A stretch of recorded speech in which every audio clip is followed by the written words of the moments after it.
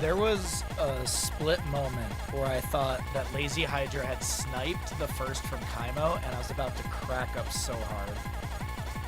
Switch subs. Oh, the desktop audio didn't go. It was the what are you buying from? Stupid man thing! Excuse me. Lazy Hydra, congratulations. Second whatever. Kaimo, congratulations on first blood. Congratulations on last. What's up, Nico? What's up, Kyle? Congratulations on second or whatever. Rob Dog, congratulations, second whatever. What's up, everybody? Let it be known I was late as usual. Your tardiness has been marked, and you will not be able to make it to the pizza party.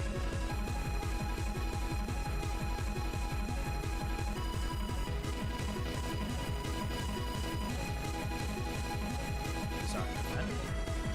Friend, what's up, Mitch? How you doing today, bud?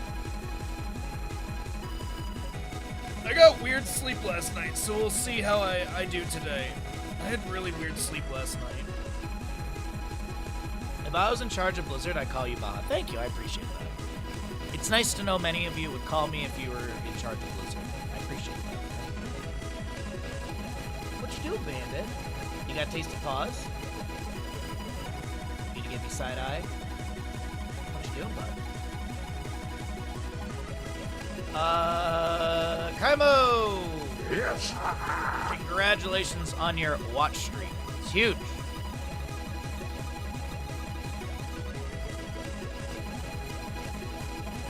Bandit's ready for Bloodborne announcement tomorrow.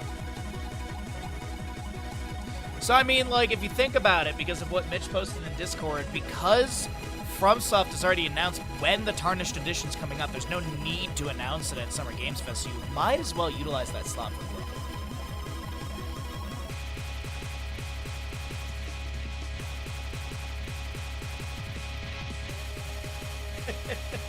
I thought he was going for that toy. Holy copium, hell yeah. You had your first of the audit walkthrough calls. I need to bring water next time after 1 hour of talking, straight talking. Pride month, no less. That joke took me a second, Lard. That was good. You made your mouth very dry. Why do you think I have 2 cups of tea next to me lately? I mean, I am making, I'm making loose tea, so I have to kind of, like, make it all at once. I don't have tea bags. But, yeah, like, yeah. Especially with casting, the amount of water I drink and tea I drink casting. No, it was a good, honestly, that was a solid joke. That was a solid joke. It took me a minute, but it gave me a giggle, so, you know. You're good by me.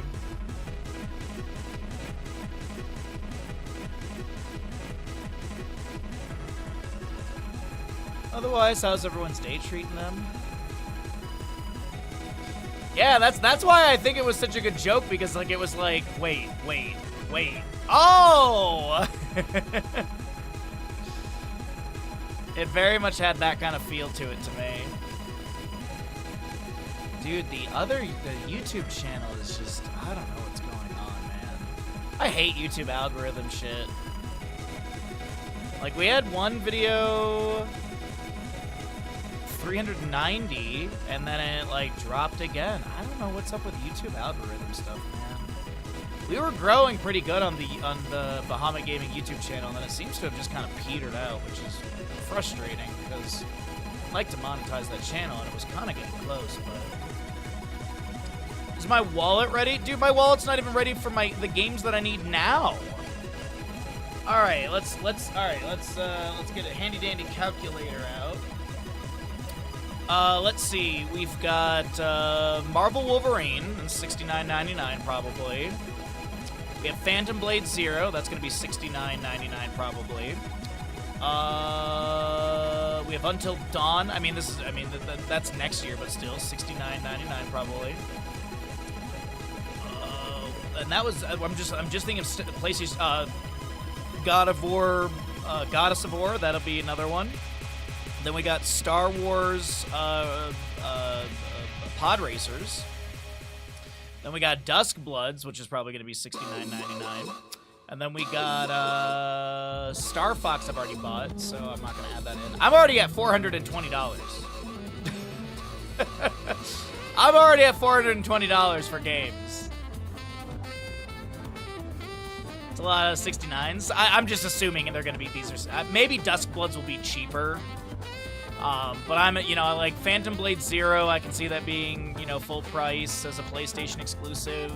God of War, Wolverine, Until Dawn. I see all of those being full price for PlayStation. Yeah, that's, yep. So, time to, tighten that belt. Stop licking our paws.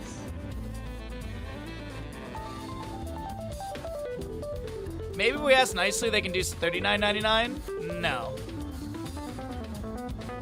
Oh, wait, I have a button for that, I think. How about new? Eat less food. I mean, I only eat 2 meals a day now. What's only 1? I guess, I'll just start skipping dinner.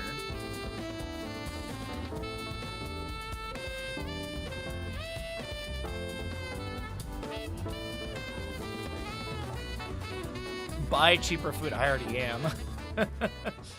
I'm already budgeting so heavily right now, and I mean, I could cut out like a couple minor luxuries, but pine cone stew. There's actually a lot of sugar in pine cones, if I'm not mistaken. That's why, like, you see squirrels. Like, if you ever see like a pine cone that's sitting on the ground without any of its like seeds, the squirrels will sit there and rip all the seeds out, and they get to the center, which has like a juicy, like, fruity center or something like that. I can't remember.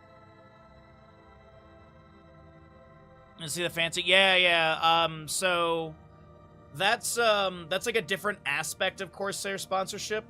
There's kind of like 2 different realms. Like I do. If you've noticed, I've done a lot of stuff with like like keyboards, mice.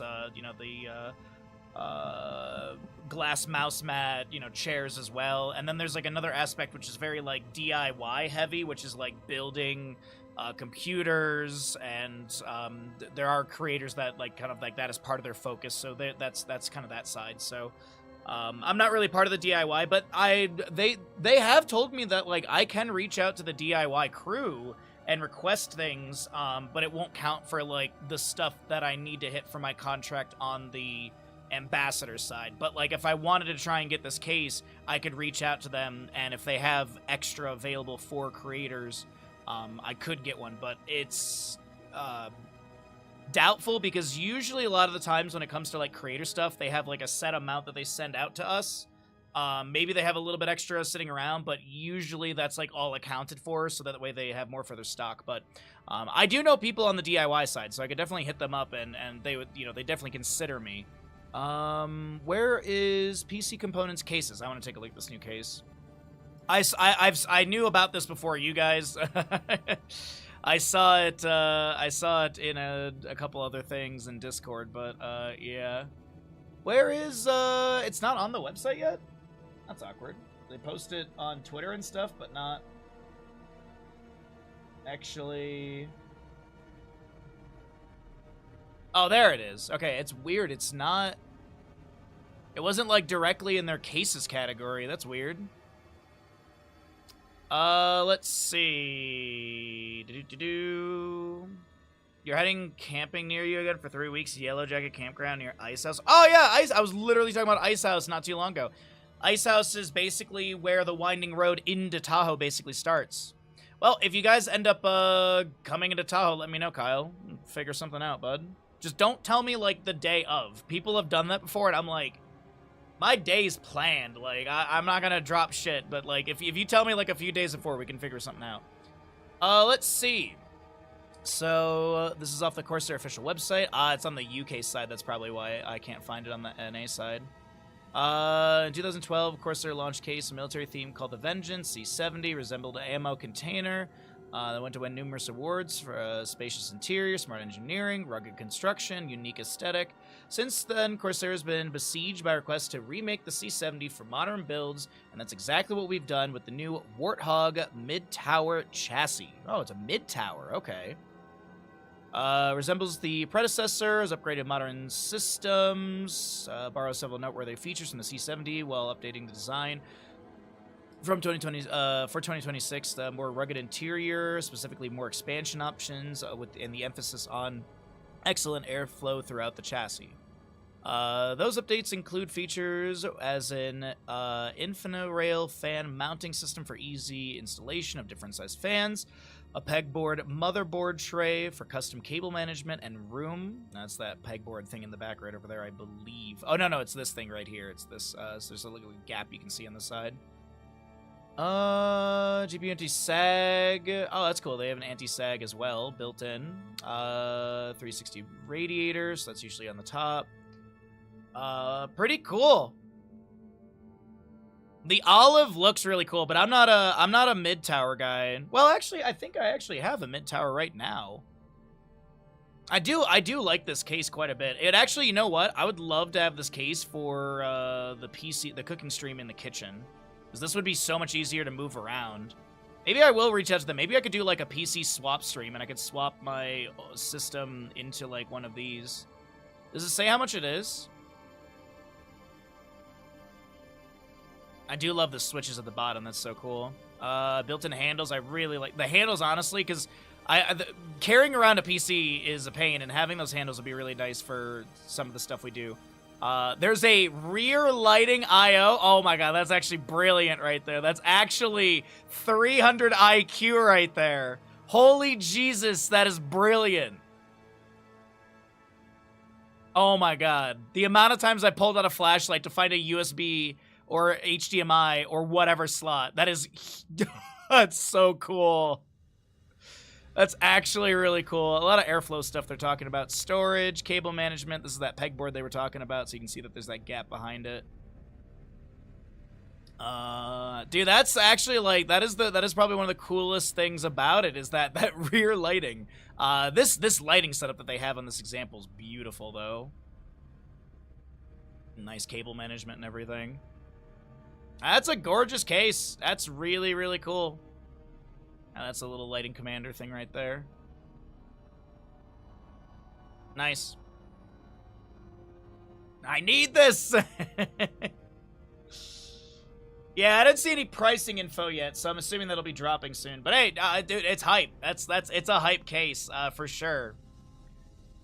It is definitely very exciting. Alright, so we're gonna do more of this, this tournament thing. It was really fun to check out, so let's go ahead and grab another series. I don't 100% remember what I've casted already. I'm gonna be honest. I don't 100% remember what I casted. Maybe I should just go to a different... You know what? I'm gonna go to a different division of this because I don't remember what I did from Division A so far, and that was literally Tuesday. But let's go ahead and we'll just say Group B. What's up, Trum? Cast Hots? Wait, what should I do? I thought we were gonna play more Darkest Dungeon 2 because I hate... Oh, dude, I did not like Darkest Dungeon 2 yesterday. I did not like Darkest Dungeon 2 yesterday. Not a fan of the game still.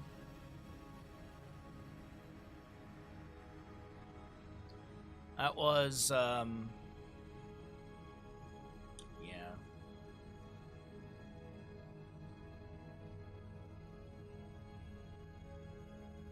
Oh, I didn't even see it. You snuck in. Help is on the way, dear! This is Doubtful! Help is on the way! We have a new raid alert, but we also have Robin Williams. Noctix, thank you for the raid. Welcome in. And as always, Cav broke everything. Everyone blame Cav in chat. It's Cav's fault because Cav always breaks all of our alerts.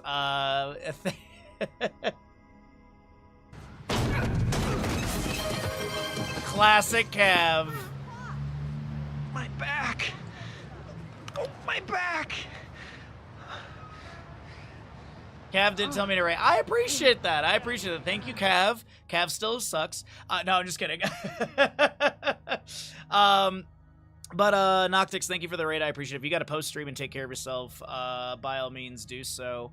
Let's get you a little shout. What were you up to, my friend? What did you do?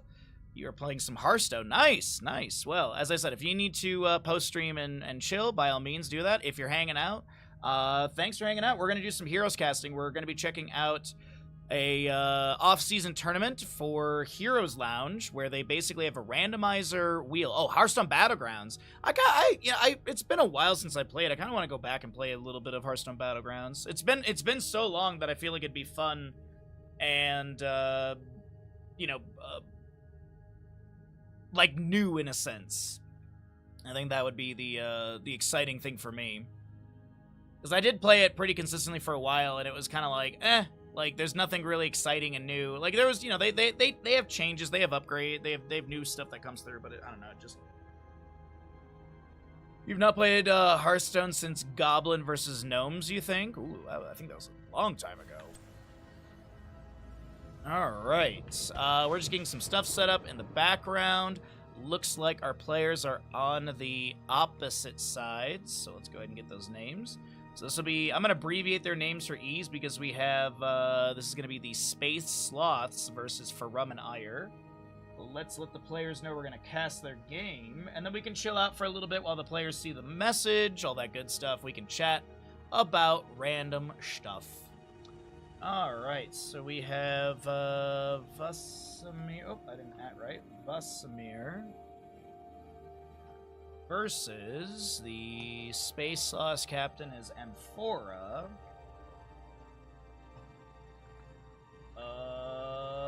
Hello, friends. It's this and this.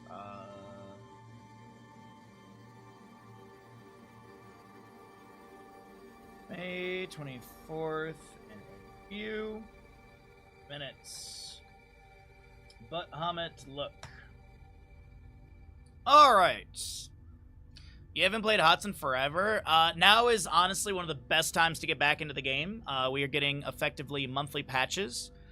So we're having consistent updates to the game. We actually just recently had a patch go straight to live, which has been not a thing that we've had. A lot of patches have been, the cadence has basically been like, let's say June. So January, we get a PTR patch. February, we get a live patch. March, we get a PTR patch. April, we get a live patch. But then May, we just got another live patch, which is actually, I think that was actually the cadence we had. So it's really exciting, because we are having changes. We are having new stuff. Obviously, we're not getting new heroes, but there's changes, like Haunted Mines is back into quick match rotation with some changes onto the collection of the skulls. Blackheart's Bay got some changes, which I personally don't like, because you can no longer free the sharks. Arthas basically just got a rework. Sylvanas had a soft rework in the late last year. There's been tons of changes. Mythic quests have been added into the game. Mythic quests are basically like not extreme, but high-level stacking quests you need to get for really high rewards. For example, Falstad on his frequent flyer is now capped at 300 stacks. You get 1 stack per minion kill, 5 stacks per heroic kill, and at 300 you have increased your damage by 195. On top of your auto attack scaling and stuff like that. So auto attack Falstad's really strong. He's also got a mythic quest for the Dishonorable Discharge and the Gathering Storm. Dishonorable Discharge still sucks butt, but in ARAMs it's viable, but that's really the only place. So yeah, here's the Storm. It's free to play. Also, if you want a good example, I'm gonna be doing a bunch of casting today, so you can see some maybe you might see stuff you haven't seen since you last played. I don't know when you last logged into the Nexus, but like the map number 1 here is going to be on Curse Hollow. There's a Gul'dan. Gul'dan has a couple new cool things as well. So there's a lot of stuff. There's a lot of stuff. But thanks again for the raid. I really do appreciate it. Thank you again, Cav, for the suggestion. I do thank you a lot, even though I flame you. And then we get HOTS 3.0 at BlizzCon. HOTS 4.0 at BlizzCon. HGC 2.0. We're just gonna jump to HOTS 4.0. Kind of keep the, Diablo 4, HOTS 4.0, Overwatch 4, Hearthstone 4, World of Warcraft 4.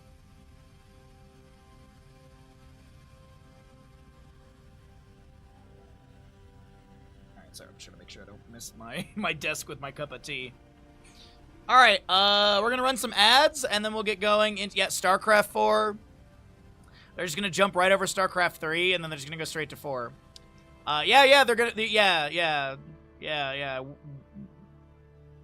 StarCraft 3 is bad. Yeah, that's why Dustin Browder had to leave. All right, let's run the ads. Ads are coming your way, and then when the ads are done, we're gonna get going to game. Don't forget to subscribe. We're 11 subs away from our goal. If you'd like to help us hit that, we're gonna try and hit that today. WoW 4. I think they already have that. If we're counting like expansions. Lost Vikings 4 gotta revive the retros. Yes, absolutely. Absolutely. Oh man. Otherwise, hopefully you've all had a good Thursday so far. As I said, I had some rough sleep, but we'll do our best to bring you all some great casting and stuff today. And as I said, we'll hopefully hit that sub goal. We've been itching to try and hit it. We've kind of fluctuated. Oh, also, by the way, I have a new sponsorship. We're going to do it. Ooh, I need to double check the dates on that, actually. I just grabbed it immediately because I was like, yes, it's one of those movie sponsorships where I literally just have to watch the trailer and then we literally just go back to streaming. So I'll do it on a casting day. But I did get a sponsorship. But also on my sponsorship tab, I now have the availability to get to level 2 Twitch Creator Camp for sponsorships. I can now earn my certificate. Yeah, that is, I'm gonna do that after stream. Let's see, from June 3rd to the 13th, so yeah, we'll do that next week. But yeah, it's for a movie, I think. Hold on, let me... By any means. It's a good Schoolboy Q song, I'll tell you that. By any means, it's got Mark Wahlberg in it. Okay. An FBI pairs with a young African-American agent with Greg Scarpica and most notorious hitman in Mafia. Oh, it sounds like a movie I've already seen. I can badmouth it now. Bahamut, how did you first get into streaming? How did you get into it?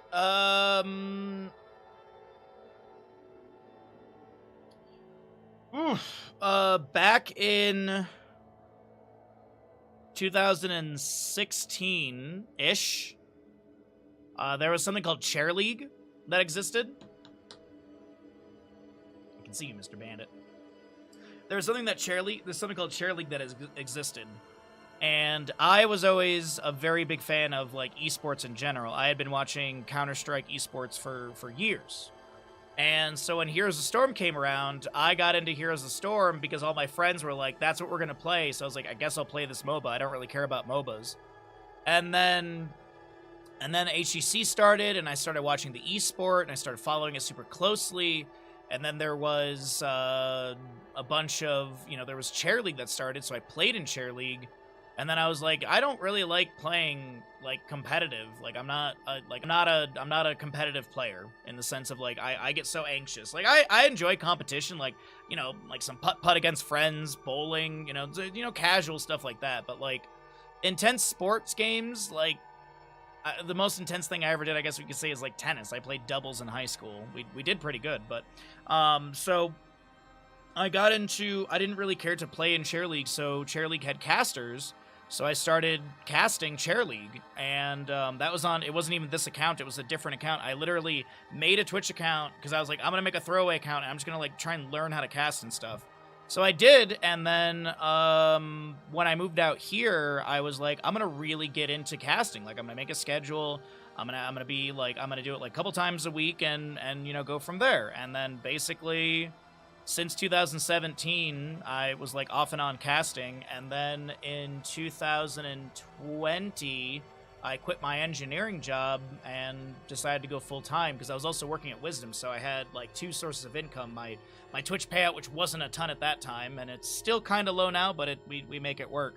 And then I also had Wisdom payout, which Wisdom was a lot of money because of, I was basically getting paid by the hour for all the prep and work I did for CCL during the week, like making videos, having meetings, creating the please try this at home videos with Justing, as well as just editing the videos from CCL. And then, of course, when CCL was running, I had my day rate and then I also got paid afterwards because I was still editing videos and I had an hourly rate. So that was kind of like how I transitioned from like sort of part-time streaming into full-time streaming, and then yeah, I've been doing it for what, like 5-ish years now.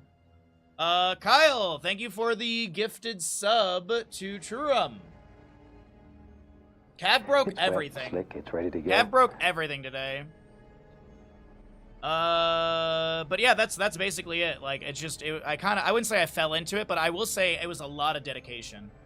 Back when I was working as an engineer, I would I'm not exaggerating, I would literally work from 7 a.m. to 4 p.m., take Bandit for a walk, eat a quick dinner, and then stream from like 4:30-ish till about 7 p.m.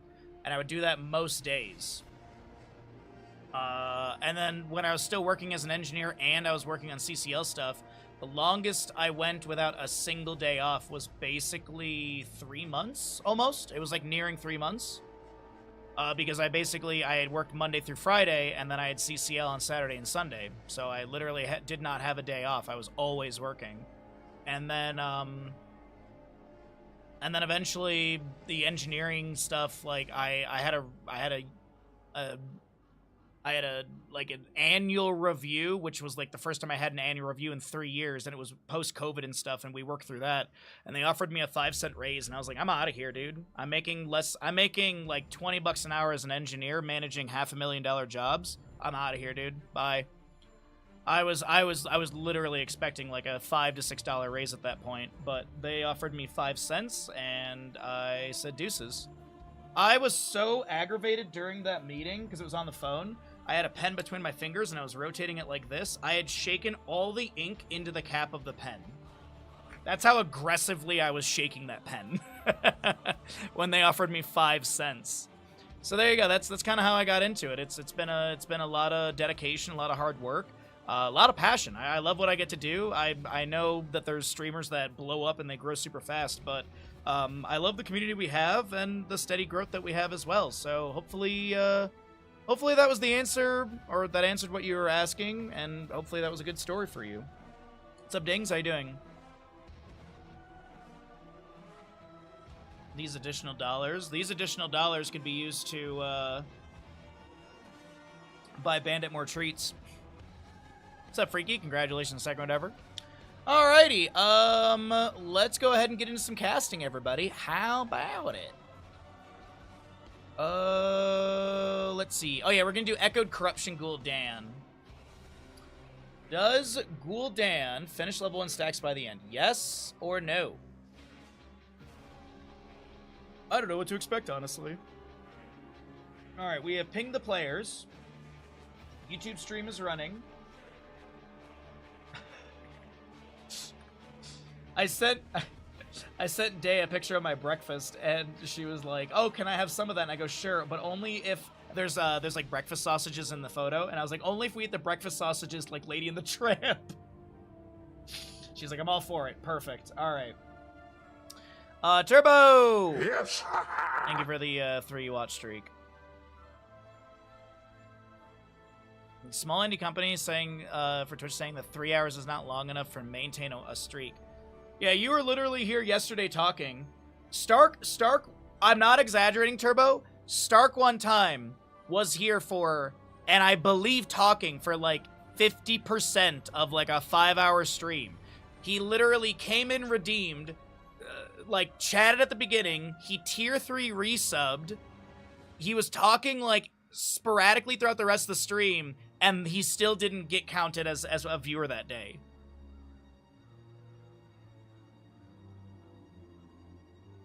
Does Heroes Lounge have an NA division? They tried to do it like 5-6 years ago, and it just didn't work out. But there is a Nexus Gaming Series, which is basically the North American version side of this. Nexus Gaming Series season like just ended. Actually, Lesmos, if you're looking for a team, they have the Nexus Combine that's coming up. The Nexus Combine is a night in which many players basically are just randomized into teams, and you can kind of showcase your skill. It's a good place to get scouted if you're looking for a team. But yes, the Nexus Gaming Series, and you can find their website, Nexus Gaming Series, I think, .org. I'm not 100% sure. Do I still have a command for it? Let's see here. No, I don't have an NGS command. Hold on, I can get you a website link though. Nexus Gaming. Yeah, it is .org. There you go. And they have a Discord link through there. If you want to join the Discord, that's a good way to like really kick things off if you're looking for NA stuff. Twitch hates the UK. Maybe. Kev. Yes. Big watch streak. Man, look at these watch streakers in chat. So many of you.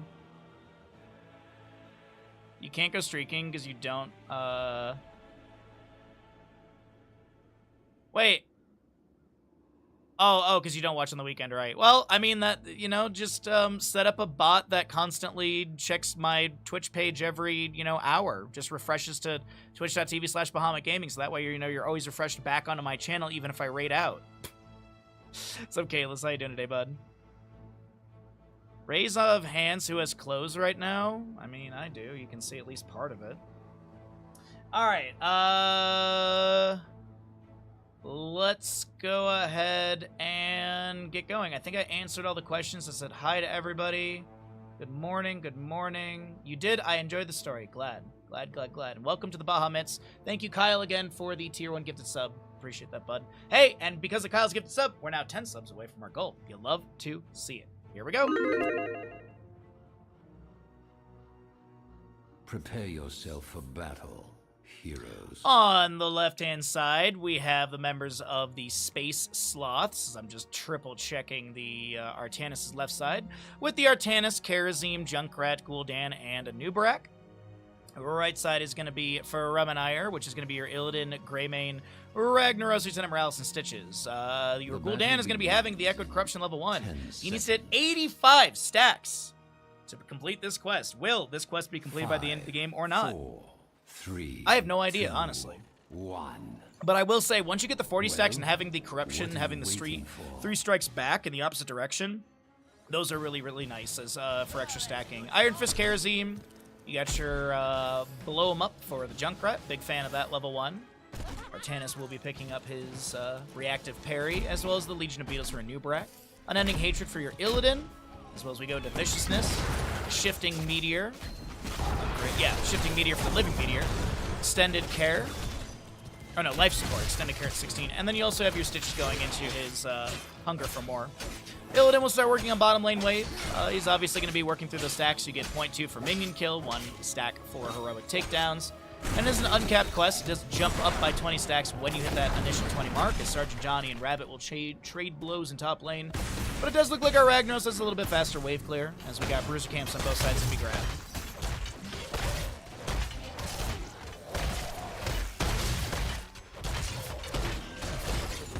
Alrighty.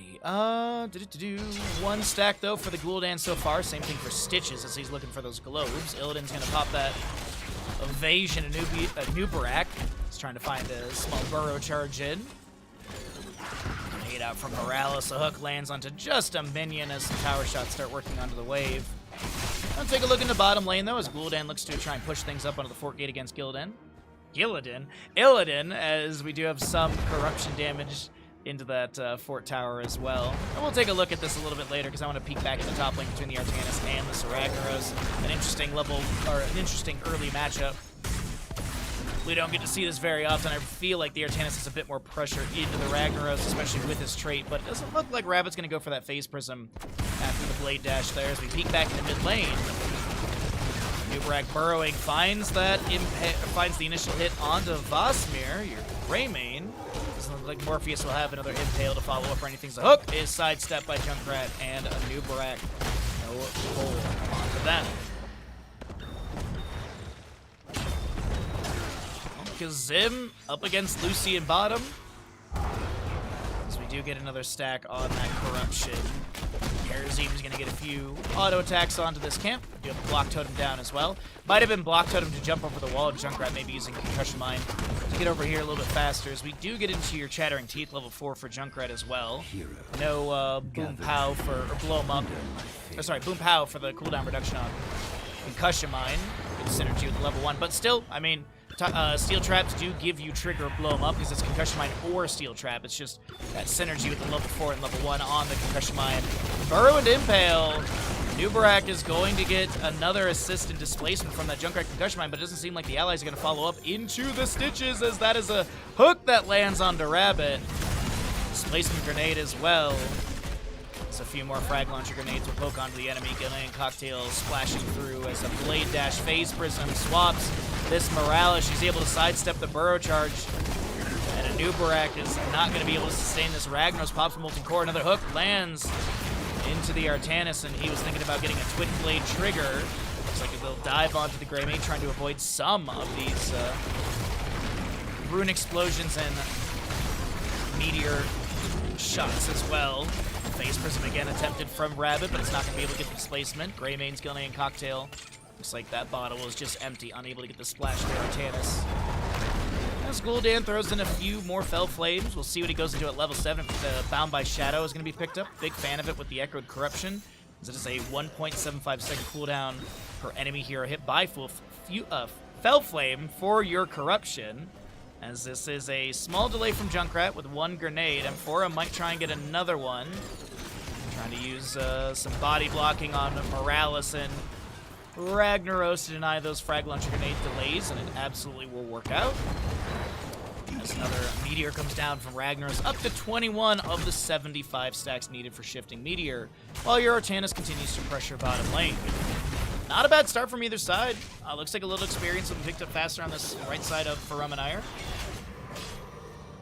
And take a venture that it's going to be from minion experience, because I think the camps have been pretty equal. I don't think we've seen any invades, and we're not even 5 minutes in, so we don't have a boss availability. And it looks like, yeah, Mercenaries is a 4 experience deficit, the difference. But look at the minions. There's about 1,000 and then some for that experience. And so scaling is slightly faster for Farum&Ire.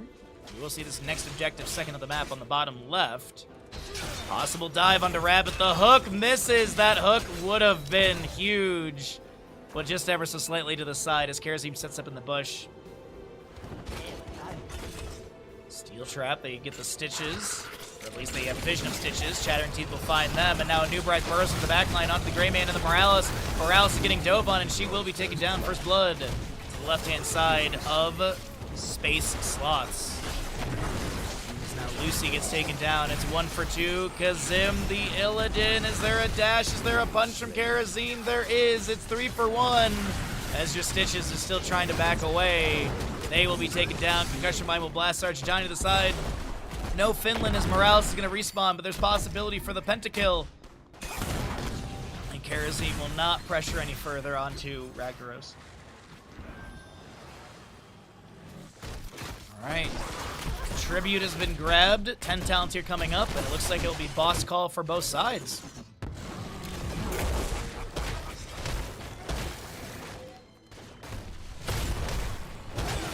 Where is Medivh, Malfurion, and Tyrande? They are still on the wheel. They're on vacation. Yeah, this off-season tournament utilizes a randomizer wheel for the roles. So you have a wheel for tank, wheel for healer, wheel for solo lane, and I believe it's you get 2 heroes from the assassin wheel, which I believe the assassin wheel is a combination of melee assassins and range assassins. I don't know about supports, though. If there's anyone who plays in this tournament, does anyone know where the support role falls into for this? Because I am curious. Zig! Congratulations on your 185 watch streak, as we do have a hook going out into this Nubarak, and he says, cool, my friends and I are here to kill you, as that will be a Molten Core from Ragnaros popped just below. That will expire. We do have Cocoon, Horrify, Suppression Pulse, 7-Sided Strike, and Riptire.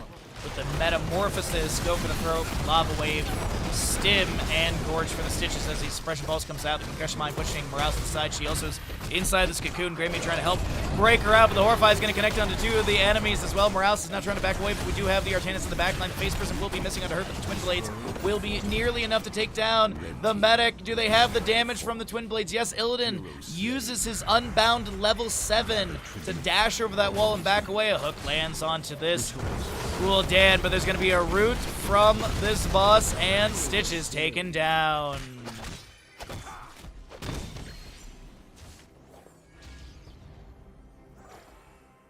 That's really interesting. Thank you, Balls. I appreciate your comedy. It is Bound by Shadow, by the way, for the Gul'dan. That's the Fell Flame 1.75 second cooldown. And Corruption's a significant cooldown at 14 seconds, so getting multiple hits with that Fell Flame is an opportunity to get more of those stacks. But currently 19 of the 85, so Doubter is probably sitting pretty good on this one. Rommel! Yes. Congratulations on watching. Man, a lot of watch triggers in chat today. Welcome in. Thank you, everybody. Appreciate it a ton. It's going to be a great day of Heroes casting. Tons of games for all of you. A hook goes out onto Junkrat, but the sidewall blocks any further pull. Gorge still up and available. Curse looks like Artanis is going to be working through top lane. I'd like to see him blade dashing the quick clear onto that wave. Mostly focusing on Siege. Gonna let the minions do most of the work for them. This is going to be your Illidan heading into top lane as well. Gorge onto a Nubrak. He's the one that could break out the target. Horrified from Gul'dan will be pushing Ragnaros and a few others around. Morales split from the team as Greymane in her Beast active. He does have that Quicksilver Bullets level 7 for that range increase, if you're wondering how he gets those autos so far at 6.6 range. In human form, as Rabbit has the wave pushed up, Suppression Pulse onto the Illidan. And Illidan is going to actually dive back in, but here comes a Nubrak with the Burrow. They missed the initial hit, but that is Illidan taken down. Where's Illidan? He's in the Hall of Storms. Let the curse end. Top lane fort does go down during all of that. Bottom lane fort picked up by that boss earlier on. As Ragnaros shifting meteors up to 52 stacks.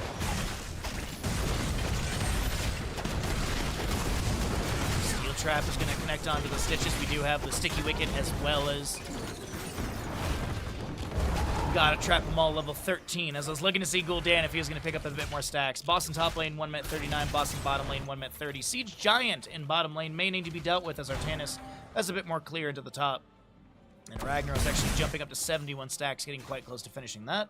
Stitches 4 globes away from getting another 5% increase on his movement speed, as he does get 5% from just picking up the talent at level 1. And then at the 20 mark, he gets 10, or will be up to 10. At the 40 mark, he'll be at 15, as we do have Artanis taken down. A little split from the team, as Artanis is still shoving that top lane, trying to disengage, and a hook is going to be able to pull them out of position. Illidan also very close to finishing out his level 1, which you're going to see that jump from 19 to 40 once it's completed. Lava away from Ragnos to push out the top lane. Invade onto this left side camp. Or, not invade, sorry. Grab onto this left side camp. I was looking at the wrong thing on the map as I was talking about the camp invade. But your Greymane is just going to slowly work on mid lane wave. We have a Nubrak stepping up for experience. Stitches hanging out nearby the allies for bottom lane. Still level lead exists, though. Illidan, that Unending Hatred's done, so you see the 40 on that mark. Next objective, going to be bottom center location on the map, and top lane boss 22 seconds, bottom lane boss 14. Keeping those timers in mind as it's 10 to 2 in kills in favor of Space Sloths. You have your Ruinous Affliction for the Gul'dan for extra damage on the, if the first 3 strikes hit. Nubrak, is he going to face check Bush? He is. Illidan Metamorphosis trying to maybe get to the back line. Hook goes to the side. Stim onto this Illidan, and this Morales taken down by the Junkrat Riptire. 7-sided strike coming through as well. Ragnaros caught inside the cocoon. This is going to be Greymane trying to go in for the throat, but Greymane gets taken down. Gul'dan picked off. As this is going to be everyone's favorite Northern European country. Finland! Dominated. Double boss play? That seems to be the call.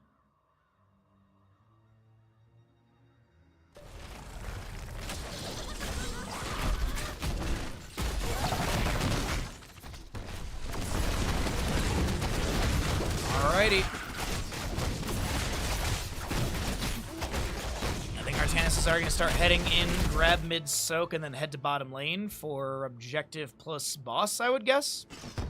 Bottom lane Catapult is going to be pushing up onto the Keep Gate, and that's going to get a small amount of damage. Morales and Illidan will clear that out. As Artanis does get Channel. And we'll have your Lava Wave in top lane to clear out the Minion Wave. It's going to deal some damage to the Siege Giant.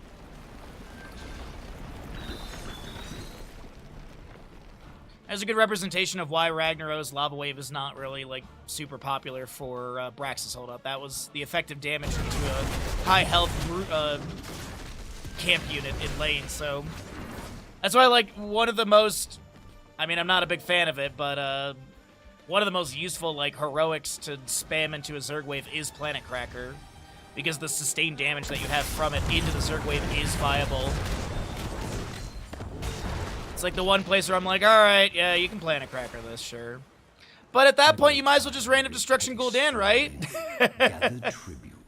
Earn my favor. Boss and top lane has been cleared away. Boss and bottom lane is advancing into the keep gate. We have 1-to-1 in tribute points. A hook from Stitches was attempted, but it's interrupted by Nubrax's Impale. Ragnaros is going to pop Molten Core. Concussion Mine from Junkrat misses the displacement into Stitches. This Molten Core is going to get some big old meteor swings, but there's no one to be hit by that. Some runic bombs and meteor showers as well, but this is going to be Keep Gate opened up, and I believe the Keep is going to be taking minimal to no damage. Actually, it looks like a few slaps from the boss will be achieved. Yeah, to be honest, I'd rather just have Pursuit of Flame Gul'dan against a Zerg wave. Yes, I absolutely agree. Because you also don't need to burn a 100-second cooldown ability for a Zerg wave. So the back of my knee is itchy. Is trying to talk to you and still get that itch. All right, well, it's 2 out of 3 for these tribute points. We have 1 fort available still in mid lane. Only 1 fort taken down in top lane. Rotation in top, though, to maybe take down Rabbit. Hook misses. Illidan dives over. Sweeping strike in as well. Big suppression pulse onto multiple enemies. Artanis goes in the backline onto actually Stitches and Morales. Looks like Riptire connects onto this Illidan. Fell Flames from Gul'dan firing out as this is going to be Sergeant Johnny trying to back away. Morales is going to stim this Greymane, but Greymane still just trying to back away the 7-sided strike, mostly hitting into this Stitches as the Lava Wave was 7 before Ragnaros goes down. And another for this engagement as we do have Curse available. I wouldn't be surprised if, like, oh, okay. I was going to say Artanis, lower health, could grab that while Junkrat and friends continue sieging, but Artanis siege is actually pretty decent, so. It is spread volley Junkrat, but either way, it don't matter. Junkrat's got mobility. He's got Riptire, no Ripper Air, but shut down under structures. This is going to be top lane, keep taken down. Is this, though, a GG moment, or is there defense coming out from Farum and Ire? Because we do still have Death Timers relatively low. I could definitely see, like, a pivot for mid-fort.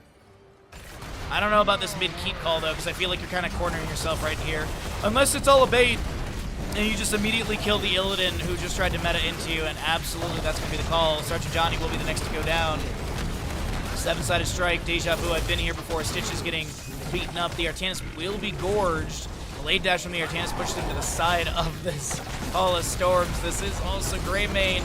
Damage over time won't be enough to take them down as they roll away. Artanis once again Blade dash pushed out of the Hall of Storms. And the slam from Stitches will be enough to take them down. This is going to be core shielding starting to core shielding broken. And Siege Giant's getting significant damage onto the core, but it does not look like it'll be a GG moment just yet. This is going to be a lot of damage, though, through bottom lane, which will take down that keep. We had the mid lane fort go down, so it looks like that rotation wasn't even needed, as the minion wave was thick enough to take that down. Minion wave is getting scary right now as Siege... Okay, those catapults.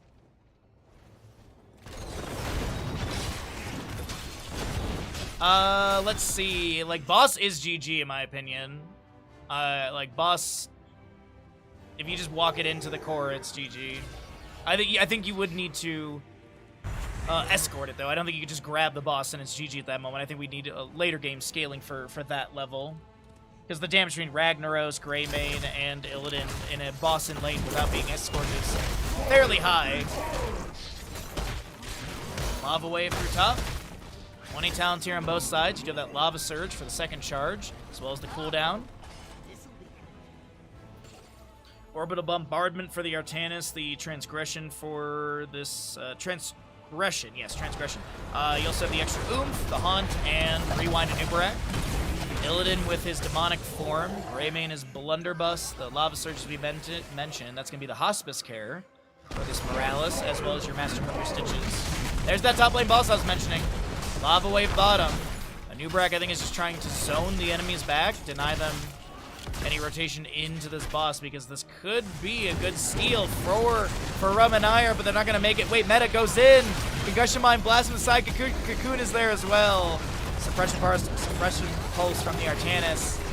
We also do have a massive phase prism swapping this Morales to the left-hand side of the engagement. She will be taken down by a Fell Flame with Gul'dan. Another suppression pulse, a huge Horrify, 7-sided strike, sets up another kill for Karazim.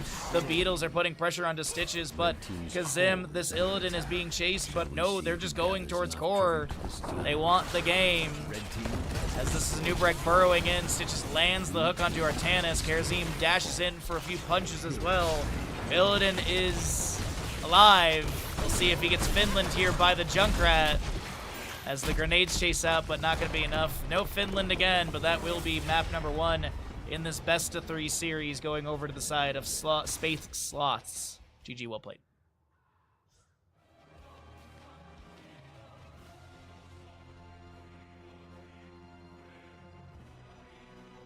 All right.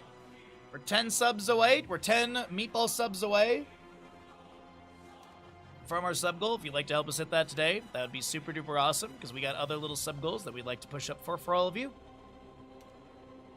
What's up, Mads? How you doing today, bud? 57 stat. Gul'dan put in work, but it was not enough. It was not enough. The outcome is incomplete. All right, ads are coming your way.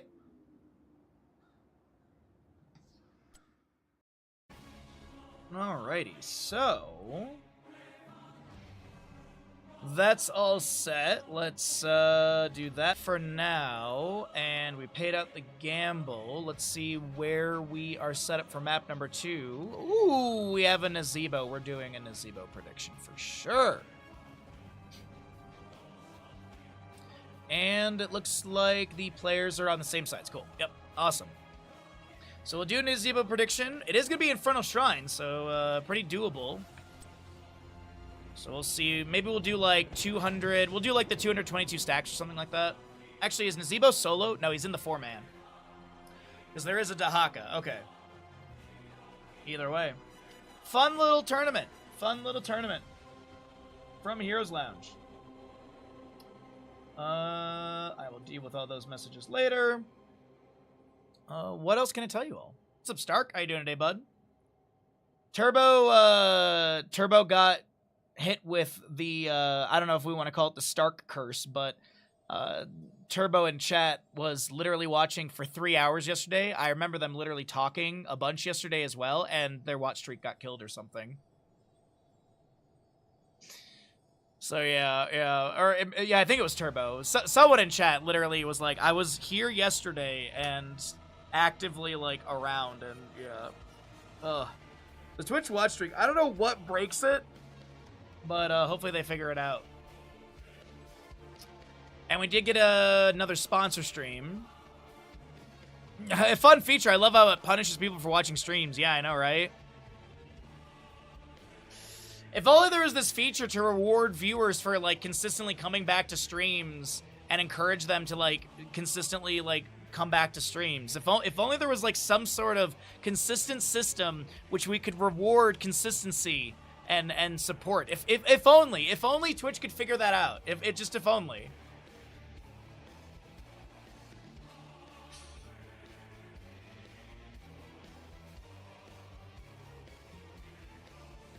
He got killed a few days ago. Oh, okay, that's what it was. Maybe I misread. Either way, it's still just it's wild, yeah.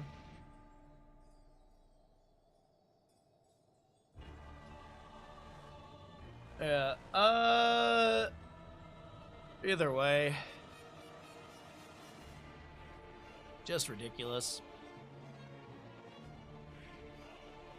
But last night I got so much work done around the house. I'm very, very happy about it. Last night, I trimmed off a few branches. There's some dead branches on one of the lodge pines that were like low enough where I could just get on the ladder. And then, so I trimmed those. I filled another 96-gallon bin full of pine needles, and I'm not exaggerating. I did like maybe 5% more of the backyard. I still have like 70% of the backyard to rake. The pine needles are just, oh. There's one section where I feel like there's going to be like 3 layers of pine needles, because I'm pretty sure I didn't rake them up from last year's spring. So I think it was like spring, fall, and like this spring's pine needles are sitting in one spot.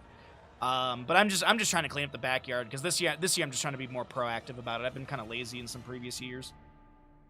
But I also was trimming one of the trees, and so I brought all those branches out to the front yard, and then I broke them down further into basically like 12 to 8 inches so they fit inside the recycling bins. So the recycling bins are completely, like, the lids don't close is how full they are, so I did my part. I'm sure their new AI system will fix it. I love when the AI system will basically go from Bahamut Gaming talked about yard work into Nazebo, into hamburgers, into Heroes of the Storm. Like AI overview is going to get absolutely decimated by my ADHD. Oh, also,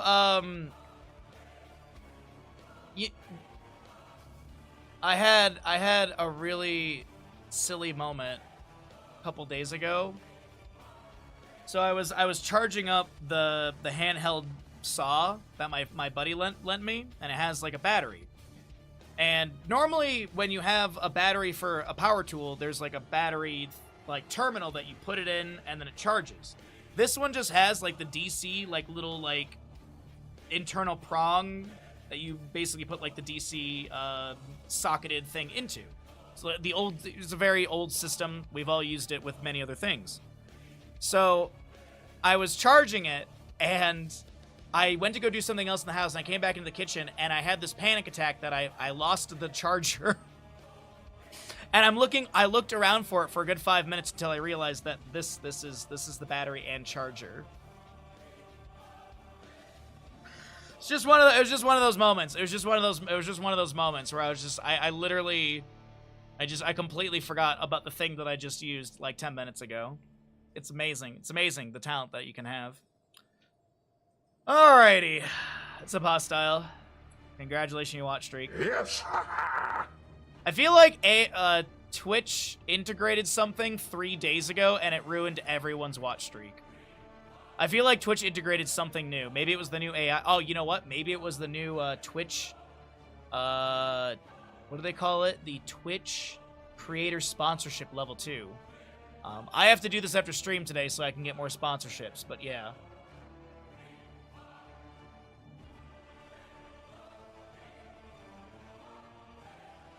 But I will say this, Zig the Cat did not have their watch streak ruined. Rommel has the 20 watch streak still.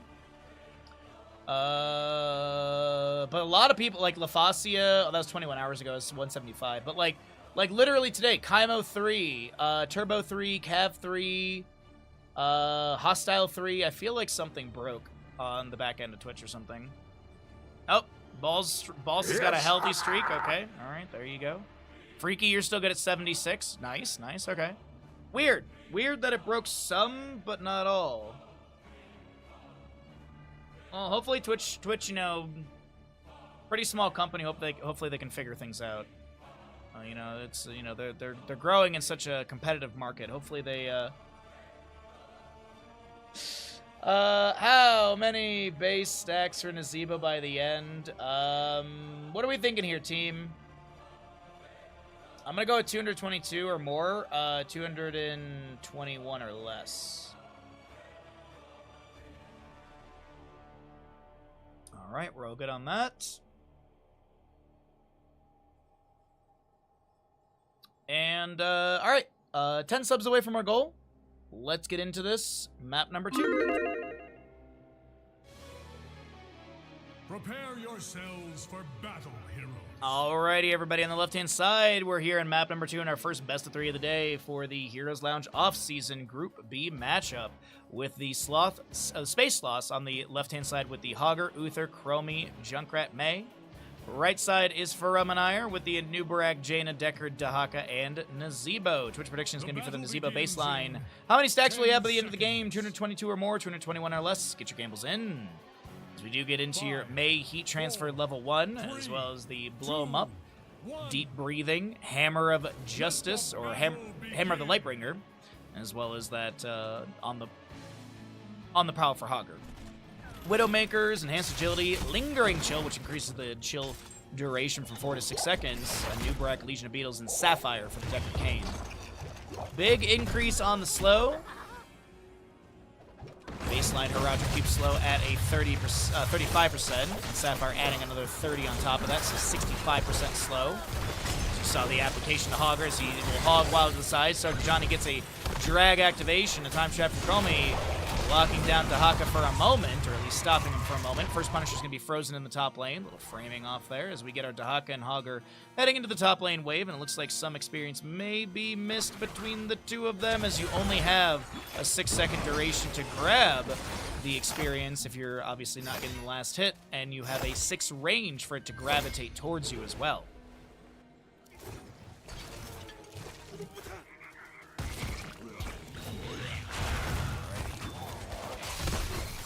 Zebo starts working on baseline stacks, already up to a good 14 or so.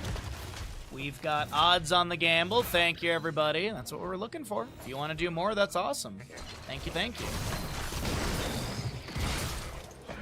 So Paler Camp is going to be pushed out from Faramanire as the enemy Impaler Camp was grabbed a little bit earlier and already cleared away. Hogger going to be anticipating the wave, as it's going to be coming through soon since the allies are currently working on the Impaler Camp from bottom.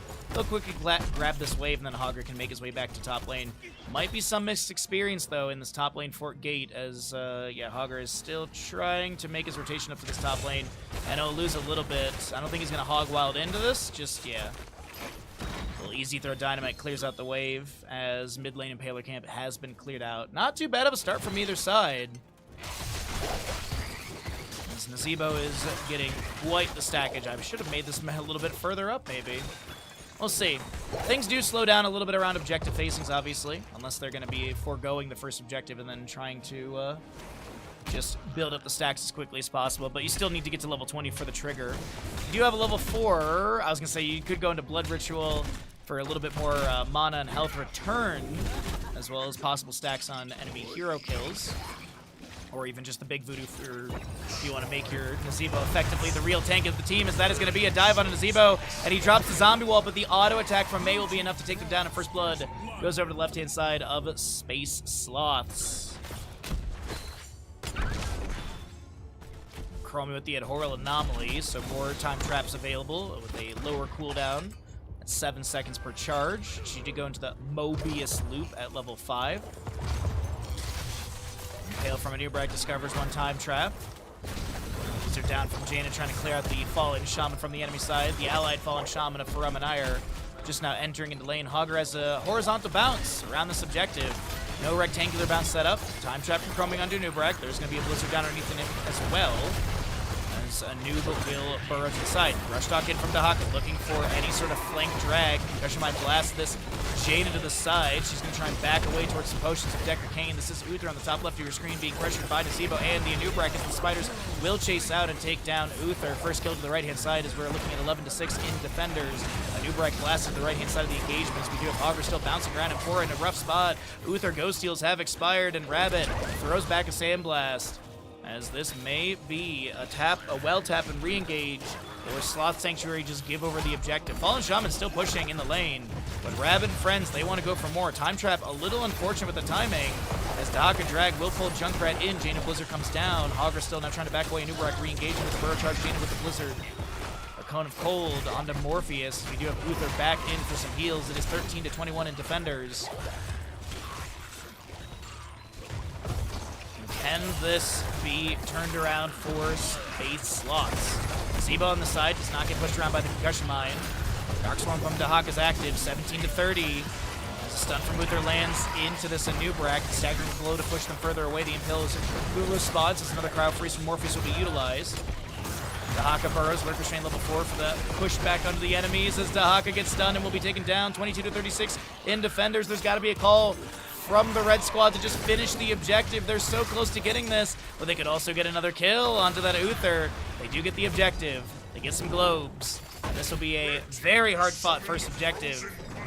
Faramanire, though, grab this. 7.5 in experience to both sides. Punisher jumps into the gate, and it looks like the red team are not going to siege too much more with this Punisher. Uh-oh, Concussion Mine onto a Nubrak, but he has the burrow to safety. Jaina drops a Blizzard on the sidewall, trying to break out or open up and disengage route for this Anubrak a little bit faster. But he will not be taken down. Punisher jumps over to Junkrat. Lucy gets chunked a little bit. Uther with a little bit of healing as well. And the fort gate gets taken down. A small amount of damage onto the major structure, but that'll be it. Next Punisher, by the way, about 8 minutes, 20 seconds in game time. Until then, we're going to be looking for 10s. Cycle through the other numbers, get an idea of what the damage healing experience looks like so far in map number 2 of our first best 3 of the day.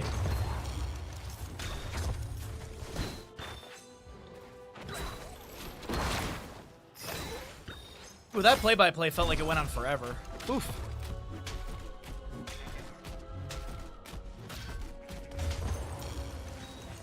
Alrighty, so while we have Impaler Camps grab, the double soak does continue between the core 4. We'll take a look at Nazebo's base stacking in that.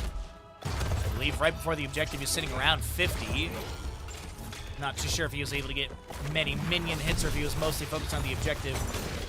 Skeleton Defenders. Concussion Mine early trigger the time trap from Chromie, but that is still going to be a beautiful stun from Uther.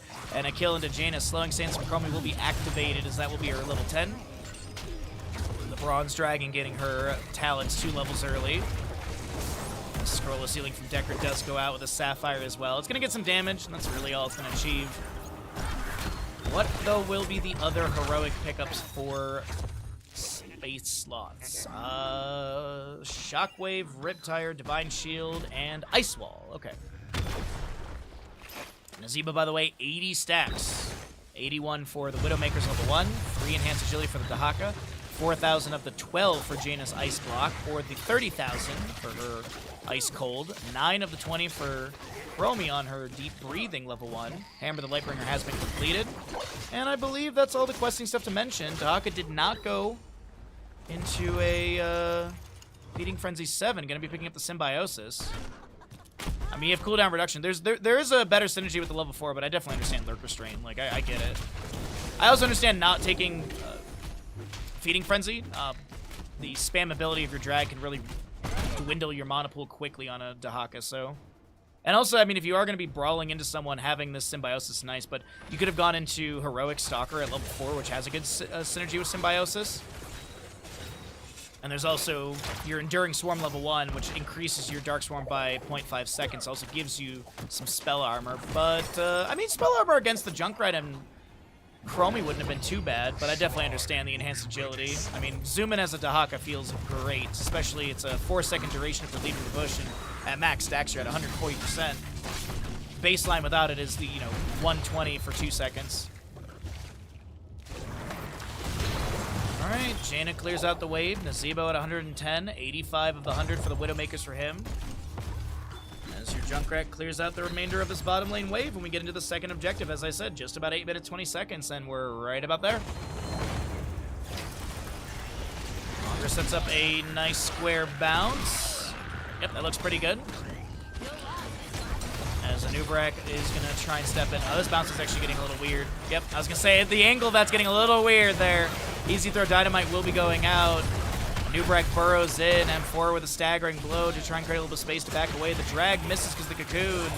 19 to 10 in defenders. Riptire from Junkrat coming around the corner. And this is going to be a Riptire explosion into Junkrat. Steals a few defenders.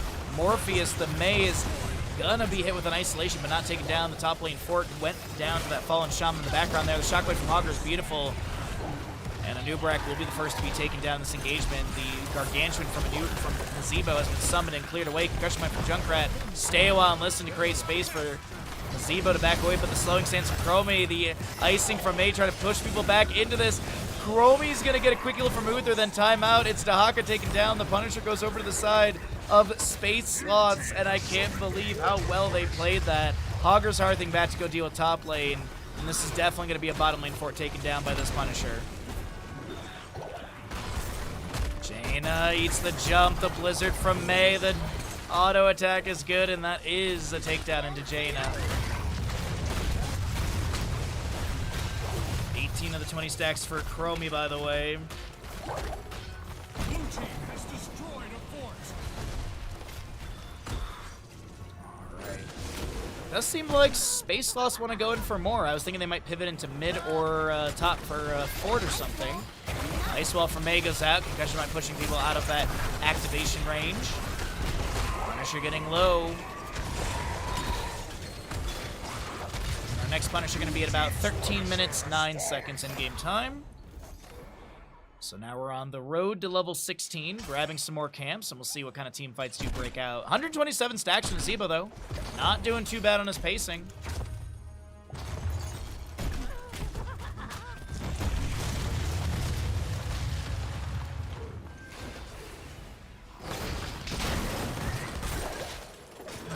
Alright, this is going to be a Nubrak with a few friends grabbing a mid lane Impaler. We have bottom lane possibly contested. It is a level lead, but no talent to your advantage.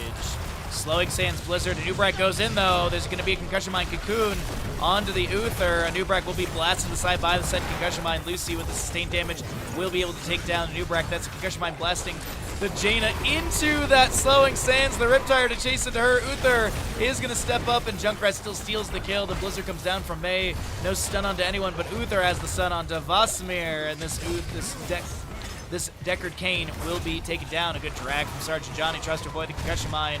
Chromie has some deep breathing hits. Hogger spins in. Chromie and May are still chasing in, but it looks like Uther and Junkrat are looking to back away and maybe go for top lane. Lucy, of course, needing to reset full with 200 and something HP.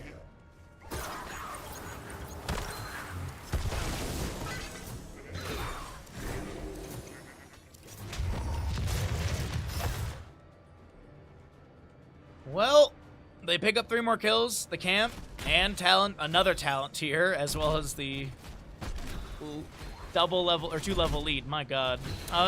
Spread volley, quantum overdrive, pretty standard stuff, as well as your headbanger. You're looking at the black ice as well for May. And she did go into your cold front and skating away at 4 and 7 as well.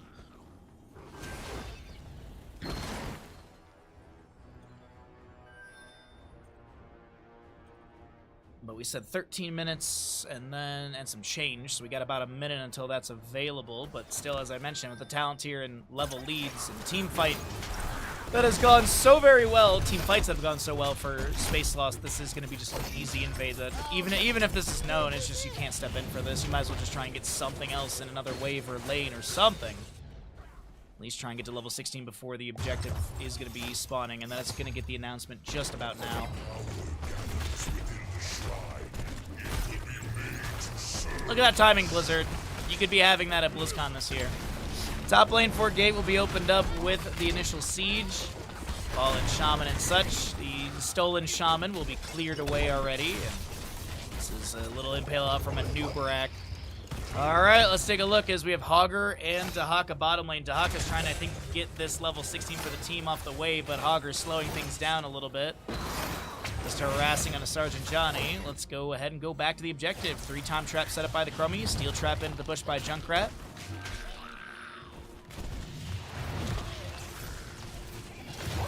He actually went bombs away level 13. The rare level 13 with bombs away as the drag is cleansed. The concussion mine to push Dahaka to the side. We have isolation mitigated by the Divine Shield of Uther. Stay well and listen as that's a huge Riptire setup into the Nubrak. Decker taken down by that Hogger. Johnny on the left-hand side is going to try and Dark Storm through the enemies. Looks for the drag. Misses on to Chromie because of the stun from Uther. And Hogger gets the staggering blow kill. Unraveling level 20 for Chromie. Decker does have that Scroll of Stone curse. And Zebo gonna pick up more Widowmaker upgrades with the Spider Colony. I guess Corpse Spider upgrades. Speaking of Zebo, he's gonna head into bottom lane. Jaina does have her Ice Cold or Ice Block, by the way, as she has 12,000 or 13,000 damage. Still another less than 17,000 to go for her to be able to get that Ice Cold where she can move and cast while Ice Block is active. Hogger harassing her on this camp. Is he gonna... He's not going for this. He's gonna Hog Wild away. I think he's mostly just trying to slow down Jaina and Nazebo in that lane for whatever they're doing, just to be able to get more opportunity to get siege under this keep gate. Dahaka burrows before the Punisher jump lands. Scroll of Sealing just finding one route. No Scroll of Stone Curse trigger. There's that Unraveling onto a Nubrak. No Nerubian Armor level 1, as we mentioned it was that Legion of Beetles. Cocoon onto Uther, that'll be broken. Icewell comes out from May, the icing in from May as well. Riptide from Junkrat. Blizzard down from Jaina. Divine Shield applied to the Mei as the Stay While Listen captures 4 enemies. Jaina with a big Blizzard as we also have the Isolation into Chromie. Should be sniped by the Jaina Ice Shard, Ice Lance, as the Punisher gets cleared away. Next one around 18 minutes, 16 seconds in-game time. And Punisher gets fort. Keep gate. But as Chromie goes down, some spread volley shots go out from Junkrat. This is mostly for the dismount, allowing more opportunity to disengage since the Chromie's dead. Marum and Iyer want to try and chase around the map and get this kill with the offset fight, but of course, Space Sloths are not going to give this, or at least they don't want to. Blizzard from Maze zones, Hogger Hogwilds to safety, and it looks like a clean disengage from Space Sloths have been achieved. Can you hear the music shift? We've got level 20s on the left-hand side with the Power Spike, Extra Oomph, Flash Freeze. We already mentioned the Unraveling for Chromie. And Uther is Bulwark of Light, so that's the AoE activation. Not a big range on this, by the way, for the Bulwark of Light. Unfortunately, it doesn't show for us, but it's a very small radius. It's like I'd say it's like the radius of like Junkrat Concussion Mine, maybe Hogger Easy Throw Dynamite. Actually, it might be closer to Easy Throw Dynamite radius of Hogger. That actually might be closer. But it is quite a small circle, so you definitely want to clump up around your Uther if you want to get that big activation. 190. Oh wow, actually 201 for the Nazebo, so maybe I should have made this a little bit higher. He's inching towards that 222 for the Twitch prediction.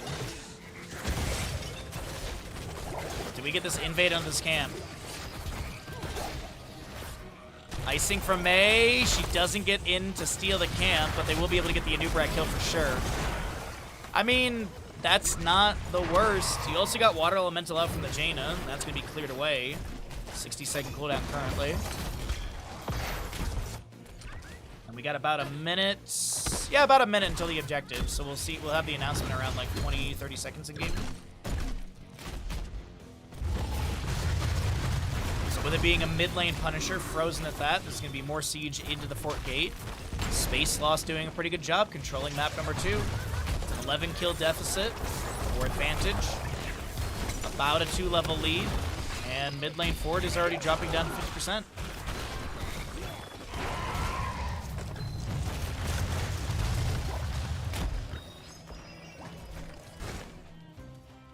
Ready. A shrine gathers power. Alright, well, Nazebo has surpassed the stack, so we'll pay out the believers after the game is over. Congratulations. Wait, unless he takes Bad Medicine level 20. Wait a minute. Unless Nazebo takes Bad Medicine level 20, things could be a little different. You never know. I doubt, but you really never know sometimes. Hogger Easy Throw Dynamite will be enough damage on the structure. Alright, we do have the Winter Mute. It is going to be your Vile Infection, so Twitch believers, don't worry. Contagion, Rewind, and it is going to be your Infinite Pots for Decker Kate.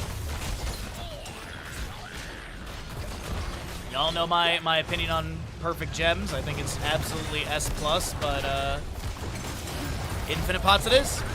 Concussion Mine Blast to Hawk to the side. Jaina tries to flank onto Rabbit with a bunch of Cone of Colds, and it does seem to work out as Nubrak does step up as well. Riptire from Junkrat going out. It does hit onto 2, doesn't get the full reset value as Uther is going to self-cast Divine Shield, does not get Bulwark of Light activation to the allies, but manages to back away. 21-16 in Defenders as Morpheus is going to pop that Cryo Freeze. Kazim is a little bit low. The Nazebo is trying to back away from the Hogger damage, but it will not be enough to take down this Nazebo. Morpheus, do you have that Flash Freeze still available? It's probably going to trigger right here. A staggering blow from Hogger to try and create space, but the spiders from Nazebo have gone out, and that will be enough damage to take down the Mei. Tahaka blasted to the side by Concussion Mine. And we are looking at a Punisher going over to the side of Farum and Iyer. They're rallying here in map number 2. Post-20 era is looking good with that 227 stacked Nazebo. And Dahaka goes and gets top lane wave. He'll be done with enhanced agility as well, so he's got that 140% movement speed bonus for 4 seconds after exiting a bush.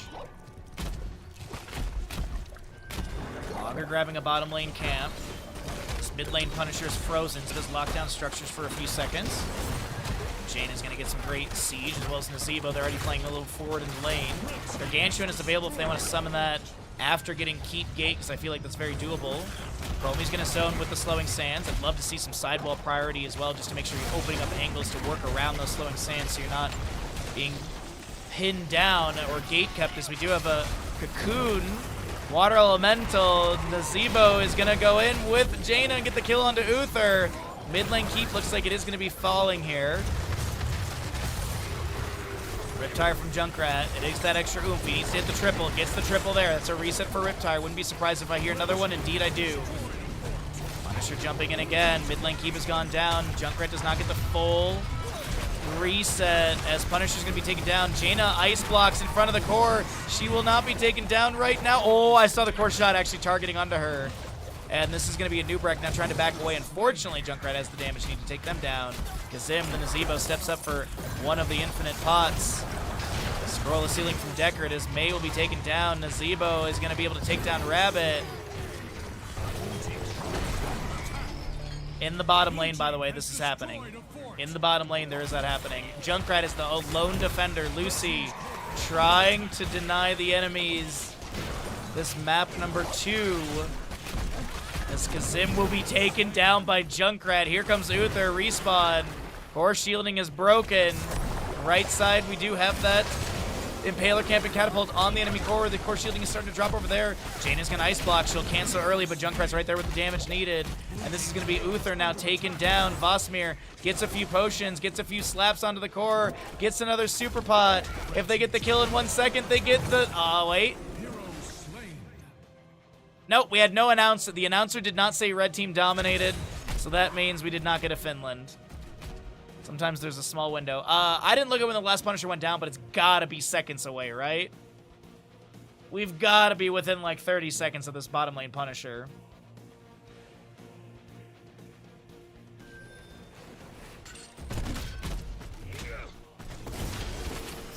Whew. God, that core call went on for so long. 78 to 65. 22 and a half minutes in, just about. Let's see, how does bottom lane Fort look? It's the gates taken down, so... I mean, if Farum and I get it, there's definitely a case for them to kind of mimic what they just did. The siege value between Jaina and Nazebo is really good. Deckard zoning, the Haka and a Nubrak control is on point as well. This looks like Impaler camps for mid lane will be grabbed. Teams are just kind of playing it safe, waiting for the respawns to come through. Trying to get their positioning and push out lanes as needed. Top lane wave is pushed up a little bit, but there's a catapult over here that will just kind of erase this incoming wave. And actually, it looks like May and friends are around this as well. Junkrat's going to get that clear. Might be a little obvious that they're getting this camp, but I don't think they're trying to... I don't think Space Sloths are really trying to hide what they're doing. Alright. Heroic-wise, everything is available. Fallen Shaman for top lane is grabbed. Junkrat maybe... Or he gets the catapult at the top, okay. Mid lane wave can be easily cleared out as well by Junkrat in the rotation. Gonna play very safe in the rotation, though, to bottom lane from the core 4.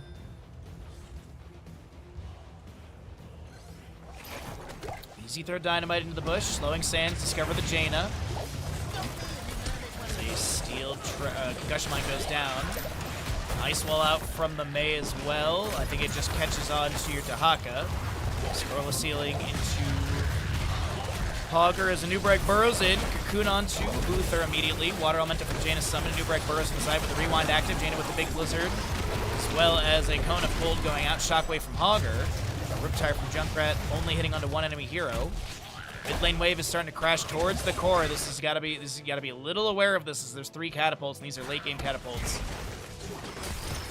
And also 14 to 27 in defenders. Nubrek burrowing in once again, but he gets staggering blow to get against the wall, and that's a huge kill. Sergeant Johnny low on this Dahaka lands the isolation into 2 enemies. So much healing on the ground if they can just run through all those little potions, as Dahaka's unable to do so. Jaina Blizzard will be able to get the kill with the help of Nazebo into Junkrat, as Nazebo will ice block, and they will be taken down. The Punisher is going to be picked up by the side of Farum and Ire. This is a Blizzard onto Kazim.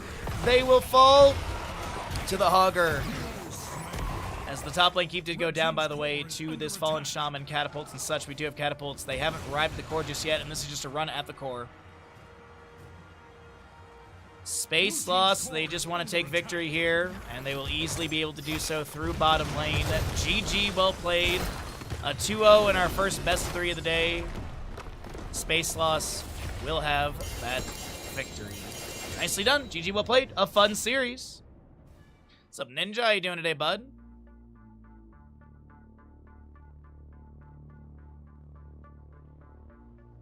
Happy Thursday. Happy Friday, Junior. As Nazebo will be paid out for getting the 220 stacks or more. And then we'll find another series to cast. Until then, we're 10 subs away from our goal. If you'd like to help us hit that, it'd be super duper appreciated as we're trying to hit that final movie night for the month of June. We've been floating around this 180. If we could hit the 190, we're so close. We're so close. I can feel it. Today's the day. Buffalo chicken mac for lunch. So what's the spicy part? Is it the buffalo chicken, or is it the, like, do they make the mac and cheese spicy? Because, like, for me, whenever I hear buffalo chicken, I always think of, like the buffalo chicken dip, which was, like, shredded chicken, cream cheese, and Frank's Red Hot. Thanks for the cast. Oh, Amphora, my pleasure. How you doing today? Thanks for coming through. Hopefully I did a good job. I'm going to be doing more of this Division B, or this Group B stuff, so if you want to scout, by all means. I was just kind of jumping around to, like, different teams. I'm actually going to do another one of your games right now. I just got to figure out which of the 2 maps has the better first draft. This one is on, yeah, we're going to do Snack Attack versus Space Loths now. So we are doing more Space Loths. I'm just kind of jumping around this Group B for the time being. Let's see. Snack Attack. Oh, chat, I'm so excited for tomorrow's, oopsies. That was my Windows noise, not yours. That was my Windows noise. I hit a wrong button. So excited for Summer Games Fest tomorrow. I kind of want to get, like, a nice beverage for tomorrow. Like, something like a nice, like, fancy beer or something for tomorrow for the, while we watch it or something. Let's see. It's basically that on top of white mac. Interesting. Okay. I've never been a big fan of Frank's Red Hot. That's like my biggest thing, is that, like, Frank's Red Hot to me is, like, so vinegar based.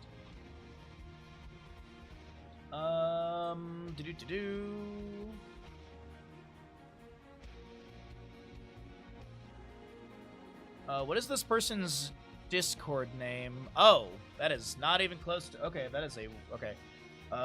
In... Reiki? I guess that's them. Versus Amphora, you're getting another ping. I apologize.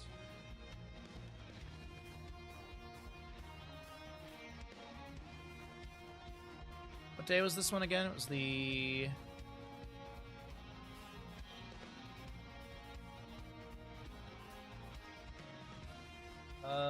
Let's give them a bandit salute. Yeah, this one has a, Warhead Junction, so I want to go to Warhead Junction. I'm so excited for tomorrow's Windows error. What's up, Jaden? How you doing, bud?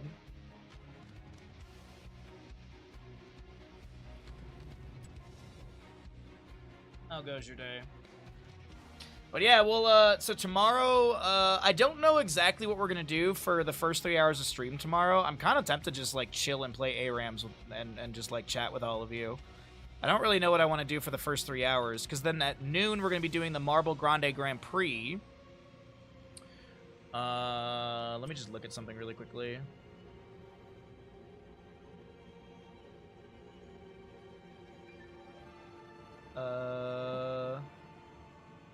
Wait, what is this? Is this a... There's a Group B game of Space Loss versus Always Late at 11:30. That's an hour from now. If Amphora and friends are cool with me casting it without a delay. But what is this? Mixin, Claude? Hold on. Is there a scrim for Murky Cup going on right now? That's what I'm trying to figure out for you all.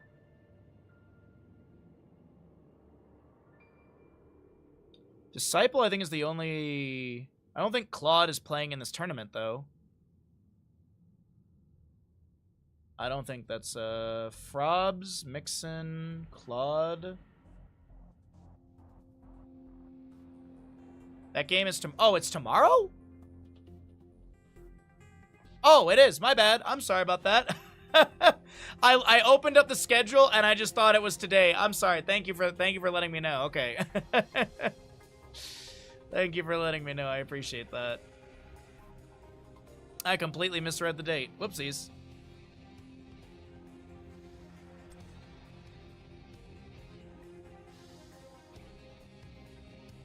Alrighty. So I'm just looking at player names again. Well, give me 1 second here. I'm just looking to see if, like, maybe there's, like, a scrim going on. I don't think there's a scrim going on today. I asked Hazu, and he said he didn't know of anything. I don't think so. Alright, okay. Alright, we're gonna run the ads, we'll pay out the gamble, and then we'll get going into the next series, everybody. Get your subs in. Don't forget to support the good boy Bandit.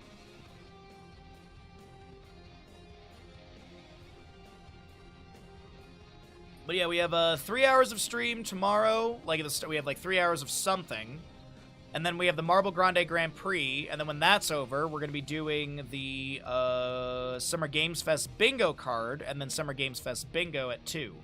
So we're not gonna be having movie night tomorrow, but we will be having movie night on the 12th, 19th, and 26th. Discord events for all those are made. I don't know what day we're gonna be doing cooking stream this month. Or Baja Ross this month. I don't know when we're going to do those yet. I haven't really nailed that down. I also need to nail down when we're going to do our sponsor stream with voice mod and crowd control. I think we're going to do that the week of the 17th. We'll do like some Star Fox 64 and stuff in sort of a hype for Star Fox on the Switch coming out. And when Star Fox on the Switch comes out, we are going to be doing a big stream day of that. I have a fun stream day planned. We had a nice sub goal for that, so we were able to buy the game as well as have a nice big stream day for it. So the game plan is to do like 9 to 10 hours, try and get like a bunch of the game and try and beat the game like a couple times and maybe do a couple different of the courses and see if we can find any secrets. But yeah, that is that's the game plan. I'm so excited for me too. I'm so excited for Star Fox on the Switch too. And then, yeah, as I said, I don't know what to do for tomorrow for the first 3 hours. I was thinking, like, maybe to do some, like, StarCraft stuff, but then I was like, I don't know if I really want to. ARAMs and HOTS seems kind of chill and fun. I don't really want to play more Darkest Dungeon 2. I actually already uninstalled Darkest Dungeon 2. I've already uninstalled it.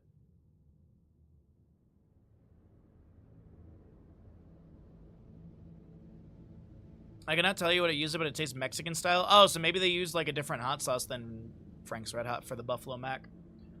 Yeah. I don't know. Our variety is kind of like up in the air right now because I have a couple things I want to do. We also have some sub goals that I want to hit for like Kingdom Hearts 2 as well, right? Kingdom Hearts 2.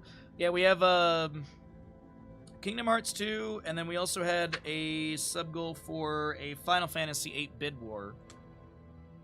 To name the characters. I have never played Final Fantasy VIII. I have, like, the most surface general knowledge of Final Fantasy VIII, so I thought that'd be fun. Because we did a Final Fantasy VII Bid War. That was a really good time. And Final Fantasy VIII is, like, what? Like a 30, 40-hour game? Yeah, like a 30 to 40-hour game or something like that. Depending on how much you know, side quest and stuff. So that would basically be like, you know, a couple weeks because we've been pretty much doing like Wednesdays and Fridays have been pretty much been our variety day. But right now I'm kind of in a lull of variety stuff because we have stuff coming up. I have stuff that I've finished. I finally did the Bloodborne challenge run, so we got that done. That was looming over my head for a while. God, that was I gotta be honest, that was really fun. I'm bummed that we didn't do more bosses, but that's why we have sub goals. Alright, so this... Alright, we got ads are just done, I believe. And we've got players on the sides. That looks right to me. What about Mom of War? I mean, there's no release date for that, but when it comes out, we'll be playing that unreleased, yeah. That game looks sick as hell. I'm so excited about that game. I don't care what people say. I love that game. That game already looks amazing. I'm sold. I'm sold on the fact it's just in the universe of God of War. I'm already sold. I love like myth, like gods and goddesses and stuff like that. I love that sort of like mythos and lore and mythology is the word I'm looking for. Yeah, I'm really excited, but there's no release date. A lot of people are speculating like late 2027, which feels fair. I could definitely see them, like, I could definitely see at the Game Awards in December, which is, it's typically the Game Awards in December. I could definitely see them, like, giving a release date for Goddess of War, or, I forget the name of it, but either way. I could definitely see, like, that being the window where they would give the, release date. That or Summer Games Fest next year. That also could be another one as well. Yeah. But, Until Dawn 2 looks sick as hell, Kel. I'm so excited. I'm so glad I have a PS5. I'm so excited to play some of those games. We're gonna play Wolverine. I was actually just doing the math earlier on just some of the games I saw. Now, not all of them I'll be able to buy, or I'll be able to play immediately, but, like, the math already jumped up to $420, because I was like, and I was doing $69.99 for everything, but I was like, Wolverine game, Until Dawn game, Phantom Blade Zero, Dusk Bloods, because, you know, I have a Switch 2 now. There's no excuse for me to really not play Dusk Bloods, as someone who plays as much Souls games as I do. There's gonna be a Switch 2 Tarnished Edition for Elden Ring, and I'm kinda tempted to buy Elden Ring for the Switch, because I kinda like the idea of being able to play it, and, like, you know, when I'm traveling or laying in bed and stuff, but at the same time, I might just hold off on that. I already have 2 copies of Elden Ring. I have a PlayStation copy that Nancy sent me, and I have a digital copy that actually someone gifted me for my birthday. So, yeah. Yeah, I mean, it's Santa Monica. Santa Monica has a history of having good releases, though, right, Kel? Like, I don't, like, God of War 2018 and God of War Ragnarok, I don't think they had, like, any, like, buggy issues on release that I can remember. Maybe there's issues in porting to PC, but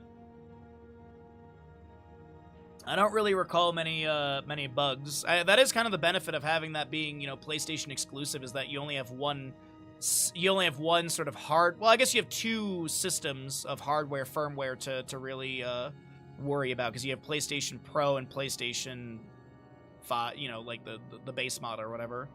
But yeah, like, Santa Monica is, like, historically, if I'm not mistaken, they're a really good, like, company. Didn't they actually push back the Ragnarok release? Didn't Ragnarok actually get delayed because they wanted to spend more time to make sure there was no bugs? I vaguely remember something like that.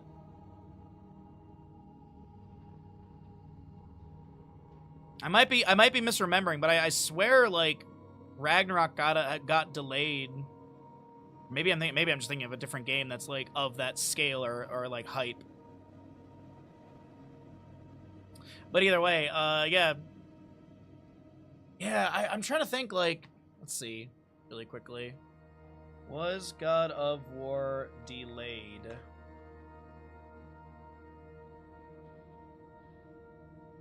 Minus AI. Greek God of War game initially delayed to 2026. Nope. God of War Lufey. God of War Lufey. God of War Ragnarok delayed?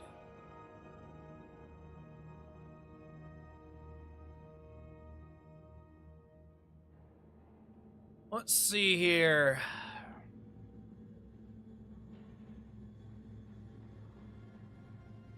July 7th, 2022 from primetel.com. The long-awaited sequel to God of War 2018, developed by Sony's Santa Monica Studios, will finally release this year. The company has officially announced, dispelling rumors of another delay. So they did delay it at some point. They did delay it at some point. But I don't think it was like a big delay. I think it was like a couple months or something like that. Yeah, like I don't think it was like a super, I don't think it was like 6 to 12 months of a delay. I think it was something shorter. I think they just wanted like a smaller pocket for like internal like bug testing or something. That's like the vague memory I have of it. And it was, I want to say that like, because I was hyped about Ragnarok, and I want to say a bunch of people got pissed, and I was like, dude, I'd rather a company take 3 to 6 months and release the game properly than be like, here it is, here's your thing, you want it now. It was supposed to release in 2021. Oh, wow, so it was actually a pretty significant delay. Oh, it was significant. Never mind. So it was a pretty significant delay. Hey, I'm always a fan of it, but I'm a patient person. I have zero problem waiting. Like, I don't mind waiting for things. I get excited. Don't get me wrong. I want Bloodborne too, like everyone else. But like, I can wait. Like, I was just talking about it yesterday. Sometimes I get excited about things, and then I'm like, oh, I'll just basically forget about this, and then I'll look it up later. And then, like, Vox Machina. Yesterday, I was like, man, dude, it's been a little bit. I would love a new Vox Machina season. It dropped on Tuesday. COVID and health issues with the voice actor. That does sound familiar. But yeah, literally, the new season of Vox Machina dropped on Tuesday. The first few episodes. I watched them all last night. Very good. Big recommend. Big recommend. Very fun new season. All right. Shall we get into our next best of 3, everybody?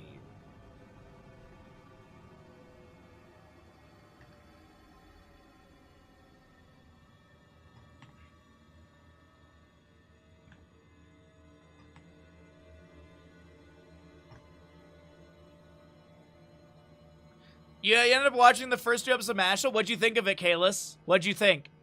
I hope you liked it, because I personally think Mashal is hilarious. I love Mashal.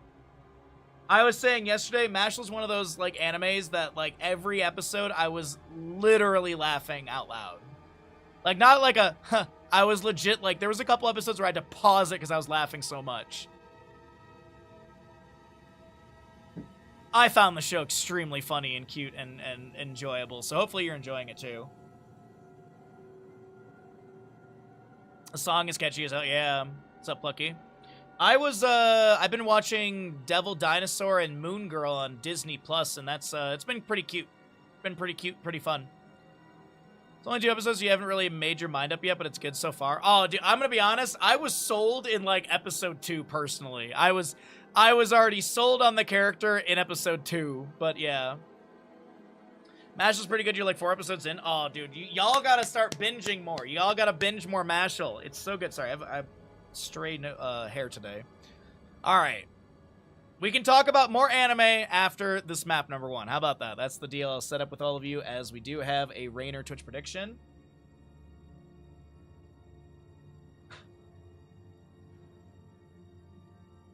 All right, here we go. Best.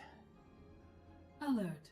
Battleground initialization in progress. Combat preparation advised. All right, we're about to begin. Space Sloths on the left-hand side with the Sonya, Garrosh, Kel'Thuzad, Lucio, and Sylvanas. Right side of the map is going to be Snack Attack with your ETC, Illidan, Raynor, Deckard, and Tracer. We got a Twitch prediction on Raynor for his level 1. He's going to be going into Veteran Marksman, so when he utilizes his Pepper onto enemy heroes, he will get a stack. And will he have 40 or more, 39 or less, get your gambles in. There's your Veteran Marksman tooltip, and we have the parting gift for Tracer, Unrivaled Strength for the Garrosh as well. Plaguelands, Accelerando, Overwhelming Affliction, ETC Proc Rock, as well as the Immolation Illidan, and a Sapphire Decker Kane with the Furious Blow Sonya, and that is your level 1s. We're here on Warhead Junction in map number 1 of our second best of 3 of the day. As a reminder, this is the off-season tournament. Heroes are drafted by the randomizer wheel. There's a wheel for tanks, healers, off lane, and a wheel for assassins. You basically spin the wheel for a tank, that's your tank. Do it for the healer, that's your healer. So on and so forth. Pretty straightforward. I think you all can figure it out from there, as we're going to be getting into Warhead Junction. Quite a large map. One of the largest, actually, in Heroes of the Storm, dwarfing Cursed Hollow by a little bit in the verticality. It's a little bit on the squished together side, if you will. It's not as wide, if I'm not mistaken, but it is significantly taller. And so, biggest map in Heroes of the Storm by that factor, or by those factors. Sylvanas' baseline quest, of course, for those that may be new to that, she is going to be looking for the 250 stacks after she has applied 3 stacks of Black Arrow, which used to be noted as Banshee Curse. And so you can actually see on the Toby here, there was those little marks from Sylvanas, so we'll be able to track that on the bottom left of your talent bar as the center teleport from top to bottom, or I guess the top to bottom teleport will be utilized by Sylvanas Lucio. There are some vision towers that were also providing that rotational vision. Kel'Thuzad in the top lane, the Elf of Garrosh are going to be trying to get stacks, or at least a stack for Kel'Thuzad. Groundbreaker from Garrosh not connecting.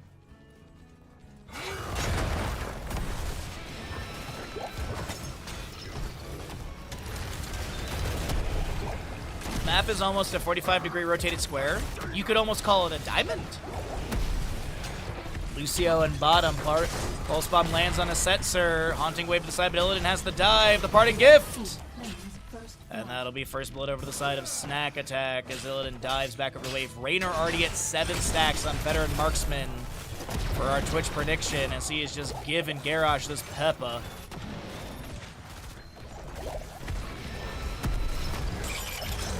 A little bit of zoning from Kel'Thuzad with his Shadow. Or Frost Nova, sorry. Shadow Fisher is heroic. But there's going to be your nuke spawning. 1 in the center, 2 in the bottom. Triple nuke coming out at the beginning as Oscar looks to continue pushing onto the bottom lane. Fort Gate. We do have these Hellbats down on the ground. Oh wait, no, these are... Yeah, these are Hellbats.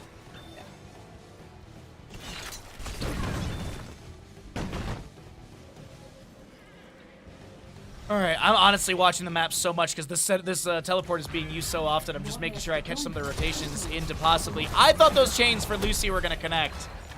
As the Haunting Arrow level 4 from Sylvanas will be activated, no longer having Haunting Arrow or Black Arrow as a baseline ability for Setzer, or the Sylvanas player. Groundbreaker lands onto 2. No Warbreaker level 1, as I mentioned, the Unrivaled Strength for the range increase, as well as the damage increase. Range increase was nerfed by a little bit from the 20% to 15. Damage stays the same. Garrosh also had a slight range reduction on his Wrecking Ball baseline, but even without this level 1, he can still land the combination as chains from Kel'Thuzad are going out. The Frost Nova lands. Looks like 1 nuke has been grabbed. 2 nukes on the left-hand side, and I believe there was already 1 used in top lane. The nuke cooldown, or the objective cooldown, is 3 minutes. Pretty standard for Heroes of the Storm. As Illidan continues to siege into top lane Fort Gate, though this teleport has been utilized, and Illidan's got to be wise to that. He'll dash into the bush, mount up, and take the very safe rotation. All right, how are we doing on gambles? We got odds. Thanks, everybody. Nuke in top lane will be utilized. Double nuke! They might be prioritizing Slime Boss in about 40 seconds here. The double nuke takes down the entirety of the Fort Gate, and the fort is dropped below 50%. Does have that burning value as another teleport to be utilized, but since the Vision Tower is grabbed, this is obviously going to be seen. And actually, now they're going to double back through this teleport. Dead back into top lane, but it looks like Tracer is going to be able to back away from any incoming threat.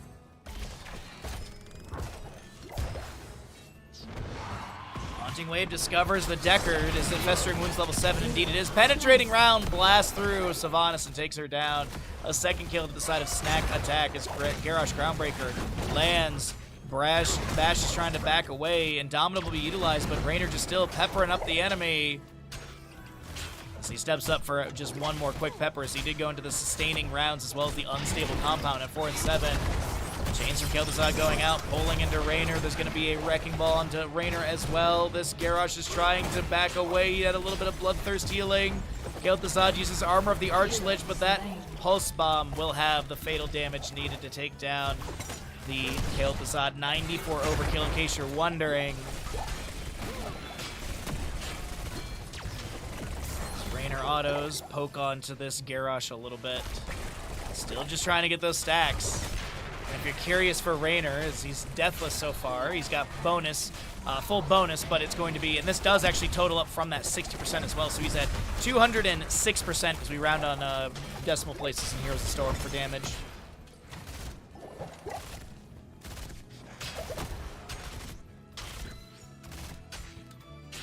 Oh, Raynor doing a good job. Playing the solo Space Marine. Our next objective is going to be... I think we're in the minute, right? Because I think it was like 3 minute... No, it was higher than that. Sorry, it's going to be closer to like 7 or 8 minutes. My bad. 3 minute was when it popped on the map. For warhead deployment. Sometimes I gotta stop doubting myself on my timings. Hyperion, that is gonna be... Sticky Bomb, right? Yeah, Sticky Bomb. Quantum Spike and Sticky Bomb are very close in coloring. Lord NATO, as well as your Hunt Illidan and Moshpit ETC. And we've got nukes in the north and south sections of the map as ETC and Tracer are going to take down top lane forward. Snack Attack with some really good macro play. I will have to point out that the top and mid forts against Snack Attack are a little bit low from earlier Siege. This is going to be Frost Blast, Mind Control, Warlord's Challenge, Sound Barrier for the Lucio. I'm a big fan of it. I get that. I absolutely get that High Five is such good utility, mobility, etc. But I love Sound Barrier. There's something very satisfying about it, especially with Bossa Nova level 22. Sonya's holding. I'm thinking it's going to be Leap, and indeed it is. Chains of Kel'Thuzad go out. The Wrecking Ball interrupts any pull onto the Raynor. The Frost Blast will go out. The Mind Control onto ETC as well. And that cow will be taken down. First kill picked up. That's going to be Sonya leaping in to follow up.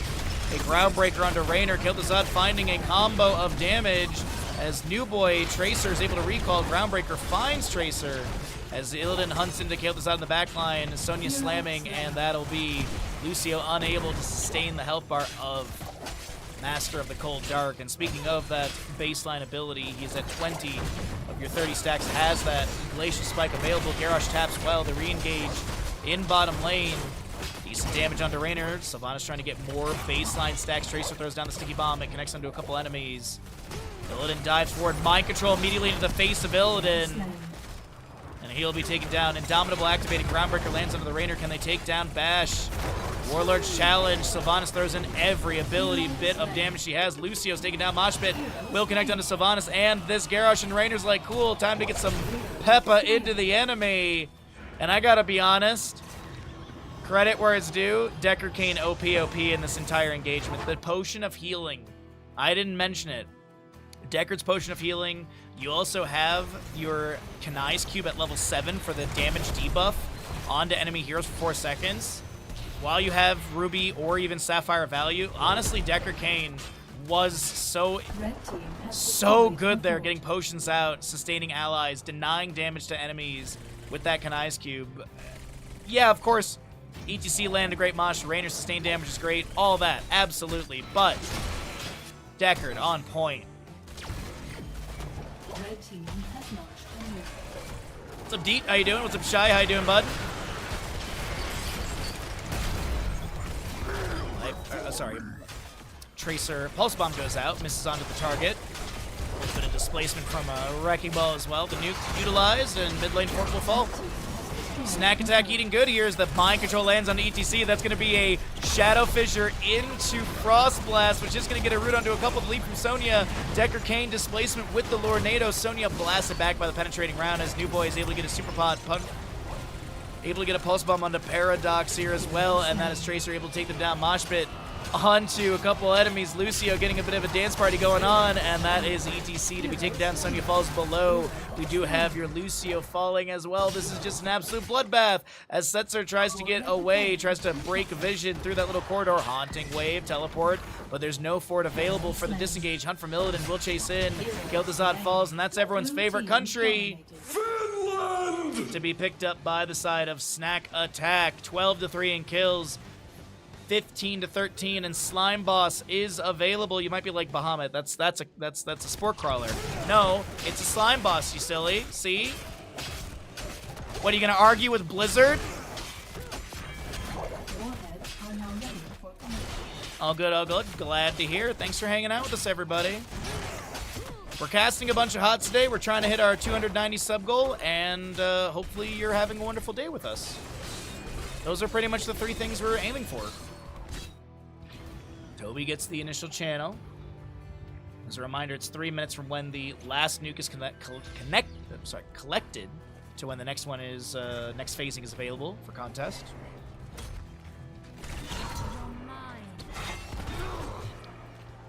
Four gets the channel here, so we're looking at about 14 minutes, a little bit shy of 14 minutes in game time for the next objective contested time. DC power slide, pulse bomb onto Garrosh. The sound barrier from Lucio's really on point. Wrecking Ball throws the Illidan to the side of the Warlord's challenge. The Lucio will be taken down. Match the Cold Dark has been completed, and that's going to be spell power increase for the Kel'Thuzad as we do have ETC trying to back away. And will not be taken down. It's actually going to be Garrosh picked up by the Tracer. ETC. That's that Plague Lands level 1, by the way. The increased AoE. Lucio almost taken down by the strafe shots of Rainer Hyperion. And Slime Boss in top lane to be managed by Lucian and Fora. As a nuke by New Boy will be grabbed. And double nuke mid. I could very much see that.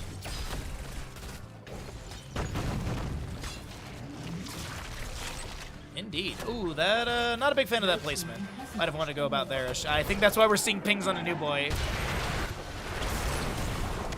Tracer is going to try and blink forward. Parting Gift does not get any hits onto the enemy, but it is still full Pulse Bomb available for that Sticky Bomb. 7 seconds on a lead for Sonya. And it looks like the second nuke will not be used. Both teams holding 1 nuke, and 4 with 1. And I believe it was the Rainer with the other. Yep. Looking forward to this. Alright, you have your Hellbats available on the left and right side. This is also going to be your Goliaths and Raven. Alright, it's a Raven still on this map? Yeah, it is, okay. I assumed it was the same as Braxis. I didn't think there was like a third unique unit for those. Alrighty, well, it's a bit of a lull in the game with a 10-kill deficit, 2-level lead, Snack Attack leading. And by the way, the next nuke phasing, as we said, was what, like sub 14 minutes? Yeah, sub 14 minutes. Is going to be Quadra. You have single in the bottom, double in the middle, and singular in the top. A lot of nukes available, which could be huge siege value. Warhead Junction has been getting a little bit of buffs here and there in the in the few patches this year, trying to buff up these nuke values. It does seem like they're a little bit stronger. Moshpit from ETC. There's going to be a Pulse Bomb onto Lucio. He'll be taken down. No Sound Wave available, but Sonya leaps in. Decker taken down. Healer for healer. Chains of Kel'Thuzad are pulling people around. Moshpit from ETC. And you might be like, how? He has Encore level 13. Garrosh will be taken down by the Illidan. Lucy trying to get the takedown onto this enemy Tracer, and Illidan, and Lucy lives. Bash, the last defender. And Sonya does not have a leap. But that is the Quadra nukes, as I mentioned. Kel'Thuzad is very low on HP. Got to be a little careful here. Blue team has launched a nuke. All right, that should be mid-fort taken down, right? Yep. Has destroyed the fort. Rainer, you can't get this nuke, bud. Maybe he's going to try and delay. I was going to say, you can't hold 2 nukes. Kel'Thuzad is going to get a little death and decay onto the wave. Warheads deployed. So Rainer can't really do anything, which is unfortunate for him. Deckard, though, on his way. There might be a contest over this right side. Vision Tower going to be grabbed. Garrosh will be seen. Nope, actually, I don't think he was seen. I don't think there's a wave there. Sonya's going to check the bush with a spear. Nicely done. A Roger Cube for 1 delay onto your Garrosh. A Scroll of Sealing to try and do another. We'll be able to achieve that. Garrosh Groundbreaker into Wrecking Ball onto the old man. Mind Control Warlord's Challenge. Mind Warlord Challenge. That is a very quick Deckard kill. Good night, sweet man. Tracer heads to bottom lane for another nuke, but will there be an interrupt under her? Can they make the rotation in time? I think so. Sonya's leap if she wants to burn it. Misses. Oh, I thought she missed the spear. Sonya. No, Tracer does get the nuke, but she'll be taken down. Sylvanas is going to be interrupted from her cast. Tower shot interrupting. Lucio's not going to be able to get this. The Ford is going to be... This is like 50% from just this, right? Look here, we had a small amount of damage. That was, yeah, it was more than 50%. What's going on top lane? Blue team's core is under attack. Blue team has destroyed ETC not using nuke is going to be holding it for maybe the base race. Actually, no base race actually to be attempted. There's still this bottom lane keep up and available.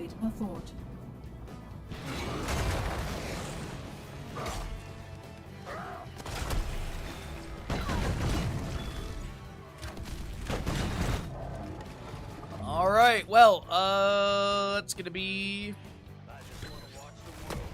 Tracer does have the total recall. You've got the Raiders roll for Raynor.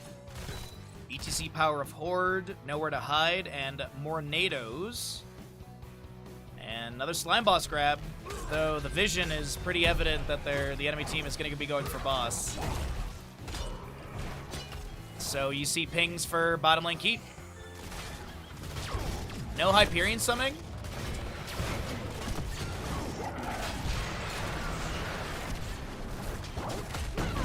I mean, slime boss guarantees the top fort easily. Keep will be taken down in bottom lane. All structures but the core has been removed against space slots. We do have 20s on both sides as Hyperion will be summoned. The core defenses are nukes as well. Crater. You also have the shifting Malice for the kill to Zod. Sonya's going to crater. She doesn't land the target. You can cancel, and she will be able to back away. Bossa Nova, Dark Lady's calling. That's going to be a mosh pit onto 2 enemies. That will be your kill to Zod and Lucio taken down as well. Core shielding is dropped. Core HP is falling. Mind control goes out, finding the ETC. Sonya leaping once again. Oh, no, that was a wrecking ball from Garrosh. Sorry, I was like, wait a minute. That was a weird animation. ETC power slides in and takes down the Sonya. 26% remains on the core. Core nukes coming out. Tracer gets in here as well. This looks like there is going to be a game number 1 victory over towards the side of Snack Attack in this second best of 3 of the day as we end with a Finland! Snack Attack with map number 1. GG, well played. And I gotta be honest, that Deckard Kane play was so on point. I really gotta say, Deckard Kane play, so strong. Big fan of it. Big fan of the playstyle.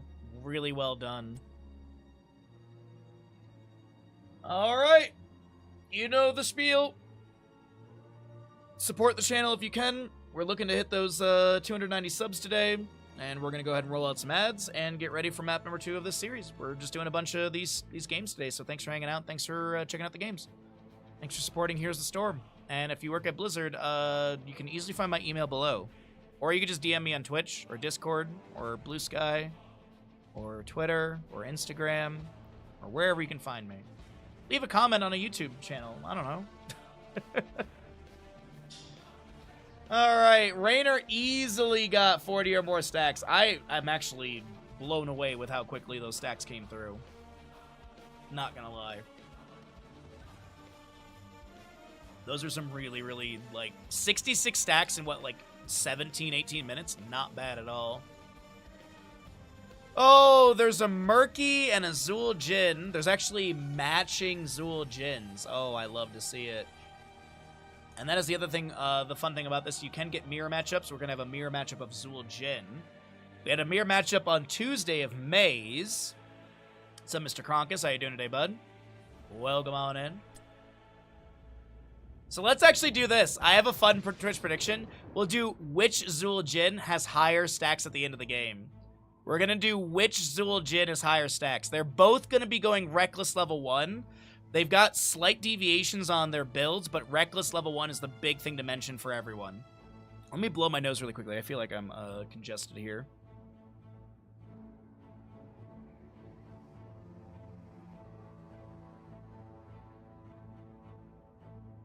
Alrighty. Excuse me.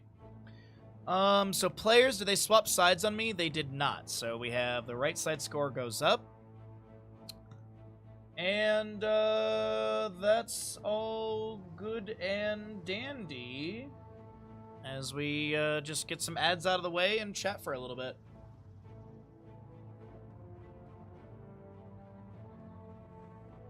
I saw in Discord, Mitch was posting about it. There's going to be a Star Wars XCOM style game. That looks really, really cool to me. I like XCOM games. Like, well, I like XCOM in general. I don't know about all those types of games. But XCOM has always been really fun. So if there was an XCOM style like Heroes of Storm, I would be, or not Heroes of Storm, Star Wars, I'd be into it. I know that there was a Marvel game that was that style, right? What was it, like the Marvel Black Sun or something like that? I think it got like okay reception, but I just don't think it had the grip on people or something. There was like a Marvel XCOM game. Marvel Midnight Suns, that's the one. It's actually by the creators of XCOM. Fraxis Games is actually the one who made it. It's a tactical role-playing game, 2022. Features combo characters, Midnight Suns, Avengers, X-Men, Runaways. Do I have this game? Let me take a look here. If I do, maybe we play this tomorrow for like the first couple hours of stream. I don't know what to do for the beginning of stream tomorrow. I really don't.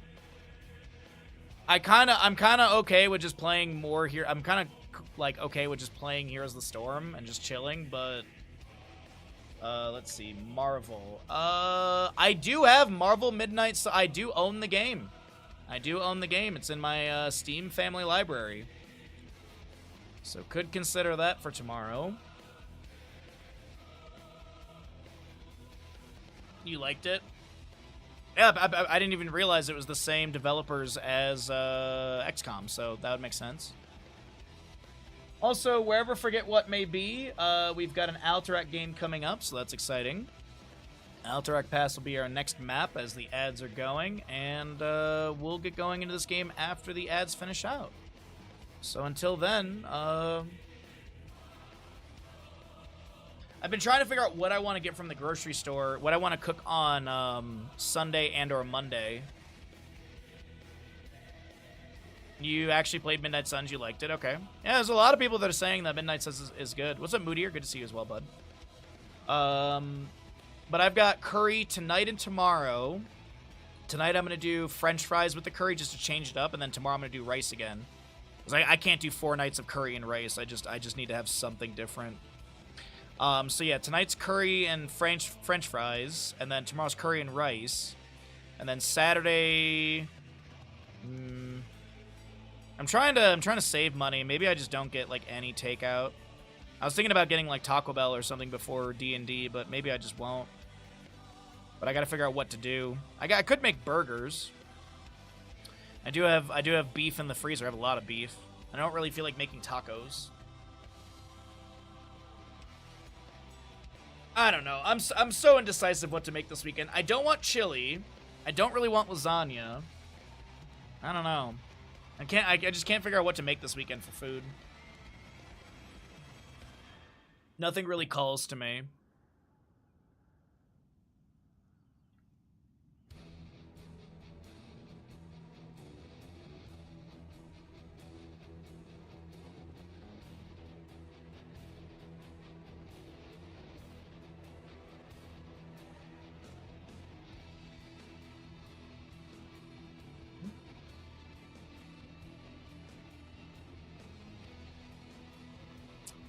Alrighty. The other idea, too, is just get stuff to make sandwiches. Sandwiches are always easy and kind of budget-friendly. Or actually, really, just get hot dogs. Hot dogs are very budget-friendly and cheap. They're just not really the healthiest for your body. Alright. That's all good. That's all set. We have a sponsor stream for next week. We have a sponsor stream in the following week. We actually have a lot of stuff going on this month. Now that I think about it, so pretty active month for us. I'm excited about the voice mod crowd control sponsorship that we have.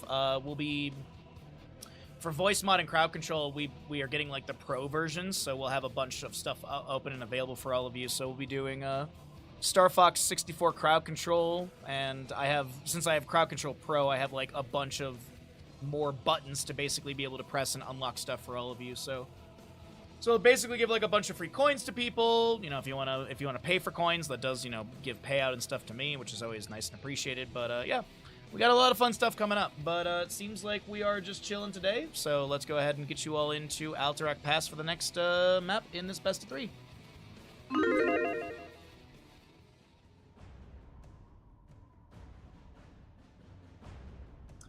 Alrighty, everybody, welcome back into map number 2 of our second best of 3 of the day, and we are looking at a Murky, Uther, Li Ming, Mei, and Zul Jin for the side of Space Sloths. Right side is going to be Snack Attack with your White Mane Nova, Diablo, Zul Jin, and Chen. We have a Twitch prediction on which of these Zul Jins will have the higher stacks by the end of the game. Will it be the Zul Jin on the side of Space Sloths? Will it be the Zul Jin on the side of Snack Attack? Get your gambles in. Both are going to go Reckless level 1. As we do have that Fisheye Murky, Aetherwalker Li Ming, Heat Transfer Mei, Accumulating Flame, Wave of Light. That is going to be your pinned down upgrade, or pinning shot upgrade with the long shot. Soul Shield Diablo and Pity the Frail for the White Mane. As we got odds out the gate, thank you all so very much. Appreciate it. It's been a really fun day of casting. Hopefully you're enjoying the games. Orbs flying out from Li Ming. A little bit of poke here and there being attempted. Zul Jin Bash is going to get a couple autos onto the minion wave. Not going to be able to step up into the enemy heroes much. Murky heading to top lane, doing Murky things. Murky does have the baseline puffed up trait. For those that may not know it, it is going to be killed slimed enemies or hit them with pufferfish. Heroes and structures award 4 bonus stacks. After getting 200 stacks, Murky base attacks. Basic abilities no longer deal reduced damage to structures, and after 400 you get Big Luna Tuna value. Alright, Siege Camp left side and right side to be grabbed by respective teams. Nothing too aggressive invade or anything. Bash is going to pop their trait and drop low on HP. You can actually see that their auto attack damage at 112 by compared of the other... oh wait, no. Sorry, I was doing that math backwards. It's the attack speed, right? Yeah, it attacks faster for the missing health, and activate to activate to increase the base attack damage by 25%, but consume 2% max health per attack. So if you have no more health to consume, then yeah. Accumulating Flame, 1 stack. It is going to be 0.225 per stack, so technically this is 4. Was nerfed to the 25 and 80 rewards a little bit ago. Diablo getting a Shadow Charge on the Lucian bottom lane. Nova's got the pinning shot and the snipe, and that'll be first blood over the side of Snack Attack. As your Zul Jins in mid lane are gonna have a little bit of back and forth. We have one with a few extra stacks over the other. Looks like we're looking at like 10 to less than 5. Amphora bubbles up. Murky. Gonna go for another slime. I was thinking that the way Amphora's playing that leads me to believe it's like you're trying to get these slime stacks, aren't you? Yep. I know you. Because I'm the same type of Murky player. It's like, I'm gonna bubble up, I'm gonna drop bubble, I'm gonna pop my my slime, I'm gonna die, but I'm getting that slime stack. Because realistically, like, getting the 10 stacks is really good. 125 additional damage is really nice, and 30% slow is huge too.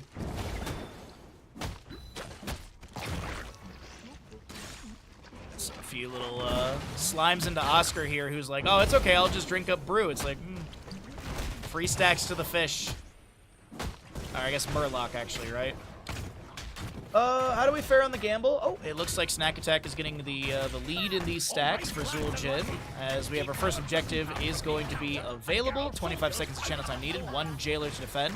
Second will be 35, 2 jailers, so on and so forth, to a max of 55 seconds and 4 jailers. We're getting close to level 7s as Murky is up to 5 stacks on that level 4. Amphora not gonna step up, and also doesn't want to give Chen too much free accumulating flame stacks, because that is kind of the trade as well. Don't want to give too much of that increased damage on the Breath of Fire, as well as having the range keg smash, which range keg smash is nice for just a little bit of poke. Slime again onto Oscar.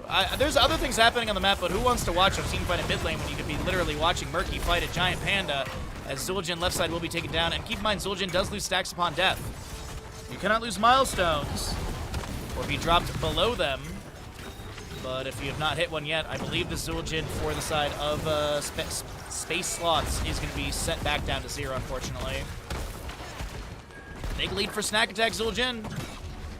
We'll see how things unfold as the map does push us into the next objective phase fairly soon. Mid lane Fort Gate opened up against the side of Space Sloths as Murky top lane once again going to bubble up. Could go to the Black Lagoon for your bigger AoE, but does have that 10 stacks, 125 additional damage.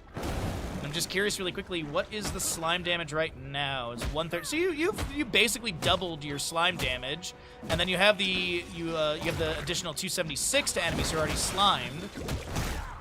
And it's 50% damage reduction to structures. So Murky trying to get that 200 at 52 currently. So if Murky can hit the 200, that 50% reduction will be removed as Murky continues to get more stacks onto Oscar. And Oscar health bar is starting to dwindle a little bit against this this little fish boy.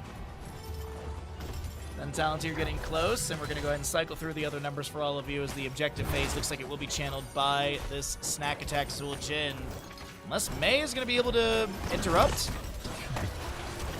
Bone Slicer gets thrown out. And it is objective. Icing in from the Mei. Lucy trying to chase in with a Arcane Orb and Magic Missiles. Yo, Sculpey, what's up, bud? Are you ready to contest Twitch chat for your VIP tomorrow? If you're available, we're doing the Marble Grand Prix thing tomorrow. Twitch chat's gonna be trying to steal your VIP.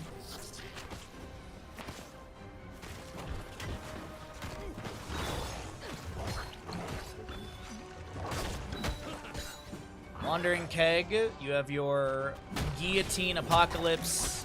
It's gonna be your Precision Strike for Nova and what for Whitemane.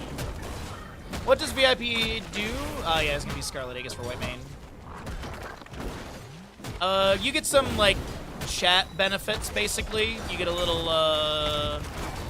diamond, but like basically chat restrictions like slow mode and stuff don't apply to you. I think there's a couple other things I just don't remember off the top of my head.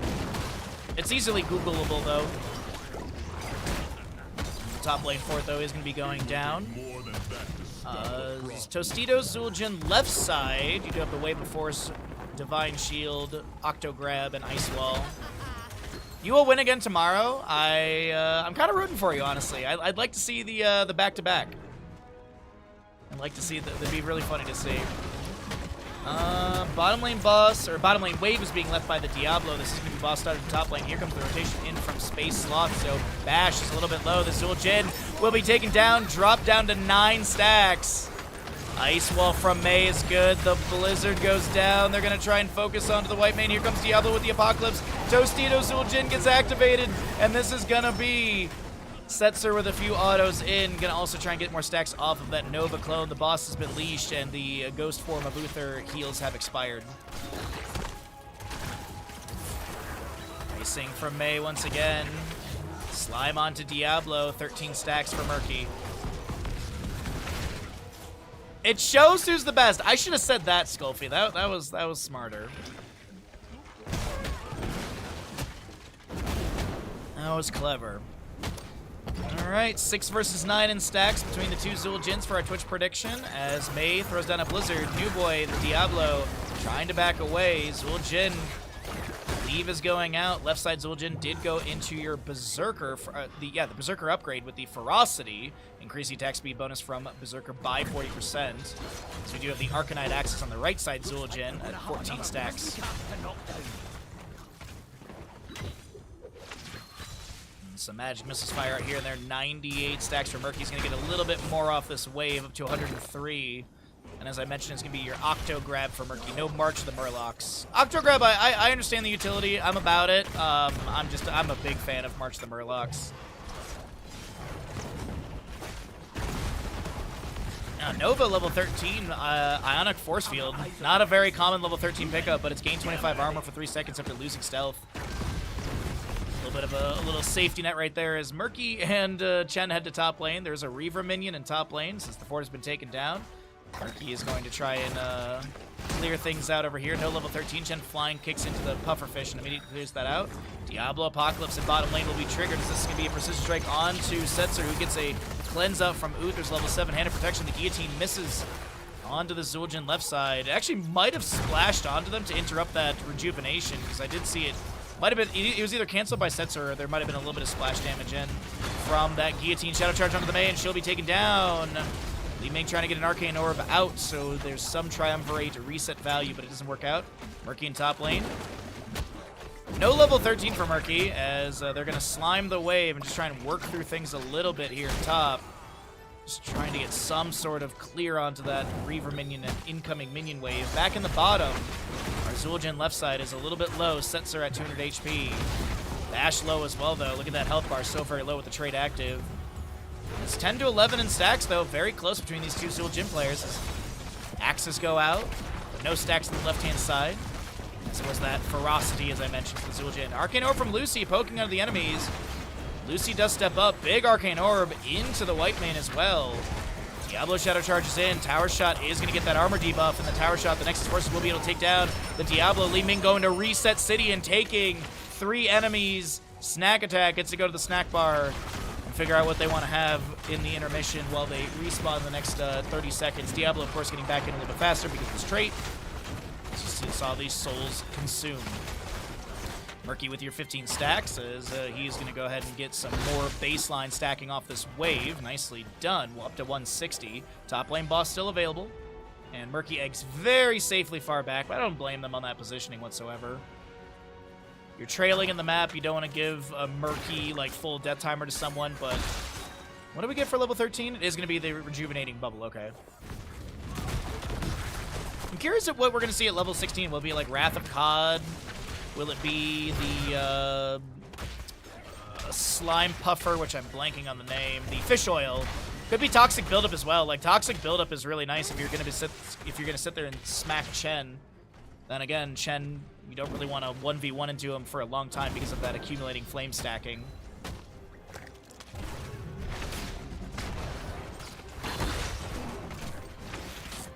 Alright, what do we have for 16s though? It is going to be wrong place, wrong time. You do have your Devastating Charge with the Domination. Nova picks up the Lethal Decoy. Increase the damage of the decoy deals by 30% of Nova's damage. Chen with your Flying Leap as well, and that's going to be your Pity the... that's going to be Subjugation, but no Shared Punishment, going to Harsh Discipline. Alright. Not crazy, but it's just there's a nice synergy with Subjugation and Shared Punishment together. Icing from Mei interrupts the Diablo Shadow Charge. Nicely done. They go into that Black Icing at level 16. It is going to be the Toxic buildup for the Murky. Uther picking up the Tears Deliverance. Okay, no Benediction. And Zul'jin at level 16 on the left side with the Let Killing Begin. Right side, as I mentioned, that wrong place, wrong time. Diablo Apocalypse activated. We do have a few auto attacks going into the Mei. She's looking to back away, gets a Divine Shield from the Uther. There's a Wandering Kick from Chen trying to push Uther into the enemy team. The Ice Wall from the Mei captures the enemy Zul'jin, but a Nova Snipe will take down the Mei. The Arcane Orb coming through, and Zul'jin right side will be taken down by Li Ming. The Flying Kick from Chen onto Setzer left side, but this could be a stun from Uther. Octograb coming through as well. There's nothing to save this Chen right now other than taking down Murky, but Chen will fall, and at the end of the day, you gotta be happy about trading a Murky for a Chen, as Murky also will respawn in top lane to deal with the wave. Just kidding, just kidding, just kidding, as they will get the wave in top lane. 214 baseline stacks of the Murky suit has that basic ability structure damage reduction removed. And Zul'jin left side 20 stacks, Zul'jin right side 7 stacks. Zul'jin for the members of Space Sloths. I keep wanting to say Sloth Sanctuary. Space Sloths will not be dropped below 15 stacks. And it's looking pretty good for Setzer right now for the Twitch prediction. But we still got a good amount of Alterac Pass ahead of us, I do believe. I mean, there's still 1 fort on the left-hand side. Objective has been canceled for the time being. 35 seconds on the right, 30 seconds on the left needed. Murky looks to just manage waves for the allies. And speaking of allies, they're going to go ahead and grab this siege camp for the mid lane as well. Alright, that's an easy grab. I heard a Guillotine utilized to try and take down Amphora, and that will not be successful. Guillotine, though, with a relatively low cooldown at 30 seconds. It did get changed, like, back in November-ish of last year, maybe December or January. But it was not too long ago. Guillotine had a small reduction on that cooldown. Line from Mei. Snowblind activated. Icing from her. That's going to be a nice cleanse from Whiteman Intercession. Diablo going in with the Shadow Charge. Do also have a Ensnare from Setzer. Flying kick in from Chen. Wandering Keg available. Top lane minion wave is near the keep gate, but it's not really doing too much damage. As Whiteman is going to get a combo onto Murky with that harsh discipline. Blizzard again from Mei, trying to get Zul'jin pushed into that stun, but won't be able to land. Uther sets up for the stun. Diablo's full on souls as well as finishing out his devastating charge. And is now going to get the overpower into Setzer. There's going to be a self-cleanse for Zul'jin, but he's just trying to back away to see up toss Dingo, so he's going to pop it here and maybe just get a few auto attack stacks. Beautiful timing on that cryo freeze on Paradox on the left-hand side. Lucy, Basher, wait a minute. That's going to be magic missiles going in, and the Zul'jin from the right side of Snack Attack will be taken down. Chen does not interrupt the jailers, and that'll be stall on the objective, I do believe. I think they were trying to chase down Lucy or something right there, but either way. Now they have this awkward moment where clearing out the jailers. We're still trying to get the channel. Alright, mid lane wave to be managed by Amphora, and Zul'jin stacking, leading heavily on the side of Space Sloths.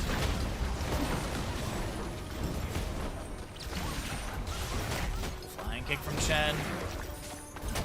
Inquisition from Whitemane into Paradox, and the icing goes out once again. This is 20 Towns here, almost here on the right-hand side, as they will be able to get this objective. The Arcane Orb going into Oscar. The Chen is trying to back away. He will be able to use the Wandering Kick. The overpower from Diablo, pushing Mei to the side. The Octograb from Murky into the Whitemane as she pops the Scarlet Aegis. Still no level 20. The Blizzard comes down and gets the stun to Whitemane. She will fall.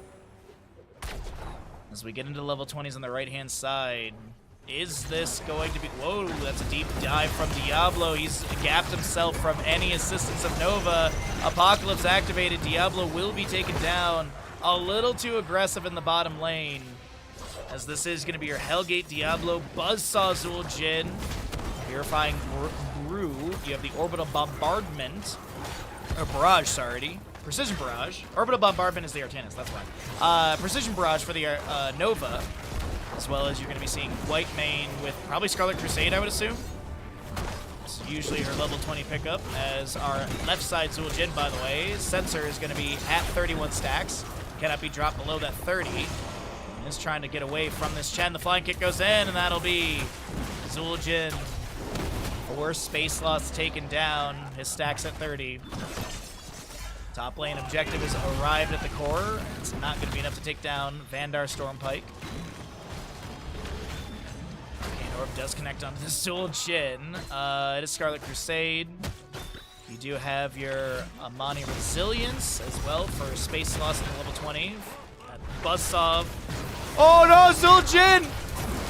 Zul'jin was trying to step up and just walks into an Arcane Orb. Diablo is going to be taken down by the Nexus Forces, and Chen, much like Fred Durst, will just keep on rolling. Lyrical genius, Fred Durst.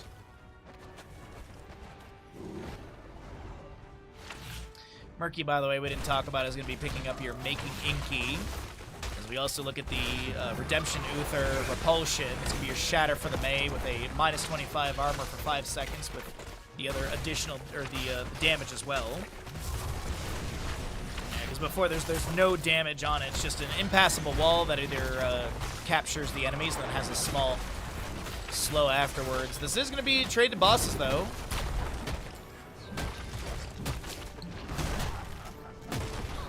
Murky clearing out mid lane wave. Getting close to finishing that baseline mythic for the big Kahuna Tuna value. 40 stacks needed. You know what to do. And this is the third objective, if I'm not mistaken. 3 jailers. And we're going to be seeing 45 seconds of channel time needed. How's the top lane boss looking? They should have this before the enemy rotation comes through. But will there be a team fight to break out, though? Nova's going to look to step up for a snipe. There's going to be a flying kick in from Chen. Wandering Kick is available. Going to push Uther to the side. And does not get the displacement or hope for. Wait a minute, actually they do. The guillotine will not connect. It actually does connect onto Amphora. As Uther has that golden swirl. That golden swirl signifies the redemption respawn trigger. And I hope they're aware of that, because here comes Uther respawn right now. Diablo maybe angling for that shadow charge. Nova with a few snipes. That's a shadow charge into the boss slam. The overpower actually almost pulls them out of it. Divine Shield applied to the mage. She uses icing to back out. And with only one keep taken down, this is Snack Attack looking to end? This is rare. This is a rare call. Buzzsaw again from the Zul'jin. Diablo is focusing on objective. Zul'jin, for the side of Snack Attack, is going to back away, and it looks like this is not going to be a full core call. Maybe just push things up, create space for Diablo to start working on the objective channel. So Vandar will go back to full HP.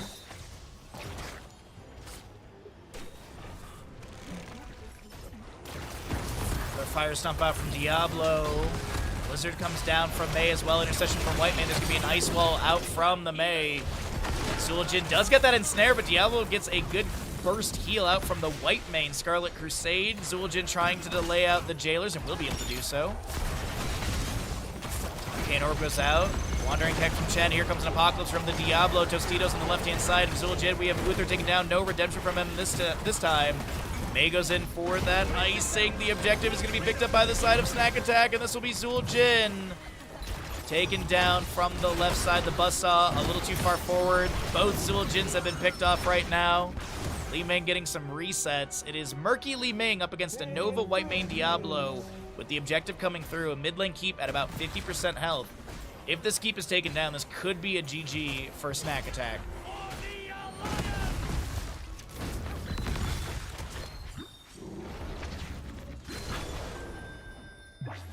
Retreat pings are called.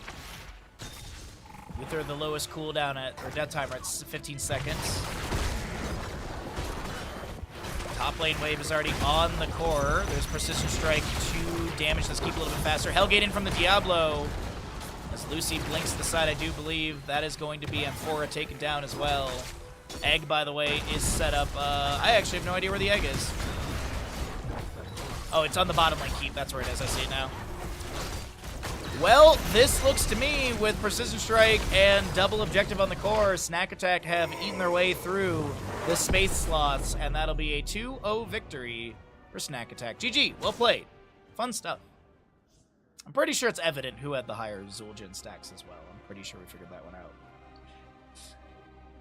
All right, let's find another series to cast, everybody, and remind you that we're 10 subs away from our goal. If you would be so generous to help us hit that, it is super duper appreciated. It would be very appreciated if we could slam through that goal today. 40 stacks for Chen, not too bad. But yeah, 36 to 10, that is going to be the space loss with the higher count of Zul'jin stacking. Yep. Snack Attack may have won, but Twitch prediction.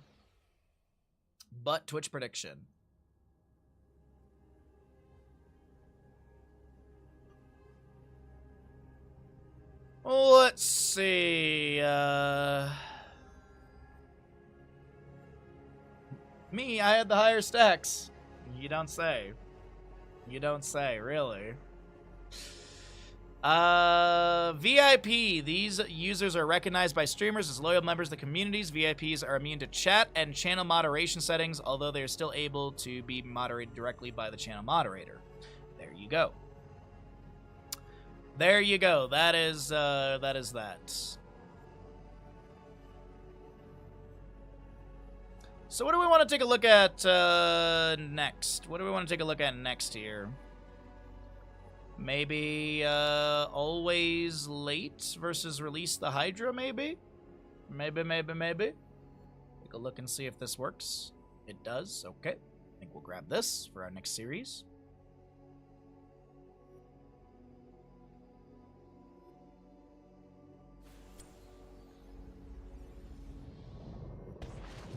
Alrighty, always... Cacao. I smoked your J and liked it. My J?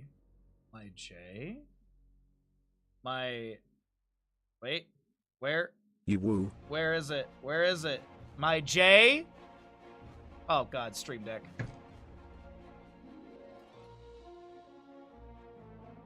Stream Deck? Everything's broken. Give me that ding dong. There we go. The joke's over. Big Scary Duck, thank you for the tier 1 for 89 months. Yeah! Alrighty. Thank you so very much for the 89 months. Very, very generous of you. Thank you, bud. I appreciate that. How you doing today? You woo. Duck, was Totski's birthday yesterday or on Tuesday? Wow. What was because I had her birthday. Okay, her birthday on my phone was on Wednesday, and on Facebook, it says it was yesterday as well. So that's why I was like double juked, because I messaged her and I was like, oh my god, I didn't say hi to your birthday. But yeah, what's up, Mick? How you doing today, bud? 89 months. That's like 8 years, so something like that. Yeah, it's somewhere in there. Somewhere in there. But good to see you, Duck. How you doing? What's up, Santron? How you doing as well, bud? Welcome on in. We're going to be jumping into another series in a moment here, as we are just itching to get to that sub-goal. So we'll see Always Late. We're going to abbreviate the names for ease, because Release the Hydra is long in the chat thing. You knew you were forgetting something? Oh no, what'd you forget? Hopefully nothing important.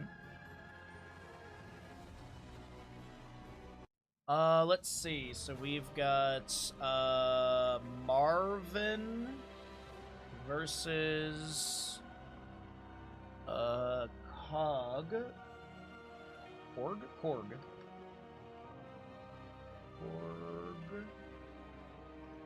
Hello.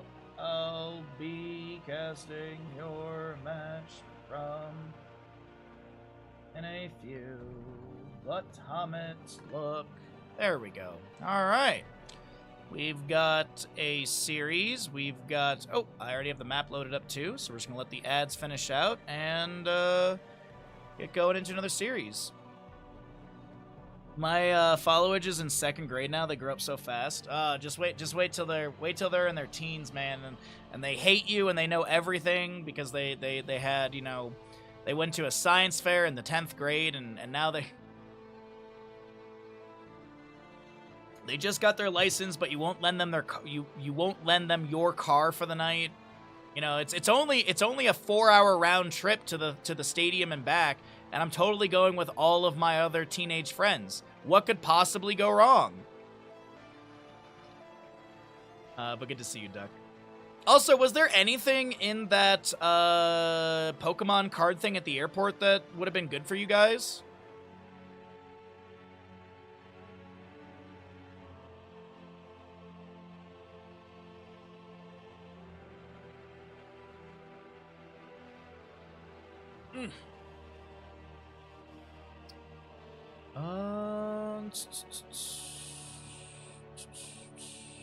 What do we want to do for our gamble, though?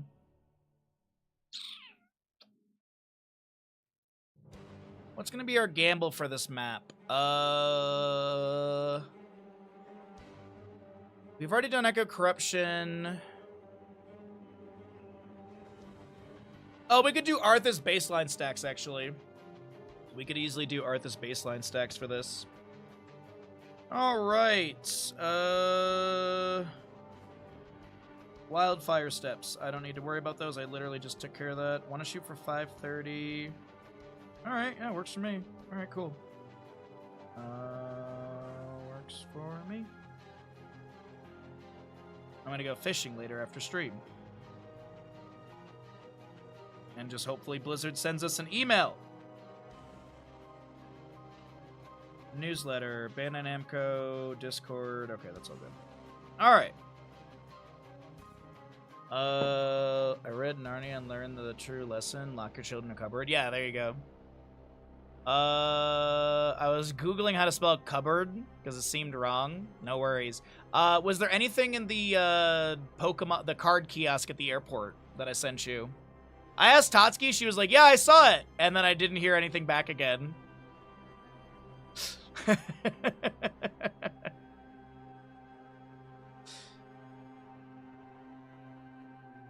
So I wasn't sure if, like, next time I travel, if I need to grab stuff for you guys or something. Granted, I don't know when I'm going to be traveling anytime soon because there was a wedding that was maybe going to happen this year, but that's not happening. We're waiting to hear back from Blizzard for BlizzCon. I'll be traveling to Michigan in October through that airport, but that's really about it.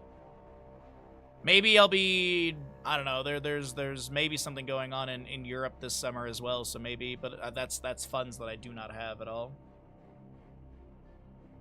Oh, yeah, I don't think there was any prices in the photo that I sent. I think all the prices are not, like, actually on them. Like, I think you have to, like, click into the machine.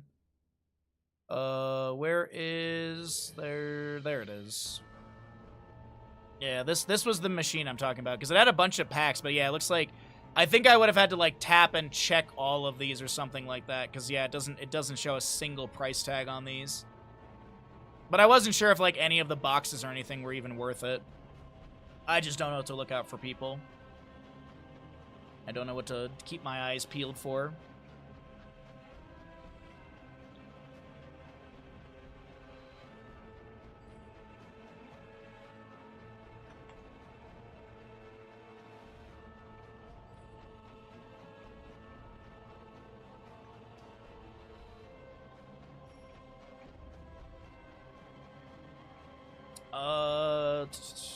The picture was Florida man worthy, meaning we take a beat up truck to the airport with a long chain and hook it up and drive off. The reason, the crazy thing is, like, that kiosk is after security in that airport. That's the wild thing to me. Like, it makes sense, but also it's wild to me that there's a card kiosk after TSA. Yeah, that's because, like, and that's also, like, a second floor, so you'd have to get a truck onto the second floor, too. I mean, there's, in that airport, there's cupcake kiosks where you can literally buy cupcakes. There's, Lego as well. Lego has I would never want to build Lego on an airplane. I would be absolutely so nervous the entire time that we're gonna get, like, turbulence or something, you know? I would hate to build Lego on an airplane. Even longer chain, we get Lego Cupcake and TCG card.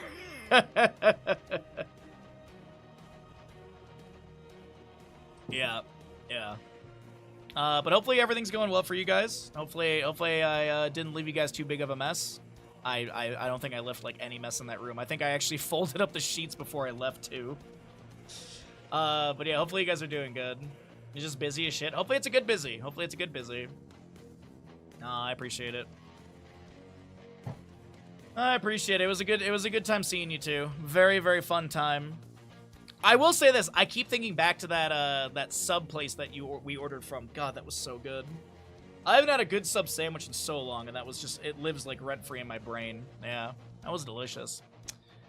Alrighty, me too! Like, literally the next day, I was like, God, I could go for another one of those subs. Those were so good.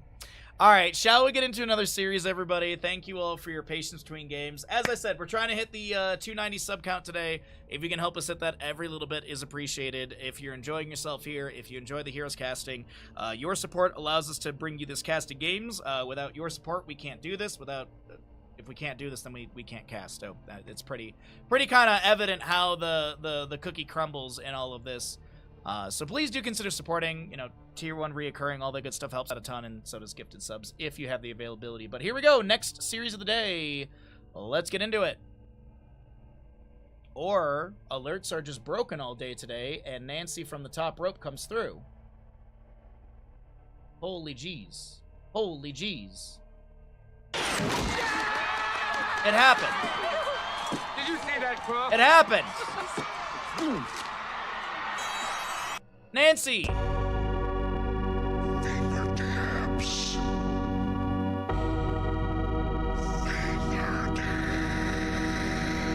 Thank you for the 10 tier 1 gifted subs. We have hit a sub goal because of you. Thank you so very much. Thank you, Nancy, so very much. We have hit the goal.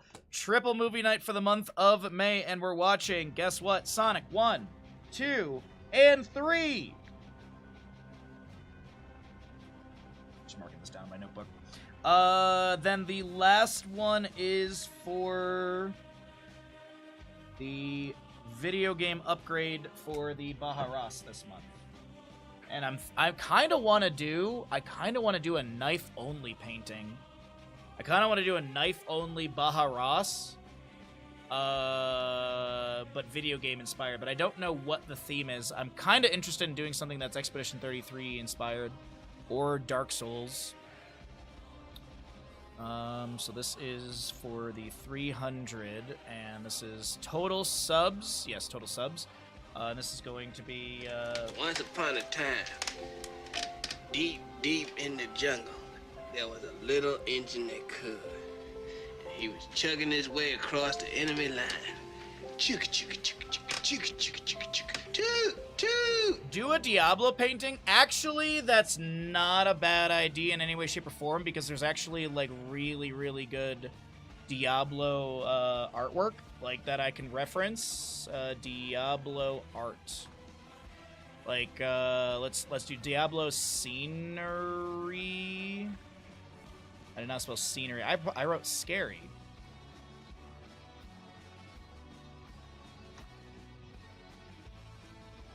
Let's see here. Maybe landscape is more what I want. Yeah, like, Diablo is very doable. Like, look at this. Like, even if I was doing something from, like, Diablo 4, like, that is very in my wheelhouse. This is very doable for me.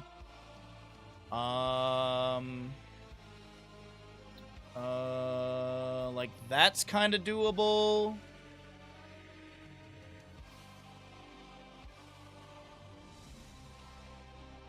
Concept art actually might be a bit. There we go.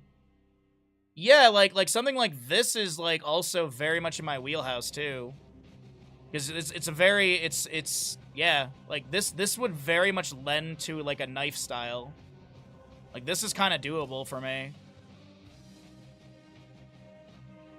Double dragon, like a double dragon painting. Yeah, I actually, hold on, I'm gonna, let me just save this. Let me save this reference image for myself. I think we might have actually just found it. I think, I'm gonna look at more stuff, but I really like this one. King's Quest has some background scenes that are probably good for reference. Oh, okay, thank you, I appreciate that. King's Quest, let me write that down on my notebook. I just literally have a notebook running of ideas and stuff like that, so, hold on.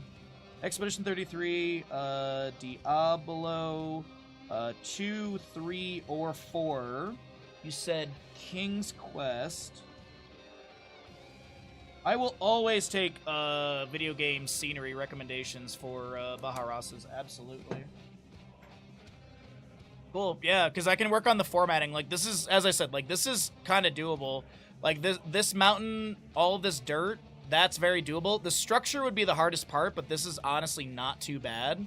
I might mitigate some of these structures, or maybe just do them more faded, something like that in the background. But this formatting and this isn't too crazy to do. So yeah.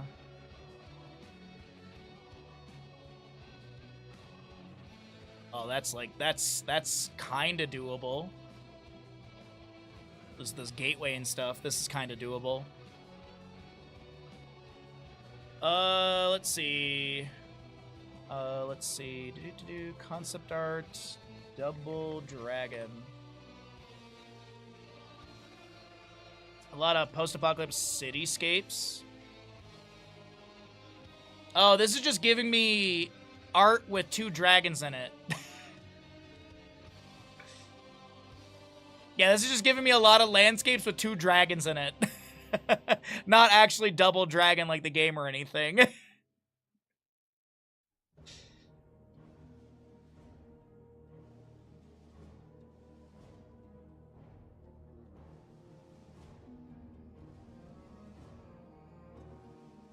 So, forget what? How you doing, bud?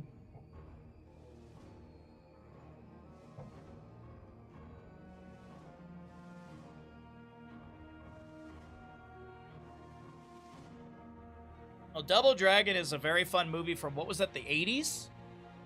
I saw Double Dragon while I was staying over at Big Scary Duck and Totski's, and I had never seen it before. Early 90s, dude. I'd never seen that movie before. It was so good. That movie was so good. Like, massively underrated. Like, I think people, like, hate it or what. I don't know. I had a great time with it. I personally loved it. I definitely am going to have that as, like, an annual rewatch for me. That's definitely a movie that I would very much enjoy rewatching again. Yeah, good times. Also, Big Scary Duck, I finished all of what's on Plex for Miracle Workers. So I was gonna bug you about the 4th season, but I finished up the Way to go, dude! Right! What? Yes! Freaky sneaking in at the literal last seconds to keep the hype train rolling as we are now into the next level of the hype train. Freaky, thank you so very much for surpassing that level. Thank you so very much. Thank you so much, Freaky. So if I were to go into Mountain Dew and email, oh, I forget which email I have for this. Is it this one? I don't remember. Oh, sign in with, there we go. Sign in. So if I were to... Did you see that, Croft?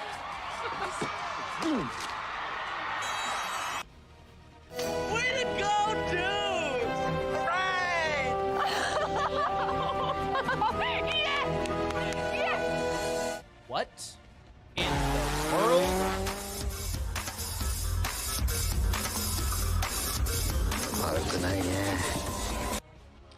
Holy jeez. Santron, thank you for the 5 tier 1 gifted subs. I'm gonna hit 400 or 300 subs. First step towards being sort of good at something. And helping us hit the next level of the hype train. Did you know if you gift 1 sub or 100 bits you can participate in the hype train and get a new emote? That is very true. That is very true.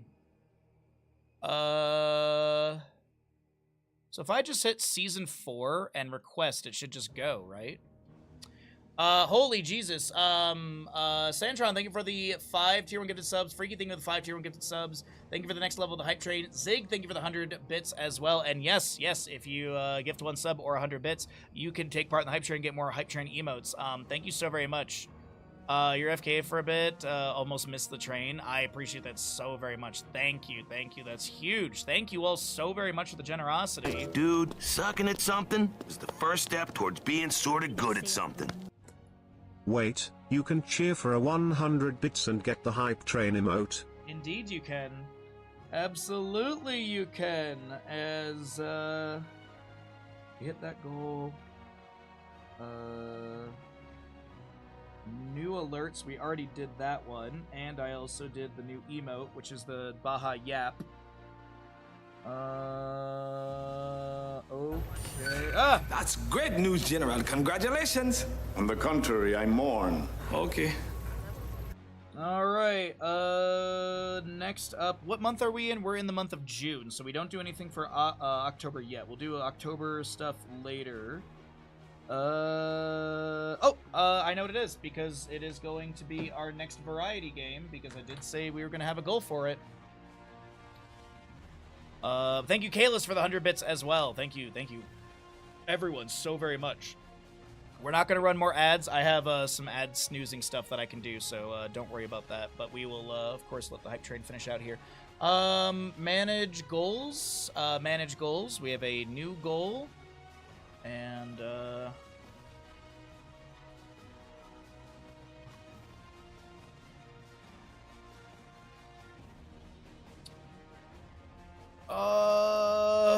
I don't have a sub count amount for this. I believe we want it to be a little bit higher. There we go. Yeah, we've gotten everything done for June, right? Yes, we do. Okay, so this is going to now be our,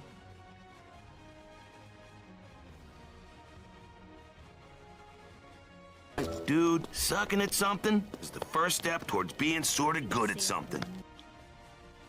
Cassius, thank you for the 100 bits as well. I appreciate that greatly. Thank you, everyone, so very much for the participating in the hype train. Thank you, once again, Nancy for the 10 tier 1 gifted subs, Freaky for the 5 tier 1 gifted subs, Santron for the 5 tier 1 gifted subs, Zig for the 100 bits, Kalis for the 100 bits, Cassius for the 100 bits as well. Thank you all so very much for the hype train support. And when we do finish this out, we will jump into our next best of 3 of the day. But choo indeed. Thank you everyone so very much. So wickedly generous. Thank you all. I really can't thank you enough for all the fun that you've for all the support that you brought to the table today. We do have a sponsor stream next week. We're going to be doing a sponsor stream for the By Any Means. It's a movie with Mark Wahlberg. I don't know, there's a possibility of a $30 payout for me, so $30 is $30. That's half a new game. That's half of the Marvel Wolverine game we're going to be playing in the future as what? You had him shot as you ran away. A hero. At 1,000 paces. I'm sorry. I don't remember any of it. Whoa. You don't remember? Whoa. For you, the day Bison graced your village was the most important day of your life. But for me, it was Tuesday. Thursday. I guess we're starting Kingdom Hearts tomorrow, chat. Did you see that, Crook? I guess we're starting our Kingdom Hearts. Wait, no. Give me a new hype train alert. I want one of the newer ones. Nice shot. Son of a bitch. There we go. Why not get Kevin Bacon to yell son of a bitch for all of us? Nancy, thank you for 25 tier 1 gifted subs. Holy jeez, that's a lot of subs. Cav, thank you for the tier 1 gifted sub as well. Another level of the hype train. Choo choo, y'all are insane today. Thank you so very much. What the heck? So yeah, we will be starting our Kingdom Hearts playthrough tomorrow. I was saying, oh yeah, we'll do Kingdom Hearts 2 eventually. We'll start playing Kingdom Hearts 2 tomorrow because it all works out right there. I need to try and... Bapanada. Hostile, thank you for the 62 bits. I appreciate that. Oh, there was one thing I needed to look up. I wasn't prepared for this many goals to be hit this quickly. Y'all are blowing me away. I need to look something up really fast. Doesn't he have like a little... Okay, so he does. Can I get one of these off of Amazon? Not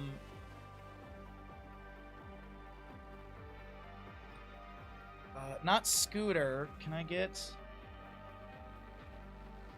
Do they have... They do. Because that would kind of work out for... Okay.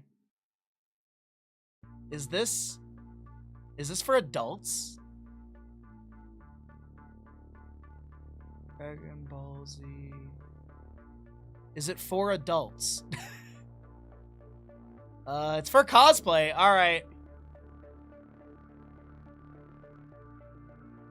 We'll have to have a chat if you're doing Kingdom Hearts 2. Why a chat? Why is that?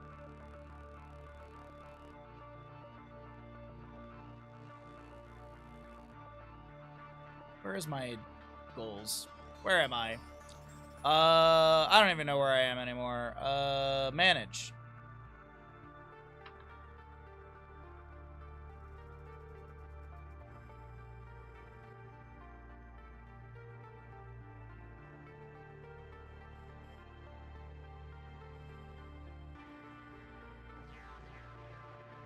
Alright, I did not spell pilot right. I think that is correct. To add a little cosplay to our Star Fox stream. That's what I was looking up really quickly, is the cost of some of the things to order. Because you're skipping an entire game? Wait, I am? I was just gonna do whatever's next after Kingdom Hearts 1. That's what I meant. I don't know. Whatever's next in the series. I was assuming you have Kingdom Hearts 1, then Kingdom Hearts 2. Whatever the one is the next one. That was the one that I was going to be doing.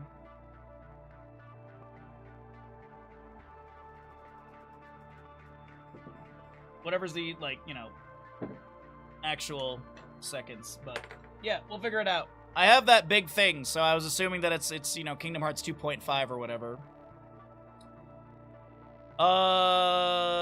Kingdom Hearts is over the place when it comes to... Yeah, I know that. I assumed that I would be going from Kingdom Hearts 1.5 Remix to Kingdom Hearts 2.5 Remix or whatever. I was assuming that was kind of like that was their naming thing. So I'm even more confused now. Yeah, no, you're good. You're good. I appreciate it. Rogalin, how you doing today, bud? Welcome in. Thank you all for the insane hype train. Holy Jesus. We blew past goals on this one. I can't thank you all enough. Thank you all for the insane hype train. That is absolutely wild. So, like, this hype train, we just hit triple movies for June, upgrade on the June painting stream. We're going to be doing Diablo theming. We've got the next Kingdom Hearts game or whatever, and the next sub goal is going to be a little bit of a upgrade for our Star Fox stream. We'll do a little cosplay. I'm not gonna get a fox outfit. I'm not dressing up as a giant fox or a toad. Don't worry. I'm not gonna be a rabbit or a falcon, but we will get some, you know, we will get some clothing and such to make us look a little bit more like the Star Fox pilots. That's what I was Googling really quickly for our sub goal. Do a barrel roll. I can. I'm in a chair.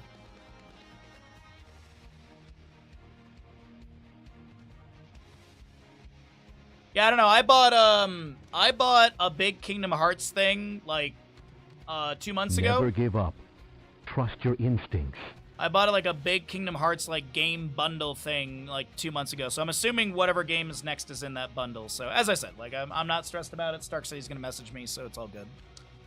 Stark's my go-to Kingdom Heartser. Stark is my go-to person to ask about Kingdom Hearts, in my opinion, just because I know that he knows so much and he knows how to directly communicate that information to me. Thank you again, everyone, for the subs, the gifted subs, the bits, the gifted subs, the bits, the gifted subs, and the bits. Thank you all so very much for that insane hype train. That is wickedly generous of all of you. I really can't thank you all enough. And so I will figure out what I need to install for tomorrow's Kingdom Hearting, because we will start that tomorrow. I kept saying I didn't know what I was going to do tomorrow for stream. Now we know, and that's the best part. Knowing is part of the battle. Alrighty, everybody. Let me make sure that we have ads pushed out enough. I just don't want you guys to get slammed with ads in this game. I think we should be good. Let's rock and roll, and here we go. Thank you again for all the fun and all the support. Y'all are way beyond generous. Thank you so very much. Left-hand side of the map is going to be the members of Always Late with your Malfurion, Varian, Arthas, Samuro, and Chromie. Right side is going to be the Release the Hydra crew with the Deathwing, Mal'Ganis, Gul'dan, Raynor, and Lucio. Now, for those that may have joined in a little bit late, you don't know what's the draft style of this. So there's a roll wheel that's utilized for this draft. You have a 1 for tank, 1 for healer, 1 for solo lane, and 2 for assassin. 3, 2, and so you spin the wheel. If you get Malfurion, that's your healer. If you get Arthas, that's your tank. Looks like Varian, you know, he's kind of multi-class, so he can be considered a bruiser. I believe he's actually labeled as a bruiser in Heroes of the Storm. And I believe the multi-class category has been removed since like 2018-ish. It was like 2018, 2019, I believe they got rid of the multi-class role. Yeah, because I think that was exactly when we had the support role come out and we got rid of the specialist role. Was like, what, 2018, right? Oh, that BlizzCon. Echoed Corruption. We do have the smooth moves for Lucio. Ace in the Hole Raynor. Will of Trachondris for your Mal'Ganis, as well as the Dragon Soul Deathwing. Emerald Dreams, Lion's Maw. It's going to be your Frost Presence for the Arthas, as well as the Samuro's going to going into his Way of Wind, level 1, and once again, the first time for Chromie. We do have a Twitch prediction going on right now for Arthas baseline. How many stacks we have by the end of the game. He gets a stack by utilizing Frostmourne Hungers on an enemy hero or by killing a minion. Now, if you get the Splash Talent for Frostmourne Hungers, that does not give you extra stacks, unfortunately. I was thinking that if you were to get, like a splash onto the wave, you'd get multiple stacks, but no, it only counts for the initial hit. I honestly don't know, Cav, if your Ben Star thumbs up went off or not. I really don't know. I couldn't look over fast enough. Toby a little bit low on the Arthas will be able to back away, as we are going to be seeing 18 stacks of the 40 for Chromies once again the first time. Pretty good stacking early on. Varian charging in aggressive. He is Lion's Fang level 1. That is often the indicator of a taunt Varian, but I could definitely see this being Colossal Smash too. Snowpex is gonna be able to back away, just getting hit by one Lion's Fang, and Mortar Punisher for the bottom lane. And be announced here in about 20 seconds. Will be contestable at the 3-minute mark. And once again, I really just gotta say thank you all so very much for the massive hype train we just have. I really can't thank you all enough. We blew past a bunch of goals. We have a bunch of new fun stuff for the stream. Thank you, everyone, so very much for the generosity.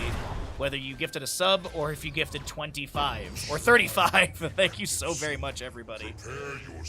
And don't forget, tomorrow we've got the Marble Grande Grand Prix. Winner will get VIP. Skullfield will be here to defend that. And if you already have VIP, we'll figure something out. Maybe I'll send you a bandit sticker or something. Jozo is going to be a little bit low, is able to back behind the gate. Darko is able to sidestep some of the Sandblasts. I do need to hit up Angry Gato and see if I can get the file for the bandit sticker, because I would like to make more of those. I have a few of those bandit stickers that Angry Gato made for me like 2 years ago almost. I've been like holding on to like the 15 or 20 that she sent. But I think I can reach out to her in Discord, and I might be able to get the file, or maybe pay her for the file or something. Try and support artists how I can. Anyways, let's focus back in, as we do have your Mortar Punisher for the bottom lane, and it looks like Toby and a few friends from Always Late are going to be able to work through the vast majority of these Skeleton Defenders with no contest from the enemy yet or at all. It is Behemoth Armor level 4 for the Rainer, by the way. So we'll be building up more baseline health. He gets the 200 immediately, and you get 8 additional health per stack. So 208 right now. What's up, Be Crazy? Good to see you. Thank you for the redemptions. We'll do those right after this game. If I forget, please remind me. Mortar Punisher will be maneuvering in through this bottom lane onto the fort gate. The jump into the gate will be not finding any splash damage on the enemy heroes. Darko's trying to back away. The taunt from Varian will be good. The Howling Blast to connect as well. Deathwing drops down from the sky. He does have that death drop as well for the spell armor debuff. Onslaught goes back into the enemies. Pity trying to make some plays here as the Mortar Punisher is going to be taken down by Gul'dan. Next Punisher is going to be at 7 minutes, 17 seconds. Until then, we're going to be having some camp rotations and looking for level 10s for both these two teams, as this is Punisher only getting the gate. The 2 towers remain at about 25% health. Howling Blast lands onto the Rainer, and he will be taken down. Malfurion takes credit for the kill. Samuro in top lane with a few autos into this Deathwing. And as I mentioned, the Way of Wind at level 1 for him.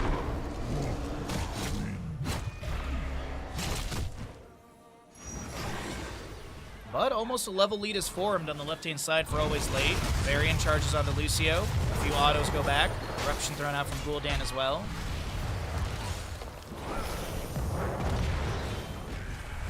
Bottom lane fort gate is being further opened up. As I mentioned, the next Punisher at the 7 minutes 17 and about in-game time, as that will be Arcane in mid lane.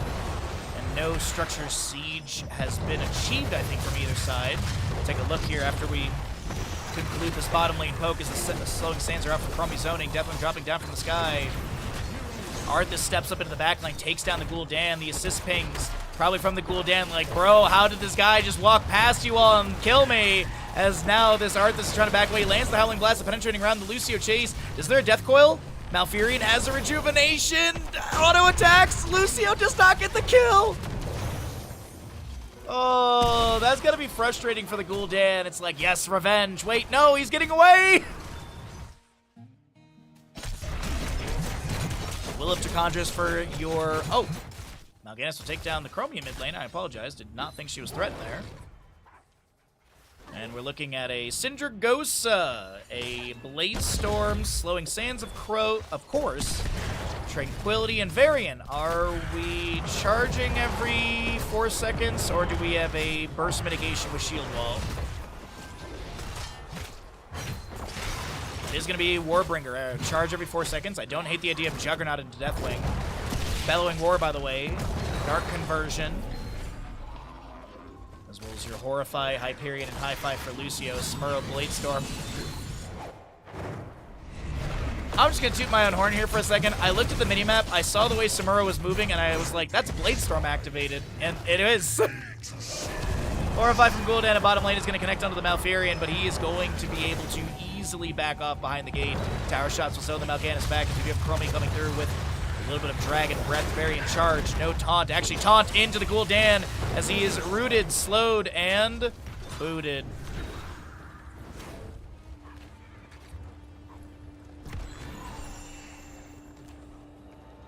Mid lane forked shots go out. The experience is not going to be prioritized because there's going to be a priority dive onto this Raynor and Lucio. The high five from Lucio mitigating that Slowing Sands value from Chromie allows Raynor and Lucio to back away. Nicely done. 27 stacks on Echoed Corruption for the Gul'dan. He did go into that Bound by Shadow, which is a 1.75 second cooldown per enemy hero hit by Felflame. And Corruption cooldown is baseline 14. If you don't know, as the Deathwing drops down from the sky, Tranquility from Malfurion is activated. Taunt from Varian into Darko. This is a very low Mal'Ganis trying to back away from the Arthas, and it's actually a Night Rush that sets up the kill for Raynor. Arthas does go down. The Bladestorm from Samuro does have some armor. Samu is going to be looking to back away. Mal'Ganis traded. It's tank for tank. You still have your Varian available. Lucio push off into a couple enemy heroes. That's a lot of damage onto the Deathwing. Samuro tries to get kill, and he's going to jump forward. Does he have? Oh, he doesn't have the mirror image to be able to grab that kill as he swaps to an image in the top lane with 60-something HP for the Deathwing. He'll take flight into the sky, but this is objective number 2 over the side of always late on time for this siege. 18 stacks for your baseline on the Arthas. If you're curious about his scaling, I can show you here really quickly. So he's going to be having the 14 basic attack damage and the bonus damage to Frostmourne damage by 54. So you're scaling 2 factors. You're scaling your damage, your auto attack damage as well. Oh, that was a great dark conversion from Darko right there. Will they be able to back away? Horrify from Gul'dan is good. Lucio, high five, mitigated that slow that would have held Darko back, but Lucio does get taken down. The Sindragosa allows the siege to continue. The Howling Blast steps up onto Snowpex. Is there going to be a charge from Varian? Absolutely. The Lions Bang over the wall! And that is a quadra kill to the members of Always Late as they can continue sieging onto this keep gate a little bit with the minion wave available. Samuro might rotate into bottom with a quick Blade Storm onto the minion wave. It looks like he'll head to top lane.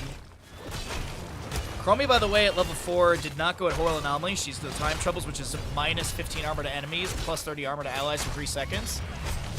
So she doesn't have those extra time traps or lower cooldown to be able to tank tower shots. But, I mean, it looks like there's still a decent minion wave. Keep gate and 2 towers have been taken down. The sidewall's available, but all in all, this is a really good play. I didn't look at when the last finisher went down, but let's venture a guess that's going to be sub 13 minutes, like 12 minutes, some change. With a 7-kill advantage, a 2-level lead, Always Late looking strong in map number 1 of this best of 3 series for the off-season of Heroes Lounge. Big shout out to the players for participating in the off-season tournament. Not only did we have something to watch, but it's always fun to cast these games. The roulette style of drafting is, I think, really interesting. I think this is a really fun sort of off-season shenanigan, if you will. Horrify from Gul'dan will be utilized. Night Rush comes out from Mal'Ganis as well. I wonder if the Outhouse players would be interested in this. I feel like that might be fun for Outhouses. They do like to do some silly draft rules from time to time.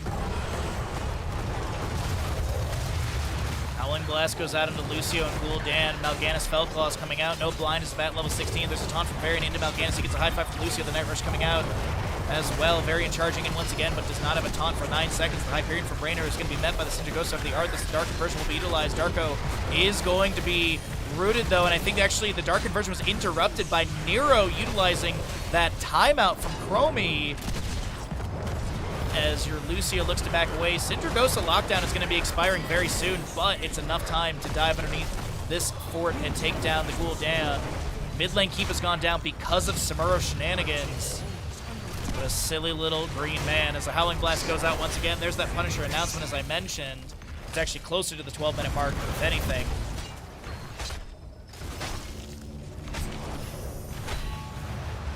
More Sandblast going out. Deathwing takes flight. Bottom lane fort does have an enemy minion wave on, and Chromie could set up another time trap forward. Howling Blast lands onto 2 with that Shattered Armor level 4 as well. Move from 16. Arthas will be going to the Frostborn Feeds. Reduce the cooldown of Frostborn Hungers by 6 seconds. Arthas heals for 75% of the basic attack damage dealt by Frostborn Hungers. Baseline, isn't it 18 seconds baseline, though? No, I think it's baseline 12. So you half the cooldown, I think, actually. Some things are active, like some talents update other talents, like Gilnean Roulette, but not completely.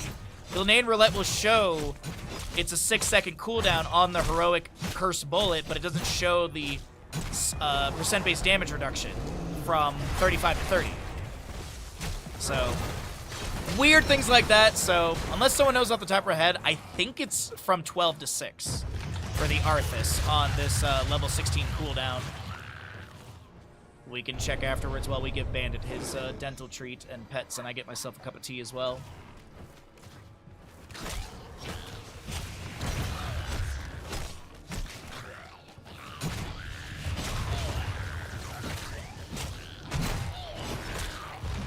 Alright, it is 30 of the 40 defenders here, moving in through top lane.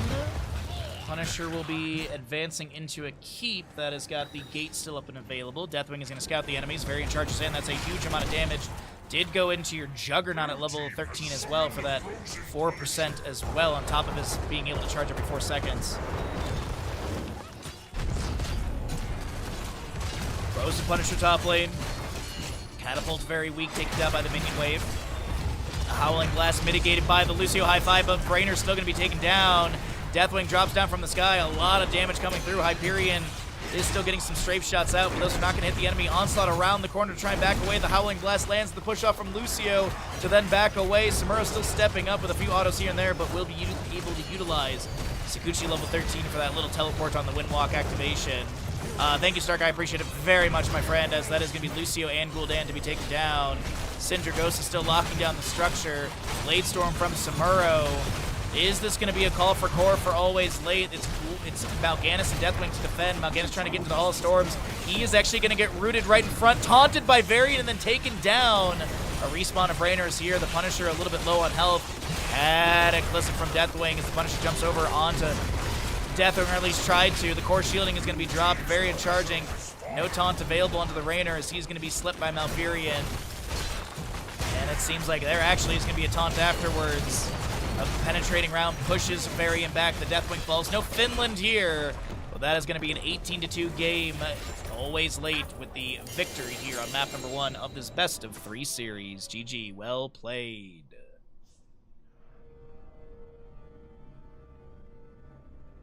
And for a, 15-minute game, 64 echoed corruption stacks. Wildly high. That was not bad at all. Arthas, 39 of the 45. I almost made it 40 or more, and I was like, oh, let's make it 45. If it was 40, it would have been even more, chat would have been sitting there screaming. But it is 44 or less, and we will pay out that gamble. There's some stats if you want to see them. We're going to go ahead and roll those ads and get ready for map number 2 of this third best of 3 of the day. And we got some bandit redemptions and such to do in the meanwhile, so let's jump over to those. Alright, so I'm going to load up the map 2 and see if we're on the same sides, and then we'll go from there as... Oh, chat. I pick them good. I pick them great. Cho'Gall. Cho'Gall is in this game. But do we have a Convection Kael'thas? But is the Kael'thas player a Convection Kael'thas player? That's really the question. Let's take a look here.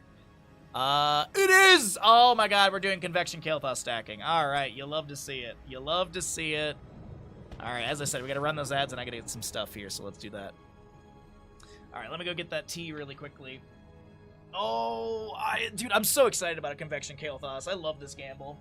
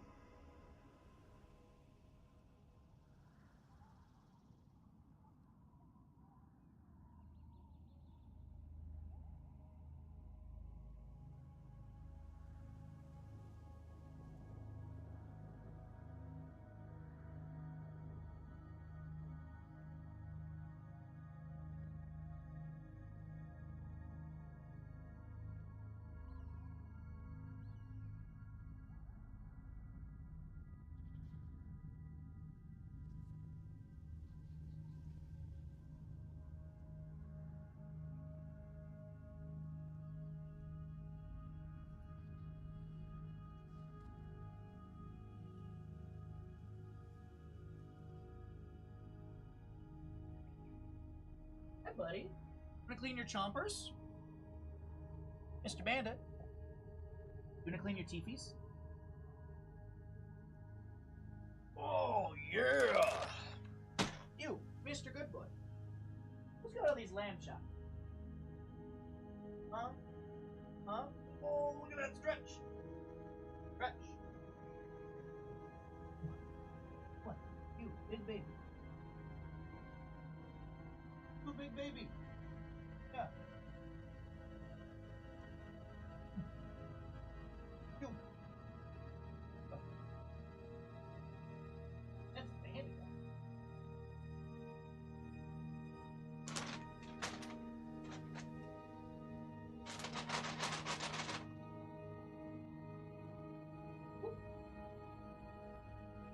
What? Good boy. Yo, what's up, Hassler? You're just in time to see Bandit clean his teepees. We're just grabbing a cup of tea. We're running some ads. Getting ready for the second map in our third best of 3 of the day. But we had a nice redemption from Be Crazy for some dental treat, some pets, and for Bandit to be told he's a good boy, which he is. Alrighty, so I got my cup of tea here.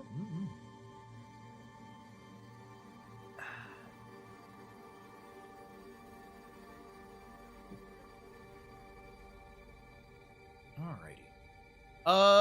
So ads will finish out, and he'll finish his teeth cleaning, and then we'll get going to the next map. We said we're going to do Convection Kael'thas for the next Twitch prediction. Bestest boy, indeed. How can Blizzard pass up hiring him for BlizzCon? I know, right? How can Blizzard pass up Bandit for BlizzCon? How many level 1 stacks for Kale? That's... It is spelled incorrectly on purpose because it's silly. It's Convection Kael'thas up against Johanna Deathwing, Phoenix, Valeera, Anduin. The Valeera is going to be hard. The Phoenix, I think, will be hard to also get hits. I feel like they're going to warp out of those. But I feel like Anduin, Deathwing, Johanna are going to get hit a lot. What are we feeling, chat? Like 40 or more? It's Alterac Pass. It's a pretty brawly map. I'm going to go with 40 or more. I feel like that is kind of a nice spot for this. Whew. I'm out of breath. I ran down the hallway. Alrighty, bud. You've cleaned your teeth. You don't have to clean your legs. Yeah, you're a good boy. Good boy. Good job. Over 9,000. 9,000 convection stacks. How about Tree Fitty? 350? Odd. That's a lot of that's a lot of stacks. That's like the enemy team grouping up as 5 every time. I see circle, I run to circle. Oh wait, that's not Alex Straza healing.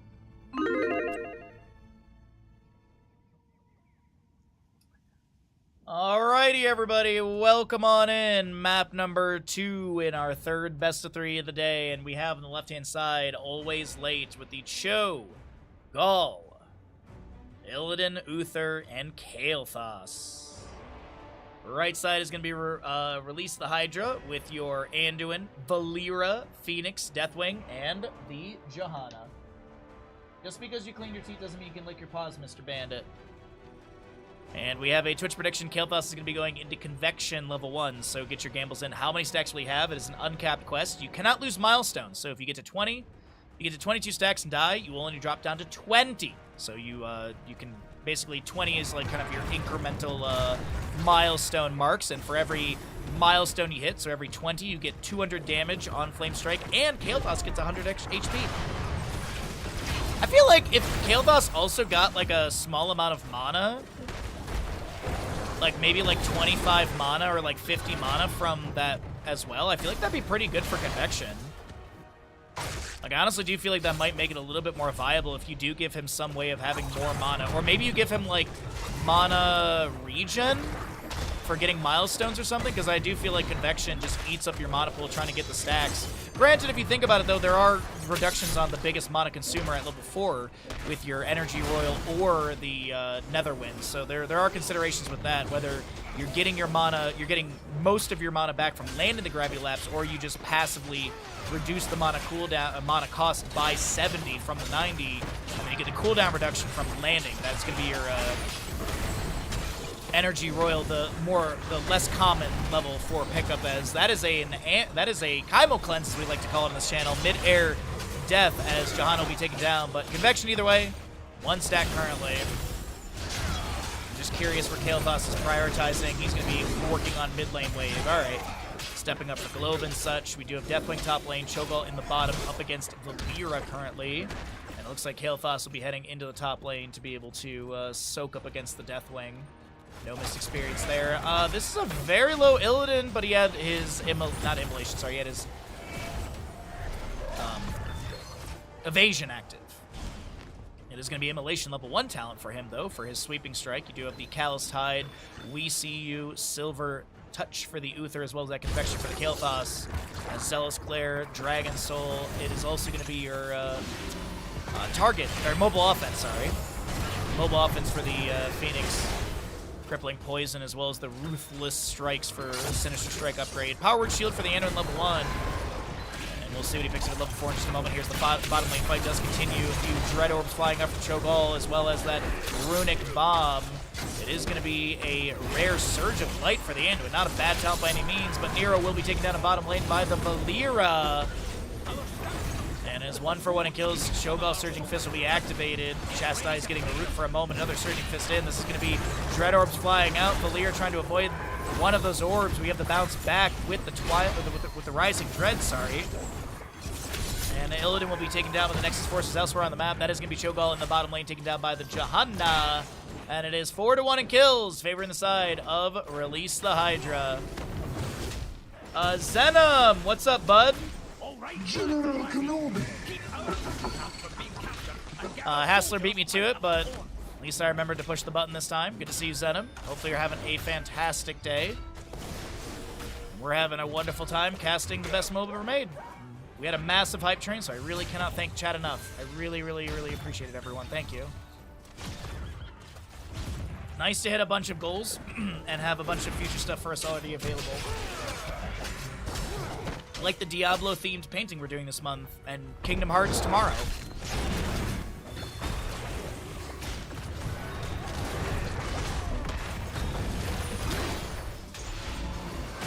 Demo from Johanna, Dread Orbs flying out as well.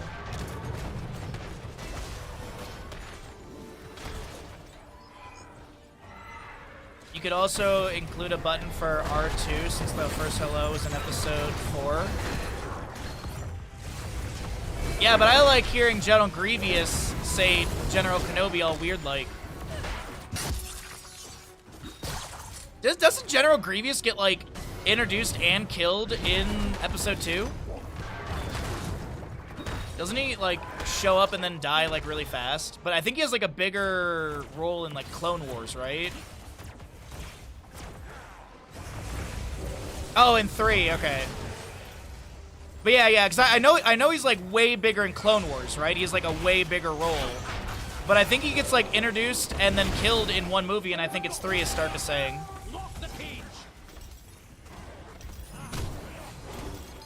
Like, Darth Maul at least makes it to episode... Like, doesn't Darth Maul make it?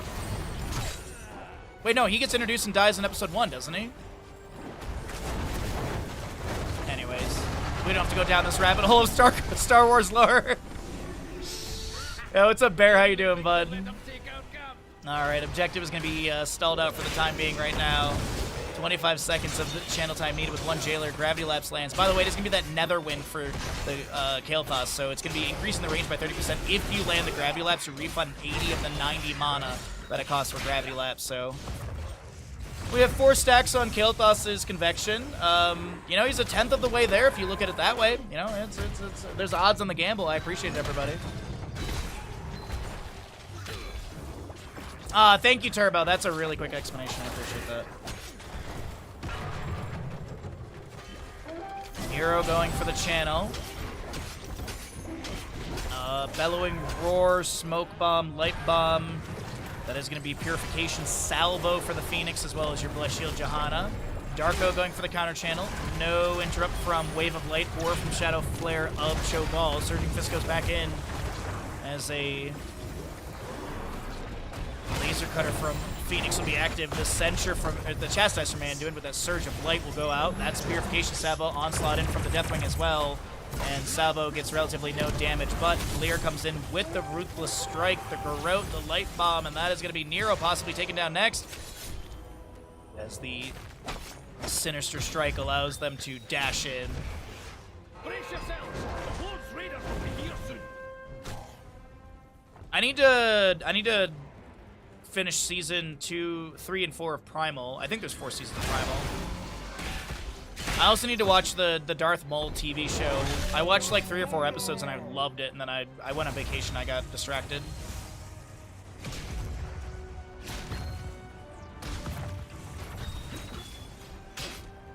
First objective is entering into lanes. Release the Hydra. We'll have this objective pushing in, but how much siege value can they pick up here as Illidan works on objective as well as minion wave and Deathwing. Let's peek back into mid lane as we do have a little knockback from Cho'Gall with that Twilight Hammer. It is also going to be your Hunt, Twisting Nether, Divine Shield, and Phoenix for the Kael'thas. That Twisting Nether will get activated. Divine Shield forced out. And that is going to be a Cho'Gall making it out alive with just little HP. Surging Fist back into this Valir, trying to get some revenge. Twilight Hammer, Light Bomb, Deja Vu. I've been here before, but the Shadow Flare from Gaul will be enough damage to take down Valir. She'll head back to Hearthstone for the next 23 seconds, sorry. Nero hunts in, but will they be punished? Salvo comes out, that's not going to be a kill on Illidan. You want to know why? Because it's not a good... It just doesn't do damage. It's just not that good of a heroic, as we do have Cho'Gall taking down Phoenix easily. What's up, LaFacia? As I said, I said it earlier. I pick them good. And by the way, this is not the final series of the day. We're going to be jumping over to Group C after this. We were kind of bouncing around Group B today, and we're trying to cast a bunch of the different teams. So we'll go ahead and jump into Group C after this this best of 3 series. Hopefully, Release the Hydra can take us into a map number 3. But it does look like it's a tall glass of orange juice to drink. They do have the 3-kill advantage. Experience looks pretty equal between the two. Let's take a look and see where that's coming from. Minions are equal. Mercenaries are slightly different. Heroic is slightly different. Passive is about the same. Passive is the same. Structures is slightly. Man, it's still a really close game. With maybe a few hundred of a difference. Not even. Maybe like 800 of a difference. Yeah, I don't like his heroics. I think his kit is fine. I just don't like his heroics. I think honestly, I legit do think that Phoenix does have like his mobility, his sustained damage. All of those are good factors. I just think Planet Cracker and Salvo are weak. In the world of a MOBA, I mean, you have things that are considered, you know, the best heroics and the worst heroics, and I would put Planet Cracker and Salvo at the worst. I'd maybe put Planet Cracker slightly better than Salvo because you can utilize it on Braxis to clear the Zerg wave. But even then, we were talking about this earlier, I'd rather have like a Ghoul Dan on my team or something to clear the Zerg wave. So, but yeah, it's just a silly meme. Surging Fist in from Cho'Gall as Anduin will be taken down. Valir is going to be able to get a little bit of damage onto this Cho'Gall. That's going to be a smoke bomb from her activated.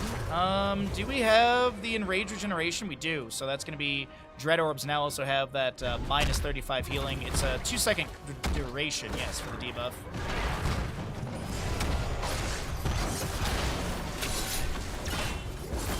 Red Orb going out from Cho'Gall. Nero will be taken down, but I think they were trying to create the space for Cho'Gall to get this channel on the objective. Deathwing will try and get some interrupt, and there's going to be a Jailer on this that is not being interrupted by Cho'Gall. Is there going to be a Shadow Flare or anything? The bomb goes out just in time.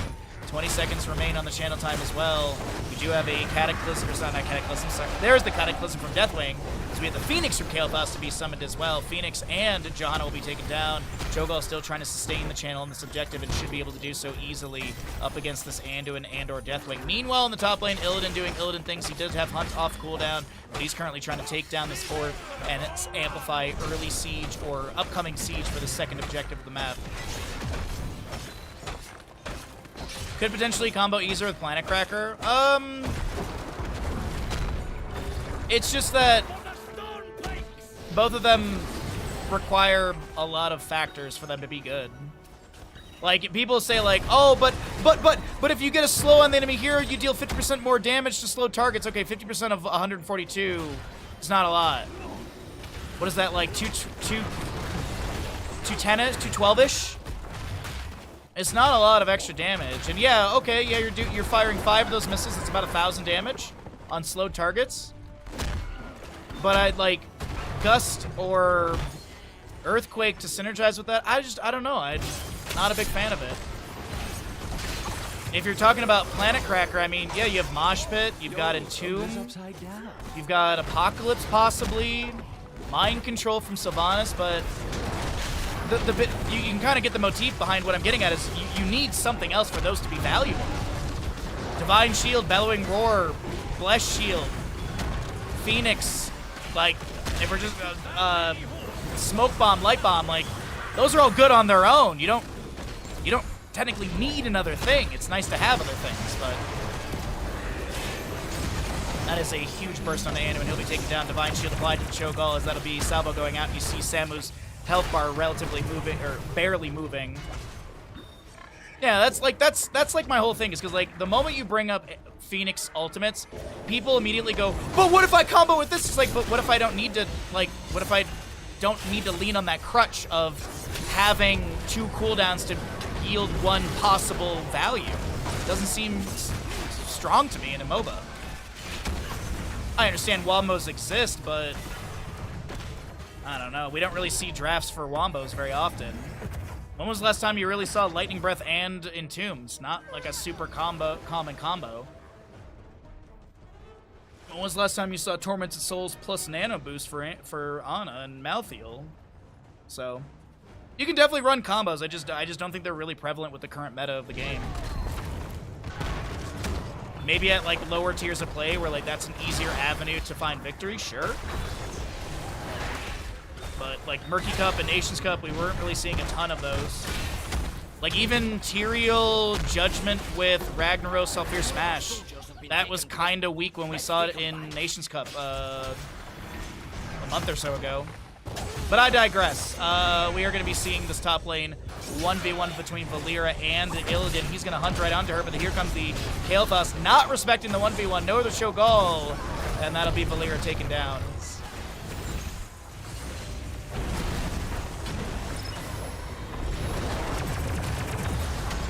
Salvo goes out once again. Light Bomb on the right side to try and stun the Cho'Gall to allow the Anduin to back away, but he's got that leaden orb for the stun, and Cho'Gall is just getting shoved at Surging Fist, but did Cho'Gall bite off more than he can chew? Absolutely. Burgers need to be wider, not taller. Objective is going to be available. Nero goes for the channel. We'll be able to get this. We do have a level, let's call it a half a level difference. 12 to 14 in kills, favoring released Hydra. We want to take us to a map 3, and I personally would love to see a map 3 today, as 2-0s have been kind of the motif as Illidan tries to take down this Phoenix, and we'll be able to have the 1v3 in a way. Somehow, Uther is keeping this Illidan alive, and they're still able to also get to the objective channeled and delaying out the jailers. There's one jailer that has not been hit by Uther or anyone. There's one jailer going for the channel, and he will not be interrupted as the Johanna will be taken down by the Illidan. But Uther and this Kael'thas will be able to get the channel on this. 13 stacks for the Kael'thas, by the way. 7 to go for him to be able to get his first milestone.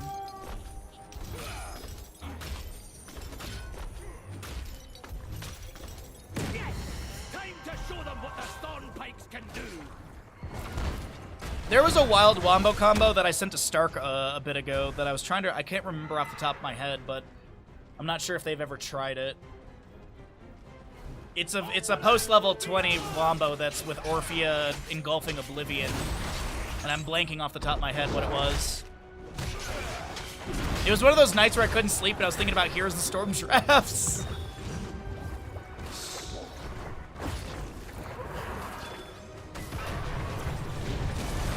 Fist goes out. And an orbs hitting here and there. There's going to be another bomb out from Cho'Gall as well. The objective pushing in. 20 talent here on the left-hand side with Cthulhu's Gift, as well as Nexus Blades GG for Illidan. You do have that Hour of Twilight as well. Divine Protection from Uther, which is, I keep saying, has been more and more popular lately, and I'm personally a fan of it. As well as you have Flamethrower for Kael'thas. He did pick up the double Flame Strike with the Sunfire Sinking's Fury at level 16. So he'll be moving up to 16 stacks. Fury of the Sunwell, sorry. Flame Strike goes out. Mid lane keep dropping low. Top lane keep will be saved by the Johanna. Bottom lane keep has been taken down. Cho'Gall and friends are going to go in for this mid lane keep for a bit more damage. By the way, the Nexus Blades, GG for your Illidan, by the way. Base attack deals 20% more damage and slow enemy movement speed by 20% for 1 second, as we are going in for core right now at 16.5 minutes in. I mean, no Phoenix for 12. But Drekthar will regenerate health once damage has been, or defense has been concluded, and you're going to see that right here. Once they make it to the center, that health bar is going to skyrocket back up. Invade onto this Reaver, or the Nullpack camp, which not only reduces armor of structures, but also the core as well. Even though the core is, you know, it's a living being, it's a weird thing to call it a structure. But it does reduce the armor as well. That's going to be a condemn out from the Johanna. Darko on this Phoenix is trying to step in. The hunt from Illidan to the backline of the Anduin. We do have a Valir combination to the Illidan. He will be taking down the Bellowing Roar from Deathwing, pushing back the enemies. And Darko almost taken down, but that is going to be Unconquered Spirit triggering. That's why you saw the big shield bar jump up for them. We do have that camp in mid lane on the core, but it will be cleared out. We do have a re-engaged in top lane fight. Deathwing takes flight again. Salvo goes out. That'll be connecting onto the Uther, and he will be not taken down. Salvo was put on 10-second cooldown, actually. That's why you didn't see any damage going to Nero. Divine Shield applied, but this is going to unfortunately be Valera able to close the distance. Cataclysm from Deathwing will be utilized here, but it only gets burning on the sidewall. And here's going to be your boss camp in top lane started out. Twisting Nether from Cho'Gall. Darko is chunked, gets the warp out in time, but the Surging Fist is going to be there. We do have Deathwing chasing on Asamu, who's got 20 stacks and actually just got 20 stacks. Oh my god. We do also have the bottom lane wave. Oh, there it is. I can't sleep, but if you did Entomb with Archangel's Wrath 20, it'd be Holy Hand Grenade. Also, Orpheus 20, Engulfing Oblivion with Armor Debuff and Reset CD on kill. February 13th. There you go. Yeah, I was giggling to myself because I couldn't sleep, and I was thinking that if you put people inside the Entomb and you do the Tyrael level 20 thing, where you activate your trait, it'd be a Holy Hand Grenade or something. So I thought that was silly. But anyways. Valir goes to clear out bottom lane wave with 420 health, and we'll be able to do just fine in that. We do have that top lane boss to be grabbed, and that'll be pushing onto the fort. I think that should take it down. 15 to 17 currently in kills in this 19-minute map. An absolute bloodbath here.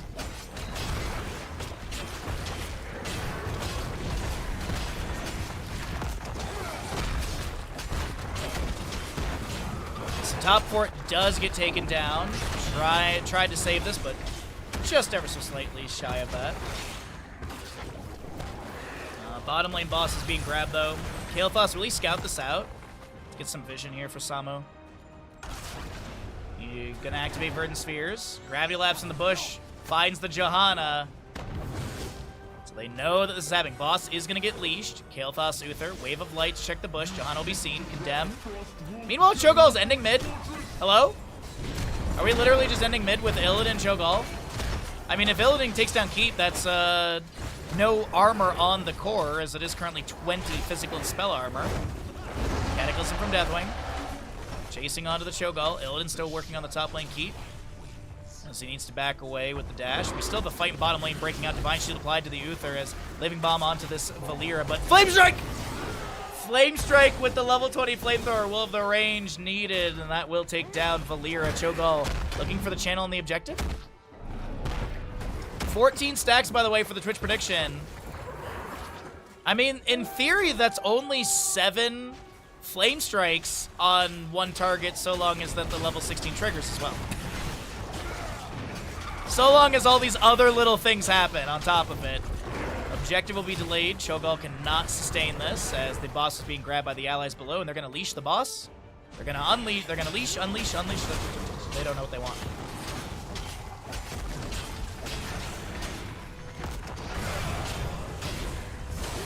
Fist in the Boon's Gift as well. Big damage onto Darko. There's that minus 35 healing from the Enraged Regeneration. The hunt for Illidan going out. The Twisted Nether does have a slow.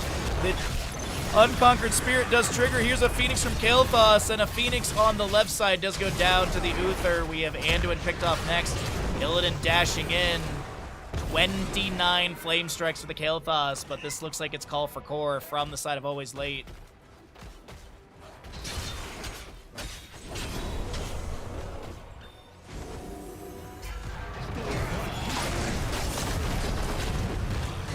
A Valeera smoke bomb activated. The Deathwing is low, and Illidan dives onto Valeera, gets the Divine Shield, Cataclysm into the Hall of Storms. Does not heal Deathwing, and this is going to be Drekthar going down. The Alliance have cheated their way to victory. What's new?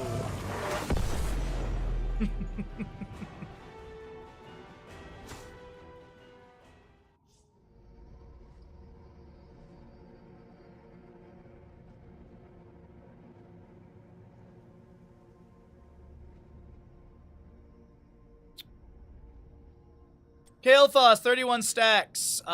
Phoenix, by the way, channel for 1.5 seconds, sweeping in a laser in front of Phoenix that locks onto enemy heroes. Once channeling finishes, fire 5 missiles at each locked hero, dealing 187 damage to each dealing 50% increased damage. This scaling, of course, is for the end of the game. But it is fire 5 missiles at each locked hero. It is not like Karazim's 7-sided strike, where it prioritizes the higher health pool hero or anything like that. I saw there was some conversation about Purification Salvo, so there is the exact tooltip information.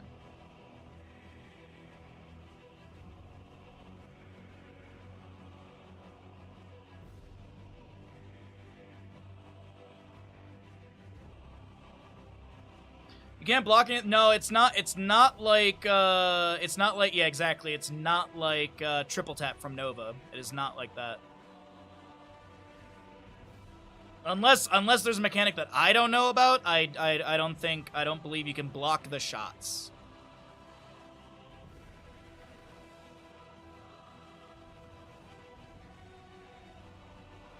You might be, triple tap, you can physically block the shots. 7-sided, where it chooses the highest health pool target. Yes, that's why a lot of times when, like when I was casting CCL, I used to say, 7-sided strike would be used in a rare moment, and I'd say, they're sharing the pain.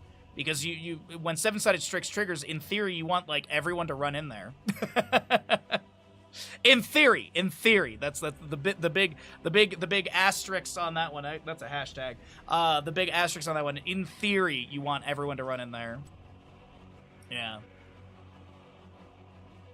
But all right, let's jump into Division or Group C, everybody. Let's see what we got going on in Group C. I have not looked at any Group C stuff. We watched a little bit of Group A, and we did a bunch of Group B. But let's check out Group C. Let's see what we got going on. Let's try and, you know, support multiple different groups here. We don't want to try and just do, like, just the top of the top.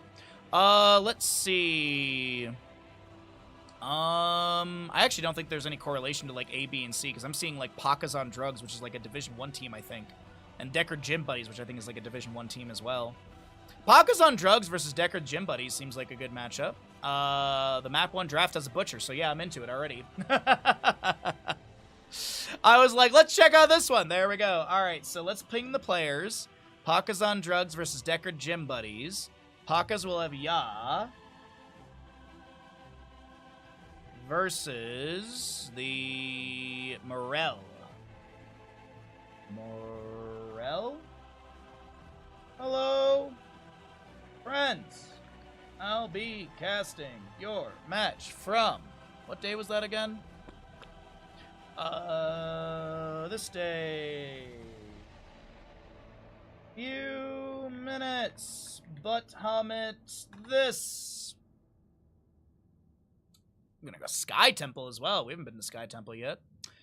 All right, the players are on opposite sides. That's no big deal. We can easily manage that.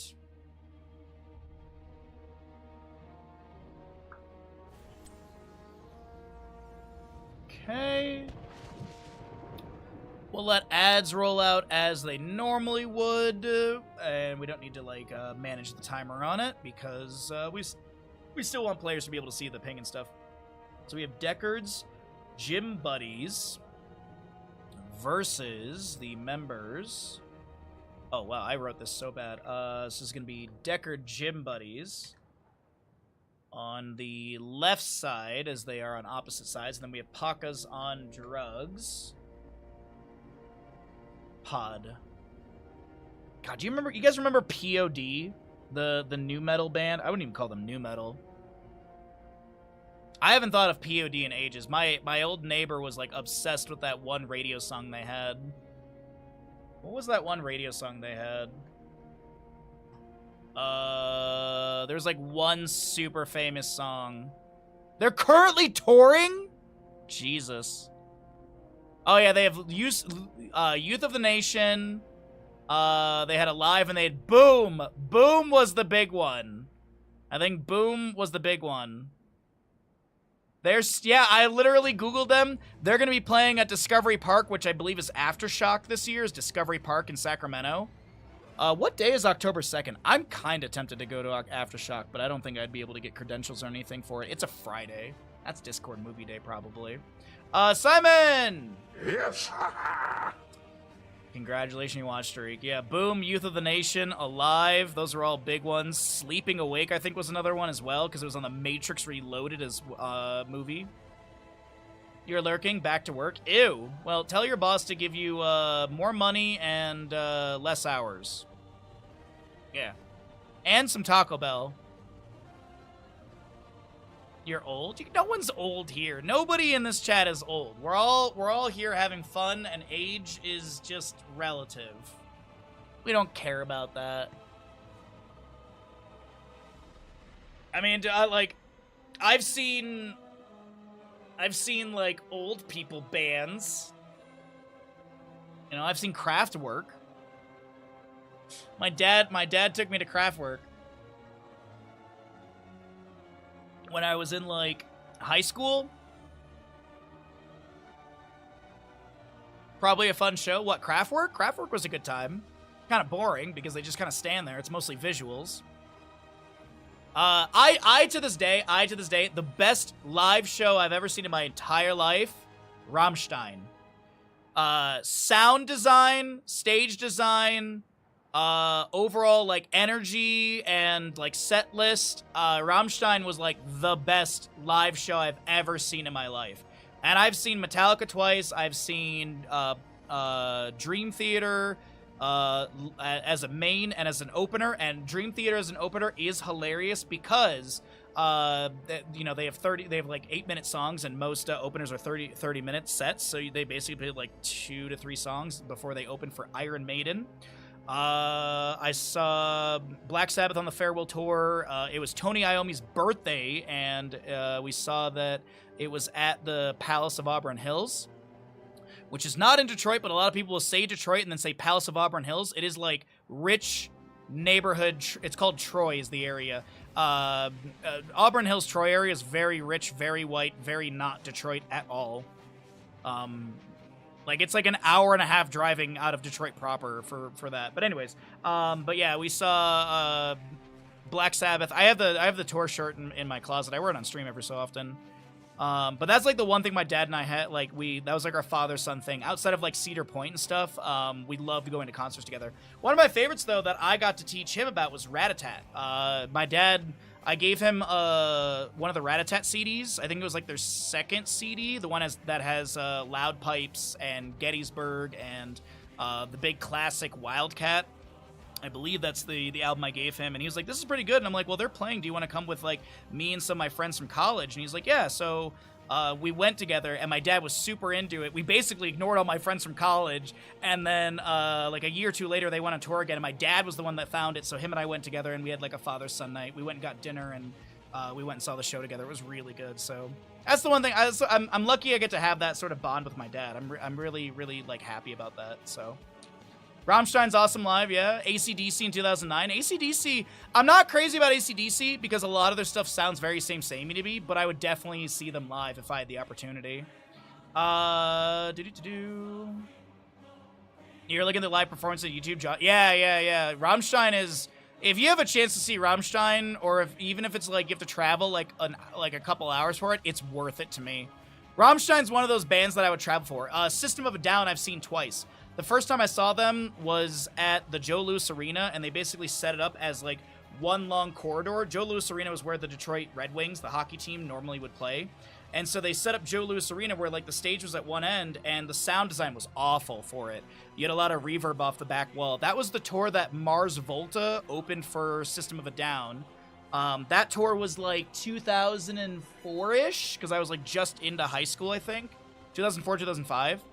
And then in 2013, 2014, there was that one tour that System of a Down did. They did like a solo tour, and they did like 4 or 5 United States dates. They did like North America dates. There was like 2 in Canada, 1 in Detroit, and then I think there was like 2 in California for like Aftershock or something.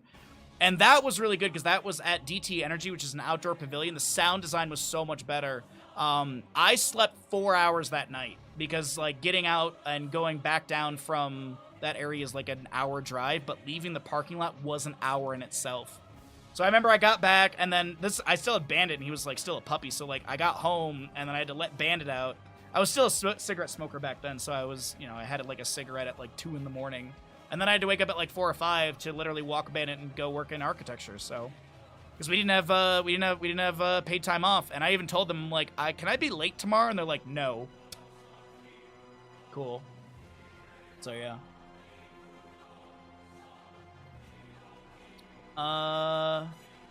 Is there anyone left from the original Iron Maiden? They're all 80+ years old. Bruce is still? Isn't Iron Maiden like just announced a tour? And I think Bruce, the singer's still alive, right?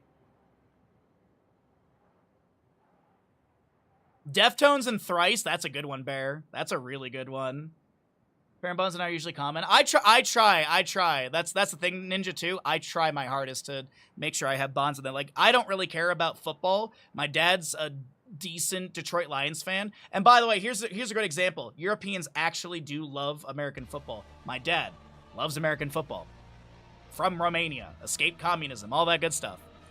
But he does like his Detroit Lions. So, like, I got into Detroit Lions just so I could have another thing to talk to him about, and, you know, it's good to have bonds. My mom and I could talk about anything for hours, so my mom and I have a solid bond. It's just, you know, having another thing with your dad is always nice. Your girls are old enough for concerts and amazing. Yes, yeah, absolutely. Like, I remember my first concert, I still remember to this day, when I was very, very young, was Weird Al. Weird Al at DT Energy, and he was super late. I think I was like maybe 7 or 8 years old, but it's a core memory that it was my older brother's birthday. It was because he's in the summer, he's in July, and it was my older brother's birthday, and like a bunch of his friends, And I got to go. My parents took us all, so yeah.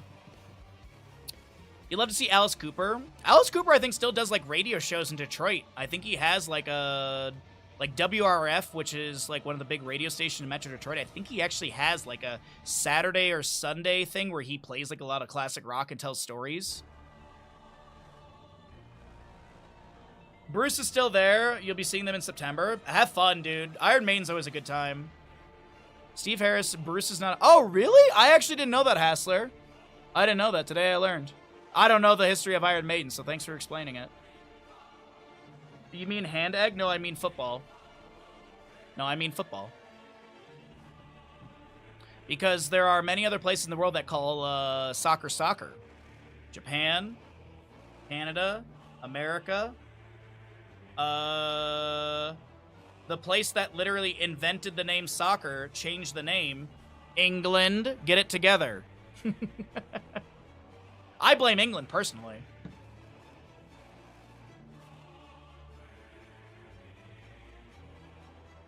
Is there an old band you wish you could see in their heyday? Yours is Pink Floyd. I saw Roger Waters. I said Stark. I wasn't sure if you would hear that or not. I was like, I hope he does hear this. That was good. I saw Roger Waters with my dad when they did like a tour a long time ago. I think it was like 2009, 2010. I can't remember if it was in college or high school. I think I was in college, but I was like freshman year or something. But there was a...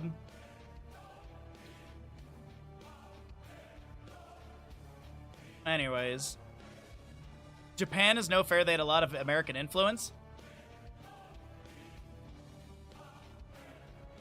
Australia, I believe, still calls it soccer, too.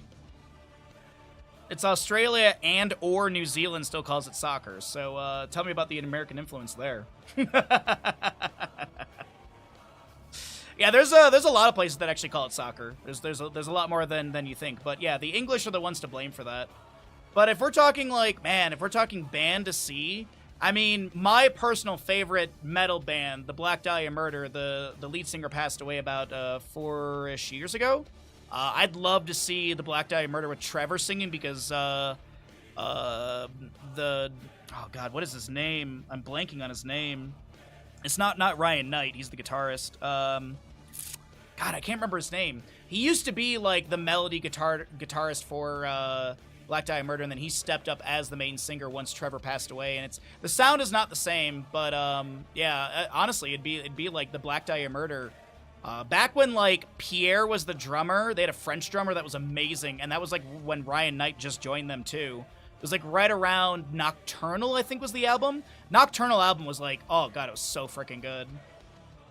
But I'd love to, you know who I'd really love to see? Dio. Dio is biggest bucket list, probably one that I'd want to see. Linkin Park, I'd want to see Linkin Park with my dad. My dad loves Linkin Park, and that would be I'd love to see them with my dad because he'd lose his mind. But I think Dio's really high up there for me. I'd love to see Dio perform. I think that'd be a really, really fun one to see. You were lucky enough to see Genesis. That's a cool one. Genesis is a cool one to see. My dad is a big Genesis fan. Seeing Linkin Park now would just be very different. I think it'd be fun, but I would agree. It's like what I was saying with the Black Dahlia Murder. You'll probably get the sound close enough, but it's never going to be the same. But, it's still going to be a good experience, I bet. You miss Heaven and Hell the next year Dio died. I think the year Dio died was the year I saw Iron Maiden because they were literally saying oh, Dio, you're up in the sky with a big joint or something. So yeah. Because I remember Bruce or someone was talking about it on stage during the Iron Maiden show, one of the band members, or they were giving there was I wouldn't say a moment of silence, but there was a moment of respect for Dio.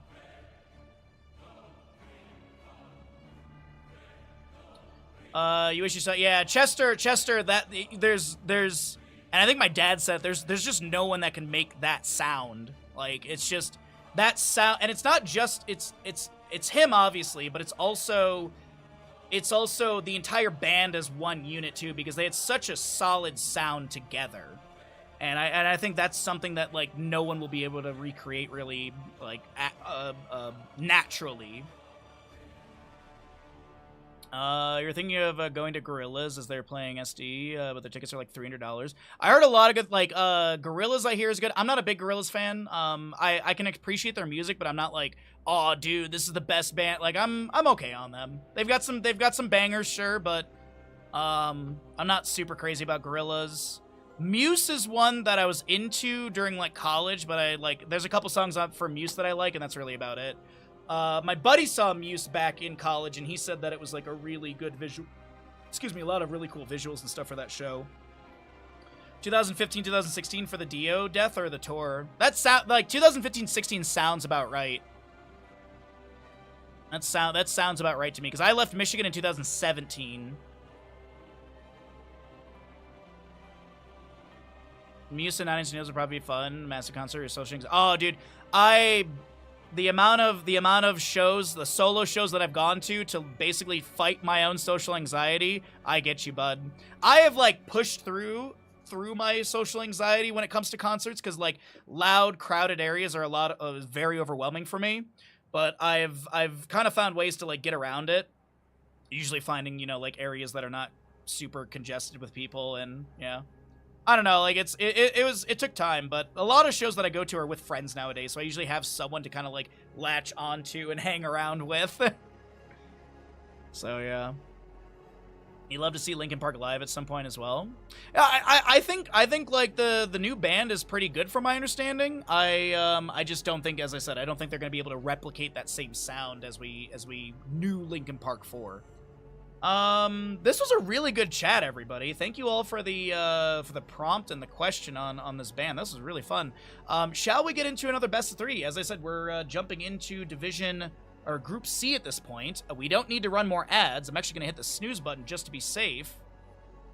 John Mayer? Really? I would have not expected that. I would have not expected John Mayer as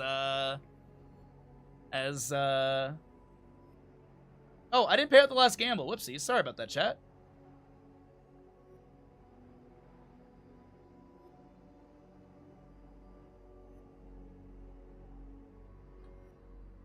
Alrighty. Gotta jump on a work call, but here's my lurk. I appreciate that lurk, Hassler. Thank you, bud. Not even a big Linkin Park fan, but Chester was special. You said it perfectly, Bear. I'm 100% there with you. I can appreciate their music. I can enjoy some of their bops and their top songs. Am I someone to sit there and say, like, I'm a big Linkin Park fan? Absolutely not. But you nailed it, yeah. Yeah, his voice, as I keep saying, his voice was something special. Same thing as I said, the Black Dahlia Murder. Like, Trevor's voice was something special when it comes to metal. There's no one that can, and I'm not even memeing. There's no one that can howl like a monkey like him. That's like one of his things, is like there's this howling, and people have said that it always sounds like the howling of a monkey. But either way, or I'm talking to people, I'm just too scared of big crowds. It's definitely annoying. Yeah. I also found, the biggest thing that I also found with a lot of those big events and stuff like that, even crowds, is earplugs. Like I've been using earplugs more and more as I've been getting older because I'm trying to protect my hearing because I'm already partially deaf in my left ear. I don't hear vowels like in this ear. So I've been wearing earplugs more, and I actually feel like that helps out a little bit. I don't know why, but it feels like my brain is being hugged. I don't know why, but it's nice. So that's the big thing I recommend is some good earplugs. Yeah, big ear, and especially if you're young, earplugs early on in your life. They're very, very important. I really do recommend it. Let's go! On the left-hand side, we've got the members of Deckard Gym Buddies with your Butcher, Garrosh, Hogger, Ariel, and Hanzo. Right side is your Pakas on Drugs with the variant Haka, Ariel, Kael'thas, and Kira. Just double checking we have the correct sides here, as Ariel should be on the Paka side, and Pakas do have the Ariel. We got a Twitch prediction going on for all of you as to whether the Butcher will fully stack his meat by the end of the game. You get 20 meat when taking down a hero, 1 meat for minion takedowns, or being present when a minion is killed. Let your battle. If Butcher is taken down before he finishes his 200 stacks, he loses 15 meat. Upon getting 200 stacks and acquiring a heroic kill or assisting, you only get 10 meats. So those are the factors on that one. In case you don't know, as the Dahaka Drag lands onto this Garrosh, and he is going to be immediately taken down. First blood over to the side of Paka's on drugs.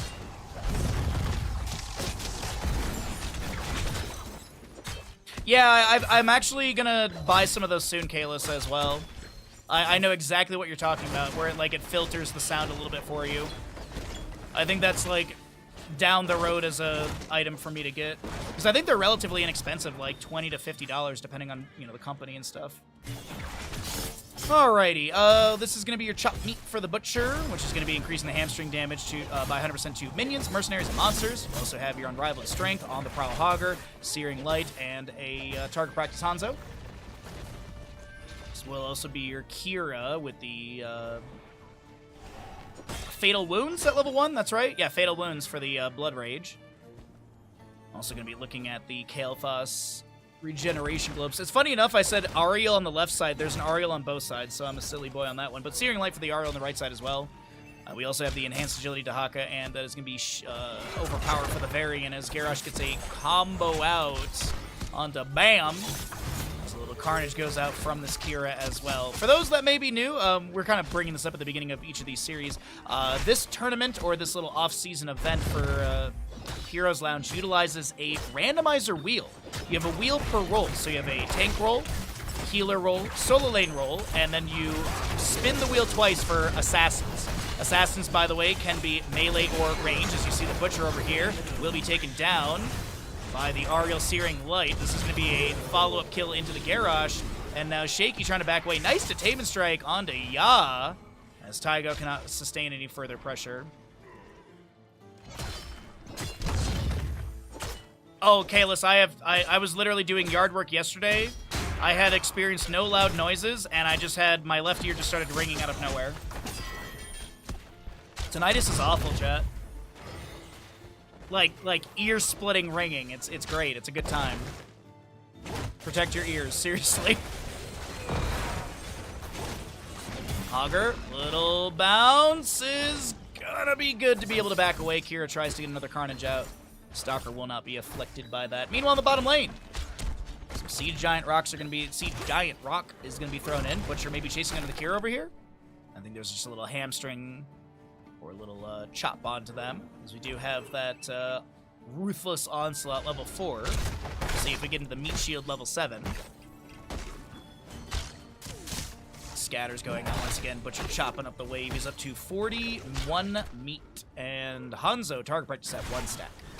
Objective shots are going to be available. We actually have Hogger in top lane trying to back away. Kira tried to use the grapple hook to chase onto Stalker, but won't be able to do so. Migo and Bam are going to be able to hold this top lane wave and objective.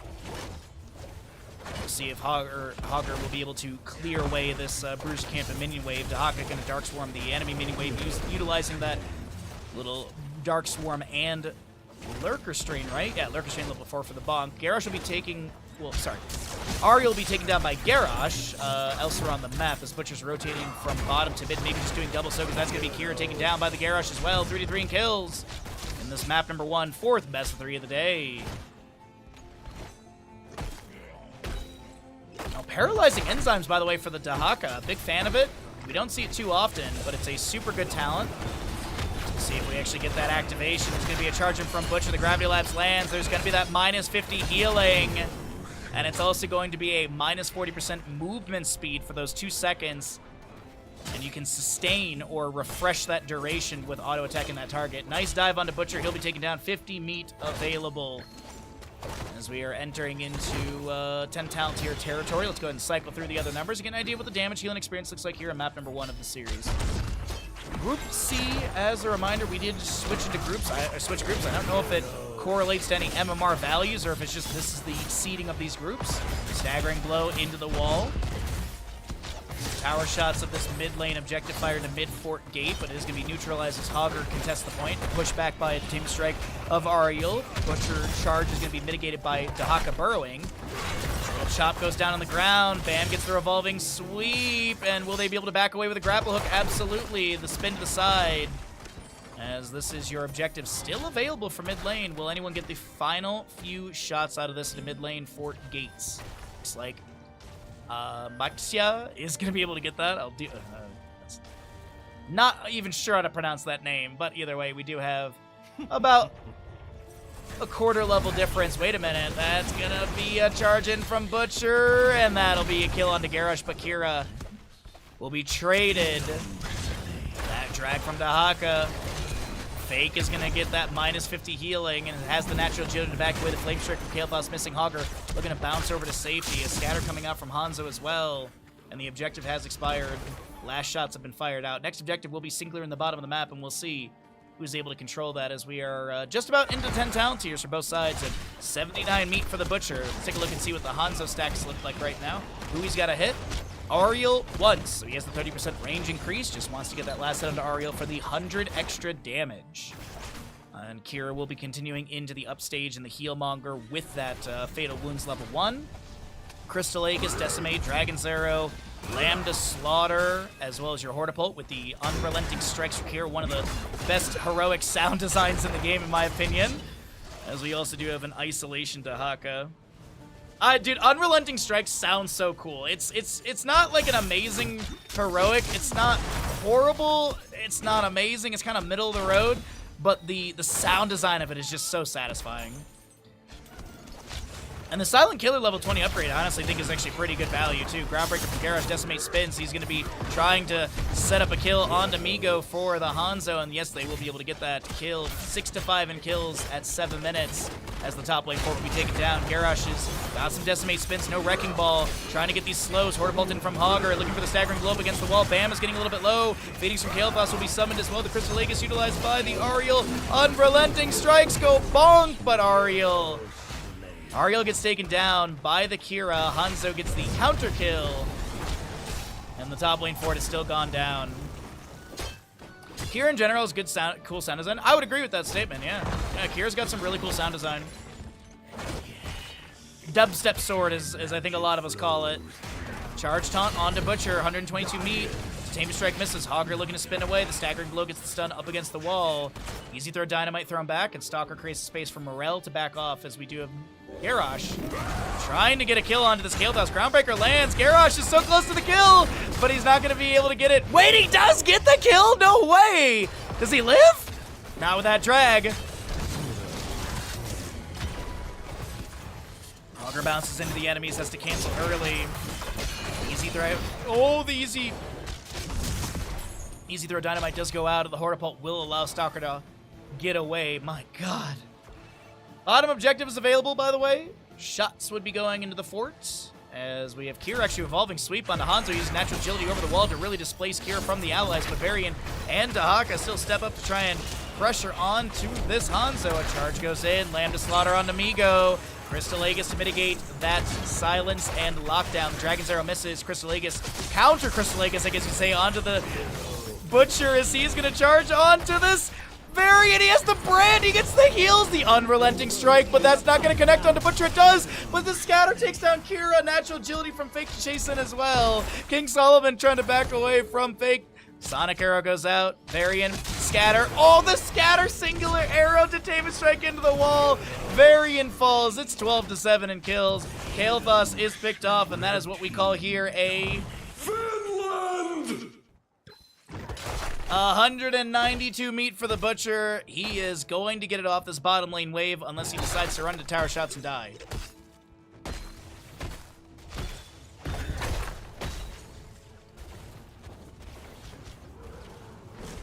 Bottom shots onto the bottom fort. Hogger's taking down mid fort as well. He's trying to get this taken down, so that way the remaining shots would then work on bottom lane keep gate, opening things up further for that boss, but it doesn't look like that'll be the case. Kira zones. And this is okay, because you still have these bottom shots will confirm the bottom fort, and a few onto the bottom keep gate, I do believe. Yeah, I do love this. The other thing I like about this series is that you do get overlapping heroes. I feel like it's more common in healing and tanking, but we did have double Zul Jins or matching mirror matchup Zul Jins earlier, so I feel like it could happen for anyone as the Unrelenting Strikes will be activated. Kael'thas will be taken down. The Hanzo on the left-hand side will be picked off as well. The Tame Strike into the wall. Kira, Kael'thas, and your Dahaka all fall. Butcher still managing to sustain himself up against the Varian, even with the -40 healing, and another Finland! is going to be achieved by the crew of Deckard Gym Buddies as they have a 10-kill advantage. And this is bottom lane keep gate to be opened up. Keep to be taken down as well. The timers are relatively low, though. Keep for sure. Next objective will be bottom and top locations. We still have a mid keep gate available there. Top lane keep gate slightly damaged. Butcher being thrown in. Okay. I mean, he can't lose meat. He can't lose any meat. He can't drop down from 250 or anything like that. Hogger going to grab this Bruiser Camp for the top lane as well, and it is a 3-level deficit currently between these two teams. 1 globe needed for Kael'thas to get his mana activation for that arcane barrier. This Kael'thas will continue working on this Bruiser Camp left side. Alright, Siege Giants are here. Yeah, these are going to scratch the shielding, and they're not going to take down the structure by any way, shape, or form. This Dahaka is clearing out the enemy Siege Giants for top lane. Bruiser Camp. Speaking of Bruiser Camp, though, we have another one grabbed here on the left-hand side. Verdant Spheres from Kael'thas activate. A little spray. Butcher shakes down sidewalls, just opening up the lane a little bit further and also denying any rotational vision to the enemy, as the sidewalls do provide a little bit of vision. No level 20 for the Slaughterhouse or anything like that. The Butcher charges onto the Kira, who was displaced by the Wrecking Ball of that Garrosh. Phoenix and Kael'thas thrown in as well. Garrosh a little bit low with the Living Bomb Flag, gonna try and heal up a little bit from some of those Bloodthirst. The Ariel is the next to go down. Kael'thas is trying to get away from Hanzo damage. Will be able to get that last auto, as this is just going to be another... And this is Sonic Arrow on the core. Butcher, I think, was like, wait, if we play the game longer, I can get more baseline stacks, as this is a big heal from Ariel to help out the Garrosh health bar. But with the death timers where they sit, the damage available, the positioning of the enemy team, this is going to be a map number 1 in this 4th best of 3 of the day, going over to the side of Deckard Gym Buddies. GG, well played. A dominant map number 1 at 12 minutes, 12 seconds.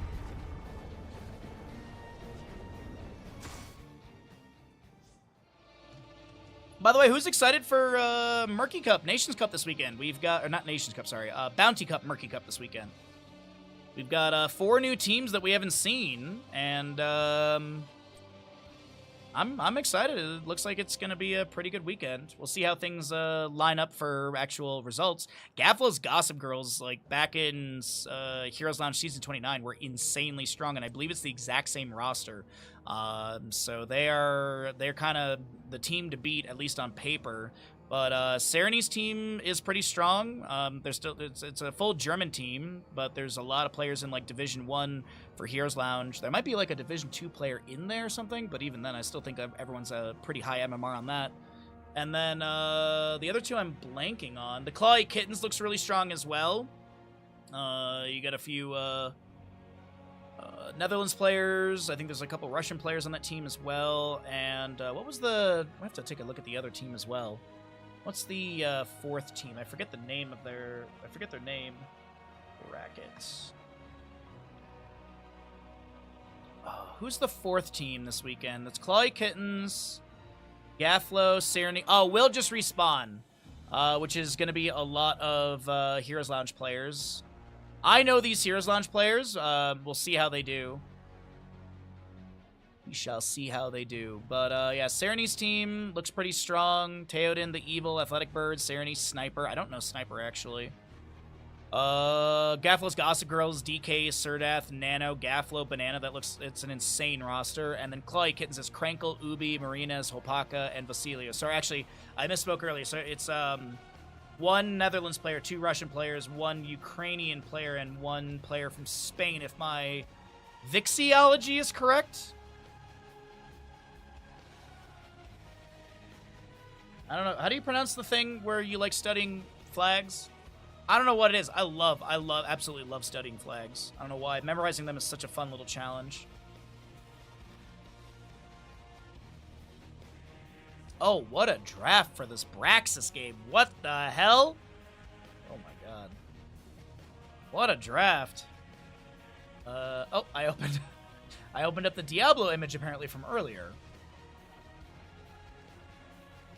Love the weekend tournaments. Me too. Me too. Not only is it fun, but it also makes my stream schedule very easy to figure out because I only have to plan for like 2 days out of the week, basically. Because Tuesdays and Thursdays are typically casting, so then we just have to worry about Wednesday, Friday, really. And now that we hit the Kingdom Hearts goal immediately, we're gonna be starting out the next Kingdom Hearts game tomorrow. I'll figure that out after stream, as Stark did send me a DM about game stuff for that, so I'll figure it out. Alright, players did not swap sides on me, so let's go ahead and update the scores accordingly. And what do we have for our map number 2 draft of this best of 3 series? No mirror matchup. I was thinking, you know what I should have done last game is I should have done which Ariel has more healing than the other. That would have been a better one. Let's see, though. We could do Mal'Ganis, Will of Trachondris. We could do Q-Build Falstad. Let's do Q-Build Falstad. Q-Build Falstad we don't get to do very often. So, yeah. Yeah, we got a lot of fun stuff planned. Also, tomorrow, we've got a couple things. So, tomorrow we're going to start with Kingdom Hearts. We'll start out with the next Kingdom Hearts game. We'll make fun of Sora's silly balloon shoes. And then we have the Marble Grande Grand Prix. That'll be at noon my time tomorrow, which is basically 23 hours from now. Actually, technically, you could say it's 22 hours and 42 minutes from now is when the Marble Grande Grand Prix is. I also have events in Discord for this. If you'd like to join the Discord, I make monthly events for the movie nights, the Grande Grand Prix, Baja Ross, and as well as the cooking stream. I haven't nailed down what day to do the Baja Ross, the cooking stream yet this month, but I'll figure that out. But yeah, so tomorrow is Kingdom Hearts, Marble Grande Grand Prix, and then we have the Summer Games Fest Bingo. So Marbles should end just about half an hour before the Summer Games Fest starts, and then we'll be able to make a bingo card for that. And the only thing that I'm like trepidatious about is some of the squares. Like I want to make a Bloodborne square, but I really feel like we're gonna get Duskblood information. Even though they announced the Elden Ring Tarnished Edition, I feel like they're going to have a trailer for that, so I feel like we should just make a From Software square. Same thing with Final Fantasy. Like, I feel like Final Fantasy VII Remake Part 3 could get the date or the name or both, you know, on Friday. I feel like those could be done. But I also feel like there could be, you know, there's been a lot of talks about a Final Fantasy IX Remake Remaster sort of thing. So, who knows? So, I feel like we should just play it safe and just do, like, Bethesda, Square Enix. I feel like we should just do a lot of, like, company names, like Naughty Dog as well. So, we'll make the bingo square for that, or we'll make the bingo card for that tomorrow, but that's the game plan. And then, as I said, Saturday and Sunday is going to be the Bounty Cup or the Murky Cup. Whichever you want to call it, because they did change the name like the day before. But we have 3 best of 5 Saturday, 3 best of 5 Sunday, so long as everyone can field a team. Unfortunately, on Sunday, this past weekend, one of the teams did have to forfeit because they just did not have enough players. So that was a very quick day for me, which it kind of works out. It kind of is a bummer because I love casting Heroes of Storm. I love what I get to do. I never wake up and go, God, it's another stream day. I think the only day that I have that feeling is maybe the subathons where I'm like, okay, today we got to lock in 18 hours. Here we go. But yeah, like I don't mind waking up at 6 a.m. and stuff like that. It's just a bummer. Like I want, you know, many Heroes of the Storm games. I want much fun as we can have. And that's why I'd be a great candidate for BlizzCon 2026 as a caster, Blizzard. I'd be great for casting the Heroes Classic Cup. I know the game. I know the heroes, I know the abilities, I know how to talk for hours, I'm easy to work with, and I could be your Deckard Cain. Literally. You could have me cast on day 1 and walk around BlizzCon day 2 as Deckard Cain. I do a great cosplay. Anyways, let's go ahead and get into this. Map number 2. We have ranted and rambled about our requests to Blizzard and the universe, but let's find out what happens in this series. We do have a Twitch prediction going on for all of you as well. As I said, we're going to be doing the Falstad Gathering Storm, so how many level 1 stacks for Falstad? I'm going to go with 100 or more, 99 or less.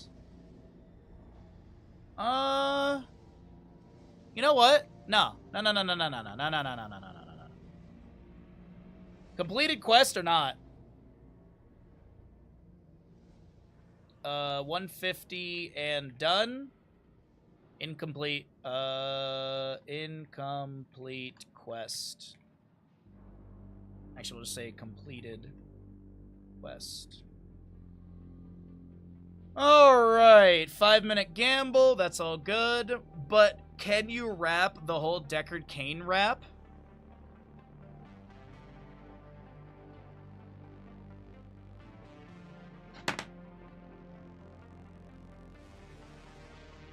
What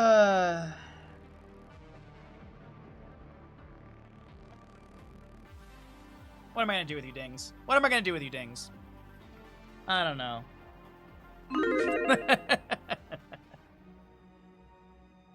Facility powering up. We're about to begin. On the left-hand side, it's going to be the members of Deckard Gym Buddies with the Tychus, Ragnaros, Tyrael, Falstad, and Karazim.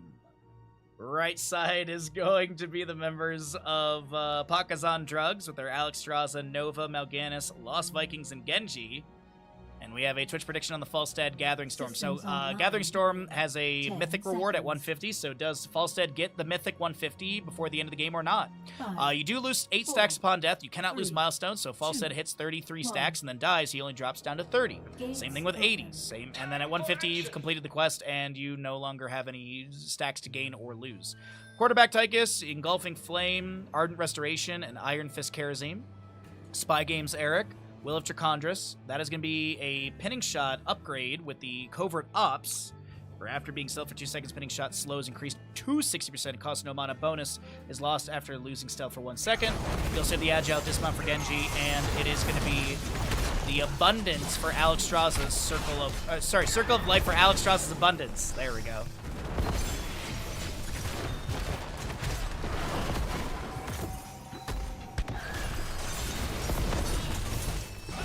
Alright, a few punches go in. Mal'Ganis Fellclaws landing into the enemies. Already 4 stacks for them. This overkill from Tychus is going to be activated.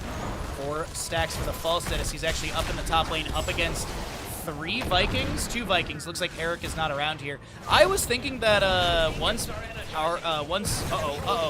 Falstad's taken down to 1 stack.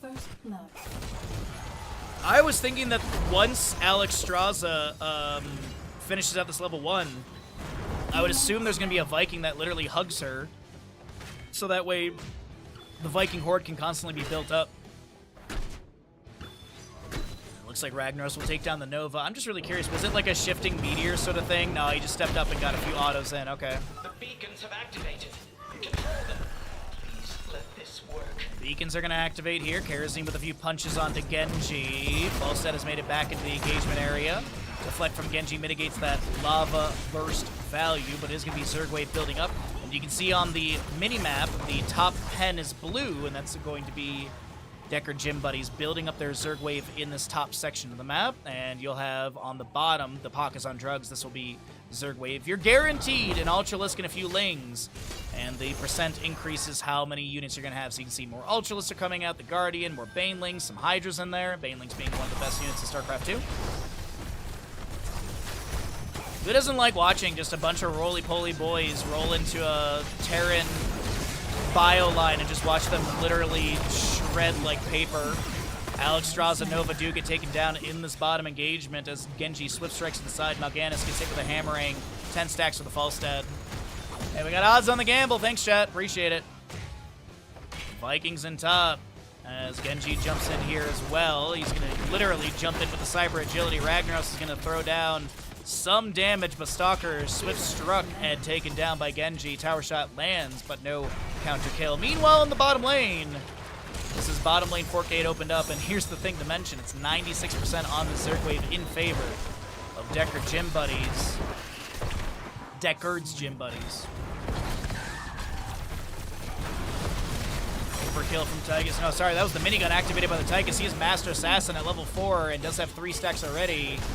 Genji jumping in, trying to get the kill onto Morel. Some Shuriken Spy in. That's going to be a swift strike into the Tychus, who dashed forward, trying to get closer, I think, to the Karazim for maybe a Breath of Heaven. Meanwhile, Ragnaros in top lane tries to push back some Vikings who are going to hurry up and run on out of here. 3 Vikings to maybe just run into this Ragnaros. So we do have the explosive, or the Pain Don't Hurt for Baylog. Explosive attack at level 1 for him, actually. Genji does not chase onto the Hanzo. Oh, wait. Genji just does chase onto the Falstad over here. Hammering thrown back, and Tychus dashes forward. No, Genji! No, Genji! Dash is a little too deep and will be taken down. Ragnaros is picked off by a Viking auto attack, and that'll be Balog and basic attack splash damage. Heal for 20% of the damage dealt. Healing is doubled against heroes as Kerosene will get the neutral on this North Beacon. Gonna try and dash in and take down a Viking. Grenade from Tychus is gonna be 1 kill. And this is going to be tower shots tanked by the Totem. But can Fake back away? Was it worth it? Nova, does she have the snipe, the kill? Bam is going to get the grenade hit. Fake is going to try and dip, dive, and dodge. And Bam is going to be the one taken down. Genji looking to get the kill into this Kerosene, who dashes back onto the Tyrael, dashes over to this Tychus, and Fake lives. Not punished. Meanwhile, Ragnaros takes down the last Viking. Actually, the other two have respawned, so it is still going to be Balog and Olaf rotating into top lane. Alex Straza putting a healing circle underneath the Falstad. We're not going to talk about it. Kerosene does not sustain the chase onto this Genji. Nova, though, is rotated in. Block Totem comes down the ground, and Kerosene will dash over to an ally. Meanwhile, in the bottom lane, Fell Claws from Mal'Ganis coming out as we do have 25 stacks in the Falstad. 5 stacks needed for him to hit that first 30% damage increase. Tyrael getting a little bit low. He's going to be able to Druid's Might teleport to the side. Night Rush out from Mal'Ganis. Tychus has the channel, and he'll be able to get that counter channel. 76 to 96 favoring the members of Deckard's gym buddies. Migo has maybe cornered themselves here. Grenade out from Tychus. Minigun is active. Volstad throwing in as much damage as he can. The Night Rush is going to create some space, and Shaky needs to avoid fatal damage from Nova as they're so close to getting these stacks. Losing 8 at 29 is going to be rough, but it won't be happening, it looks like. Ragnaros back in the top lane, doing his best to clear out this minion wave as the red Zerg wave is building up. This might be a very high Zerg wave for both sides, as yes, 96 to 100, big Zerg wave for both lanes. As Genji gets a few shurikens onto Ragnaros, up to 33 shuriken mastery stacks. Ragnaros trying to back away as the Vikings in top lane look to clear things out, but gotta be careful of those banelings rolling on in. Checking out the bottom lane really quickly. Aldrin's Might from the Tyrael thrown into the wave. He is not going to go Burning a Halo. Did go into Swift Retribution. As Kerosene misses a few punches onto this Alex Straza and friends. That'll be Genji taking down Night Rush from Mal'Ganis. Volstad is over the 30 stack mark, so he will be able to have that 30% damage increase, which is going to allow more bursts into the enemy heroes and possibly even wave clears. Migo should be able to back away. Uh-oh, not if Tychus and Tyrael body block and grenade block that disengage. As bottom lane Zerg wave has been cleared away pretty much. Top lane is still pushing in. The fort has been taken down. The Guardian getting a few more shots in. Bile drops will be summoned by Guardians or the Ultralisk, depending well, if one of them is alive still. Ragnaros is going to get a small amount of damage onto Genji, but he's going to be able to switch strike away. Okay. Thank goodness. Viking. I don't know if the globe tracker is working. I don't know if I saw that Viking board go up from the globe that was just grabbed. We'll keep an eye out as it currently sits at 16. Genji switch strikes to the side. Sulfur Smash misses. And an abundance goes down on the ground from Alex Straza. She does not have the regeneration globes needed, and Viking tracker is working as they have gone up to 18. Stalker avoids that precision strike from Nova. Still trying to back away. Kerosene, do you have a... That's a Divine Palm timing. That is so good. And Genji tries to X-strike and does not live. That's a Hinterland's Blast from Falstad. Odin, Judgment, Divine Palm, as well as the Alex Straza Cleansing Flame, Precision Strike, Carrion Swarm play again for Vikings and X-strike Genji as this is Tychus looking to step up. Vikings count, by the way, for Master Assassin, but yeah, you gotta be careful here. Gotta be a little careful in that moment as you had that minus armor. Falstad did fly over to this, but I don't think he's gonna sustain this pressure. Is he? Wait, okay. I was gonna say that. Felt like a, this feels like a massive overextension. Uh-oh, you're dead. Dead, Jim.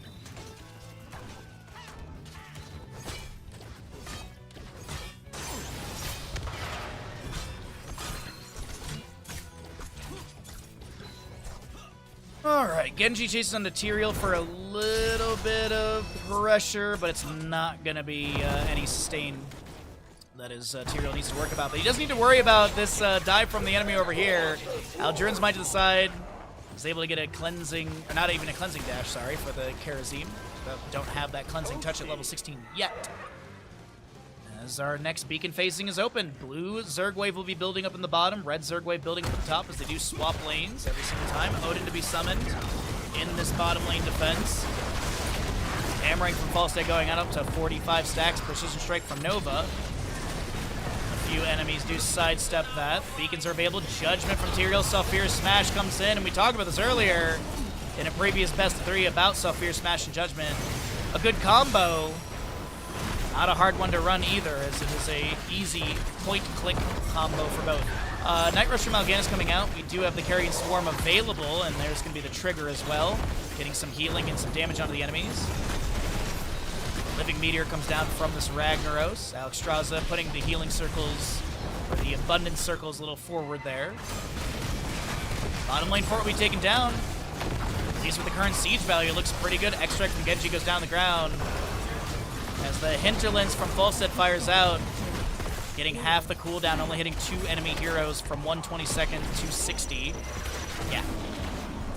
Another perfect Divine Palm onto the Ragnaros, but Karazim does not have a palm of their own to be able to back away, and Mal'Ganis will get that kill. Bam on the Nova's trying to back away. It's a very low Genji, maybe getting the kill into Ragnaros, and will be able to do so. Felcalls from Mal'Ganis coming through. Tychus is going to activate the minigun and will be able to take down Mal'Ganis before the Night Rush does get the sleep, and Zerg Waves are available, but it is going to be North Shrine held by the Vikings, South Shrine or Beacon held by Deckard's Gym Buddies. 55 stacks for the Falstad, 15 globes for Tyrael, 26 Viking Horde. We have 14 stacks on Master Assassin. If Tychus gets the kill onto Tygo right here, that's Master Assassin done. So close. Greed for it. Greed! And this is why I don't play competitively. No, nicely done. They do manage to get the Master Assassin kill, so that's going to be 25% attack speed increase for Tychus. That also does affect the Odin, as the Viking will be taken down by the Tychus as well. No overstacking on Master Assassin or anything like that. Genji will fall to the Tyrael. Hammering from Falstad goes out. Shaky won't be taken down up to 66 stacks. We do have the Vikings who played it again. They're all grouped up. The overkill from Tychus is so good. That's that spray and pray level 13. And that is going to be Mal'Ganis, the last defender. Archangel is easily taggable here. Mal'Ganis showing in lane, so they don't have to worry about him trying to step up and counter-channel the beacons. And let's take a look here. Top lane keep, no damage. Bottom lane keep, no damage. The Archangel, I believe, will flip a coin. And hopefully that coin is flipped into bottom lane for Deckard's Gym Buddies. It is going to go to top lane. Looks like those Hellbats will be Hellbats will be grabbed here as well. Not as numerous as the ones our enemies face, so maybe there's hope yet. Big blue Zerg Wave bottom. Ultralisk over here is going to be cleared as you saw that Bile drop on the left-hand side. Ragnaros clears out the Ultralisk. No other Zerg to be summoned. Overkill from Tychus with that spray and pray, as I mentioned, at level 13. Probably armor-piercing round 16. That's usually the combination together. Mal'Ganis is going to get scouted very far from his team. Tychus is going to round the corner with minigun activation. Night Rush goes out, and Migo is able to back away. Archangel still pushing top lane. Zerg Wave in bottom at 60%. Odin will be summoned as well. It's a 2-level lead, a talent tier advantage, an 11-kill deficit. And everything's looking good for the side of Deckard Gym Buddies to take down this bottom lane keep with the current Zerg Wave and Siege value available. Judgment into Hinterlands, as that'll be the Ariel taken, sorry, the Alexstrasza taken down. Different A in my brain. Tychus does have that armor-piercing rounds. As this is going to be Genji diving in. Ragnaros will be felled as well. This is Migo trying to Night Rush to safety. 3 Vikings are probably taken down. They had play again available, but they're just not split. And this is core being worked on by the side of Deckard Gym Buddies, but those health bars are a little bit low. The Guardians are fixated, I do believe. Core shielding is falling. Falstad trying to save his stacks. Night Rush out from Mal'Ganis as well. As big hammering from Falstad goes out, Migo is going to get some Cleansing Flame heals, as Tyrael still wants to attack this core. Hammering's coming out from Falstad. Migo getting a little bit low. 2 or 3 auto attacks needed to take them down, but Alexstrasza has a nice big heal. And she'll have some Flame Breaths, a little Wind Buffet as well. Karazim gets the dash and the Divine Palm into Tyrael, who's going to try and back away. Yeah, oh my god, I can't believe it. Wait a minute, no way. Tyrael makes it out alive? I thought at least Karazim or him would fall, but okay. Nova's still chasing. Hammering gets the dismount. 92 stacks for your Falstead, by the way. He's on the road for the 150. Another 58 needed. Will he get it? We're going to find out. But it is a 32 kill game. Or sorry, 33 kill game.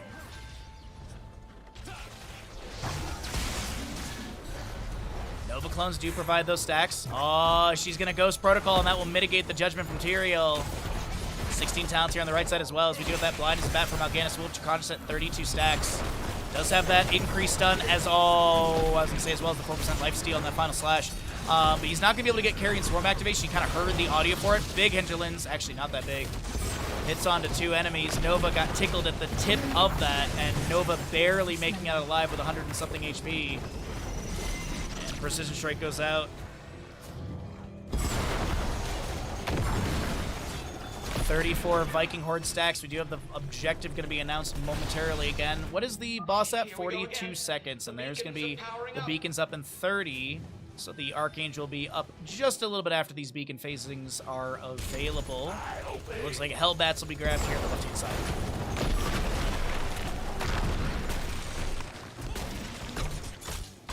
Tries to jump on this and contest a little bit. X-Strike from them as well, so Fierce Smash goes on to the ground. That'll be a trade for Genji and the Ragnaros. Bam is a little bit low, but this Nova will not be taken down. Beacons are active.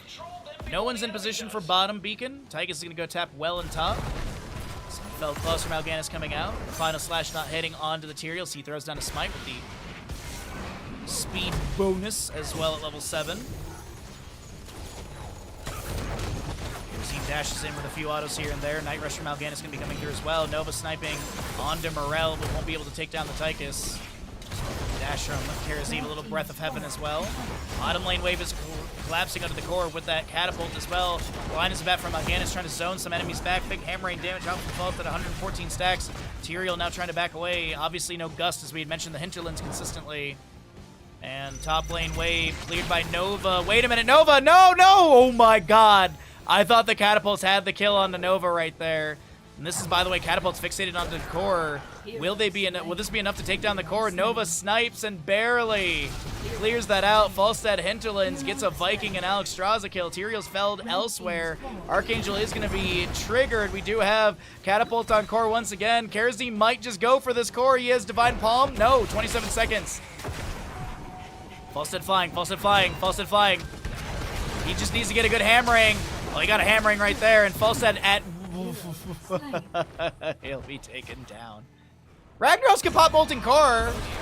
That honestly would be enough, I think. Is he saving Molten Core for next game? Because I, honest to God, don't think I've heard a Molten Core all game. Nova Snipe combo. Fellclaws interrupts. Oh my god, I can't believe it. Oh. The rare Submerge level 20 from Ragnaros. Karazim, Divine Palm will not trigger, but did go for the Palm upgrade at level 20. It does actually trigger in the end. Okay. Zergwave is heading to core, and this is going to be 3 Vikings possibly taken down. I do see 1 taken out. Looks like the other 2 are starting their retreat. Alex Straza pops Dragon Queen. There's your Molten Core. Keep in mind, the rune explosions don't deal damage to core. The only thing that does is the meteor shower. You can see the explosive rune, create a rune that damages non-structure enemies. But it seems that the call is to team fight. The Ragnaros Molten Core has expired. Mal'Ganis will be taken down. And there's levels of awkwardness. This is insanely high, levels of awkwardness. Falstad, are you just going to go for it, bud? Does he have flight? He shouldn't have flight. Oh, he does, actually. Is he going for this? No way. No way Falstad tries for this, right?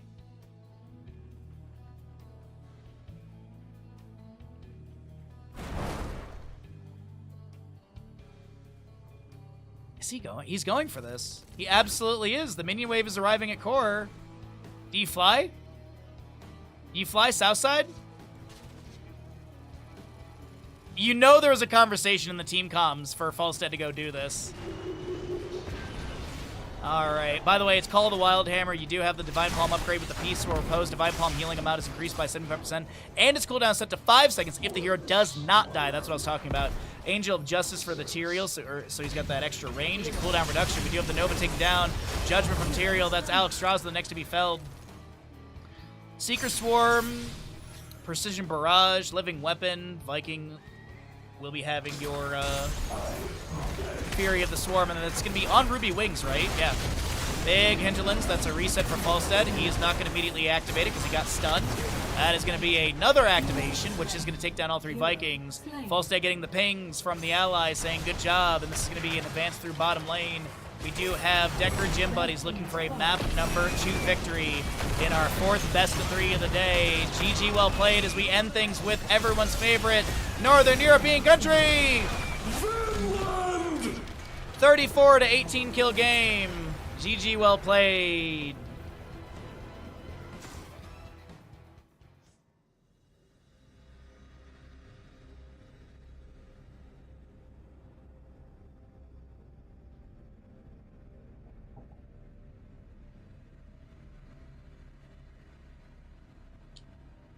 Alrighty, everybody. Let's get another series going. How about it? Who else are you going to find doing 3 best of 5s for you in 1 stream day? Not many streamers out there. Not many. But, Bahamut. It is an incomplete quest. Did not finish that. Doubters get paid. What's the story behind Finland? I fat-fingered a button. That's literally it. I had a team kill button on my stream deck. I was in the wrong folder, and that same spot is Finland. And I did it one time, and chat was like, that's funny. And then people wanted more of it, so I did more of it. That's the lore. How you doing today, Lich King? How goes your day?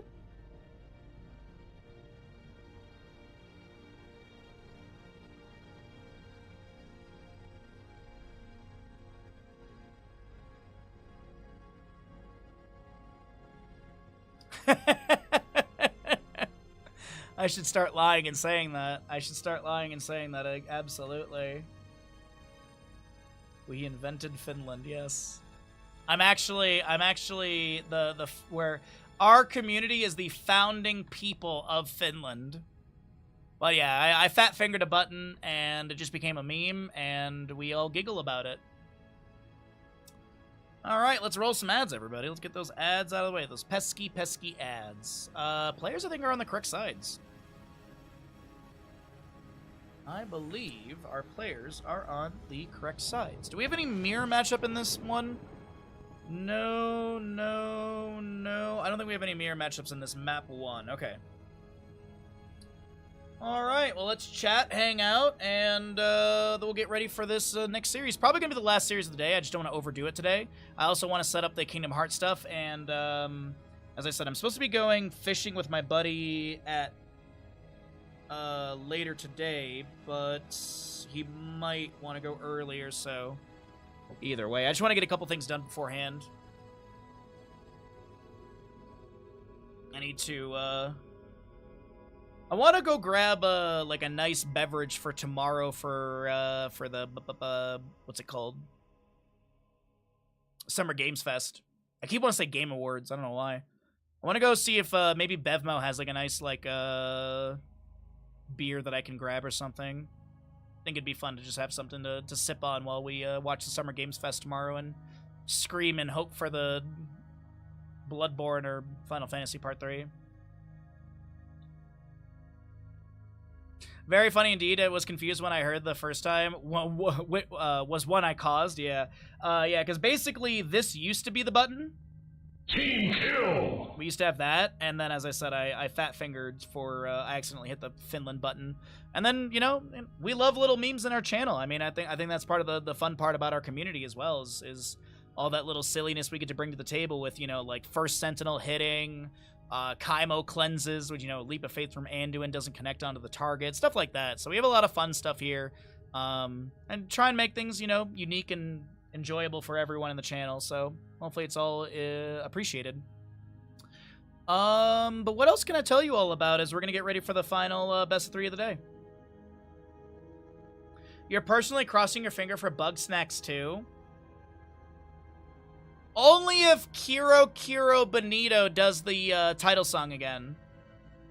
Right? Isn't it Kiro Benito? I don't hate that I know this. It's just I don't know why I know this. Kiro Benito.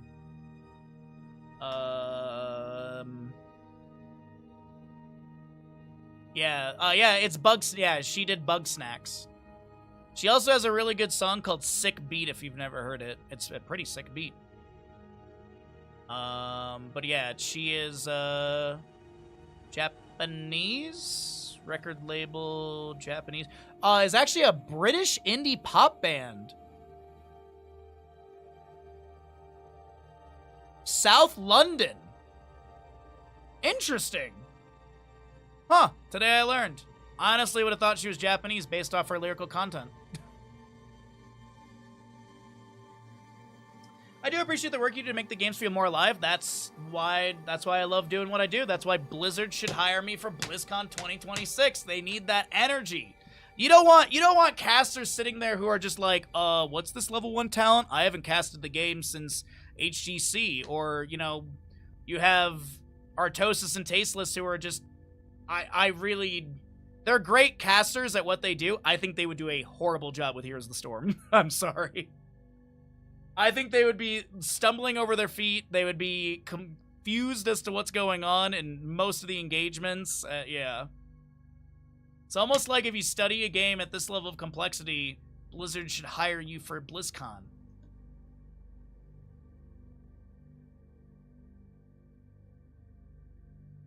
One last note before we get into this final series. We have started dual streaming to YouTube. Whether you actually plan on, like, watching on YouTube or not, I really do hope that you all subscribe to both YouTube channels. We are trying to grow both of these. The big thing, if we hit 100 subs on the Bahamut Plays channel, we can create a unique URL for that, which is really nice. If we hit 1,000 subs in the Bahamut Gaming YouTube channel, we are then able to monetize that channel, which means more money for Bandit. I don't think I'll make a ton of money off of YouTube, but every little bit helps us out. So please, please, please, if you have YouTube account or accounts, please go and subscribe to both of the YouTube channels. The Bahamut Play channel, I don't really plan on doing a lot of focus on that. It's basically an archive channel. Twitch VODs expire after X amount of days. YouTube live streams don't. So basically YouTube will be our live stream archive, and because I've had a bunch of people in the past be like, oh, is your first playthrough of this game on YouTube? It's like, no, I didn't upload much to YouTube because I tried to do Hollow Knight. That had zero, like that got no traction. I tried to do Doom as well. That got no traction as well. So I was like, the Bahamut Gaming channel is purely for just Heroes of Storm casting, edited VODs. The Bahamut Plays will be our archive channel, and thank you, Cav. I appreciate that. Alrighty, and yes, we also, you can see the YouTube chat on the Twitch channel or whatever, so let's get into this. Sorry, I drank tea too quickly. Artanis Dings.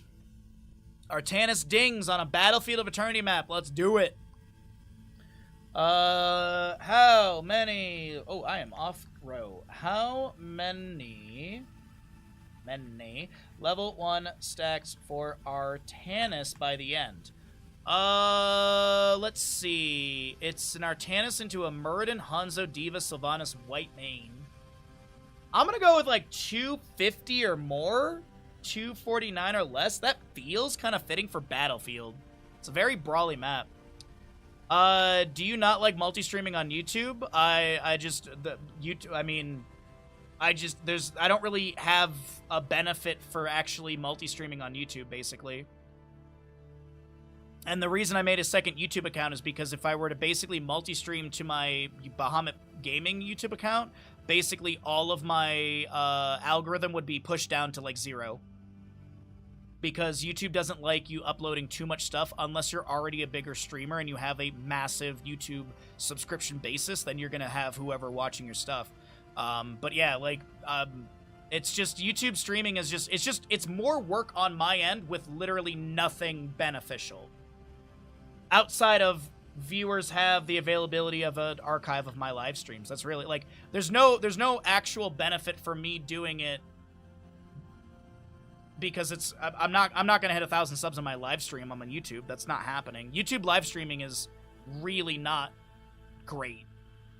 The algorithm push is gonna basically be for who's at the top, who's already favored. That's really it. I mean, it's kind of like Twitch, but discovery on Twitch is at least a little bit more viable. But it's just, as I said, it's more work on my end with, like, no relative value. It's the same thing. Like, there was a point where I took a break from uploading videos to the Bahamut Gaming channel because I was literally like, why am I spending, like, an extra 10 to 15 hours a week editing all these videos, putting them up on YouTube, scheduling them, making YouTube thumbnails, this and that, and I have nothing. So, yeah. So that's why I said, like, that's why I'm like, the Bahamut plays, like, it's literally just an archive at this point. So, and I mean, you know, if people watch over there, awesome. The only worry, the biggest worry on my end is that I will basically be splitting, or I'll be not splitting, but I'll be reducing some of my Twitch viewership because people might watch over on YouTube, so that it actually could be detrimental to me at my scale of viewership. Maybe try a separate channel, Baha VODs. Did you miss the part where I talked about the second YouTube channel and algorithm and the command that Ashmantle has literally above Cav? Did you miss that part, bud? Because that's literally what I was explaining. That's why I was explaining the whole YouTube algorithm thing and archive and 100 subs. So yeah. All that stuff. All right. Are we ready to go into another series, everybody? I've been leaning in my shoulder too much. I can feel it on my left side. I mean, if you're watching on both, that is like the most S-tier thing someone can do. That is actually the most appreciated, honestly. Because, you know, any viewership on the YouTube side might generate the algorithm to say, like, oh, look at this. People are watching the live stream. We should push this. Because I doubt there's many, if any, people live streaming Here's a Storm to YouTube. The other thing that I will probably do in the future, but have, like, zero to little management, are Kick. I have Kick partnership I got for free, so I was thinking about literally, like, streaming over there as well, just to purely just have another spot. But once again, that's more work on my end, because then I have to have another tab open on another monitor. Like, right now, I barely have enough monitor space for all of what I'm doing, so that's kind of like the biggest thing. But yeah. VODs are here. Yep, it is also in the YouTube command. It is, both of the channels are in the YouTube command. Both of them are there. All right, let's get into it, everyone. Here we go. Level 1 prediction for Artanis in the final best 3. Let's make these gambles big, big, big. You got YouTube on the big TV and chat on your phone. Janet, that is so appreciated. Thank you, seriously. Every bit of support is super duper appreciated. I will always thank you all for that, and thank you for being here. Thanks for watching, and thanks for supporting the best MOBA ever made. On the left-hand side, we've got, oh, I forgot to double-check, and I am incorrect, so give me 2 seconds here to just swap the names over, because we do have... It is going to be 911 emergency on the right side, with My Eyes on the left side. 1. We cannot just trying to scale these out really, really quickly. Okay, that looks good to me. And so, yes, Morales is My Eyes, and Morales is on the left-hand side for My Eyes. Okay, so we have a level 1 prediction for the Artanis, by the way. He's going to be going Protector of Ire. Every auto attack against enemy heroes gives you 1 stack of Protector of Ire, or 0.1%. It gives you 1 stack. And basically, getting a heroic kill gives you 10 stacks. You have your life support for the Morales at level 1. There's also going to be your Ancestral Strength for the Orphea. Frost Presence for the Arthas on that Howling Blast and Nice and Vento as well. You have Murden with Dwarf Block, Simple Geometry, Full Metal Diva, Unrelenting Torment, and Pity the Frail for Whiteman as an Umbral Bind lands on Neptibus, who will utilize that Haunting Wave as a cleanse to back away.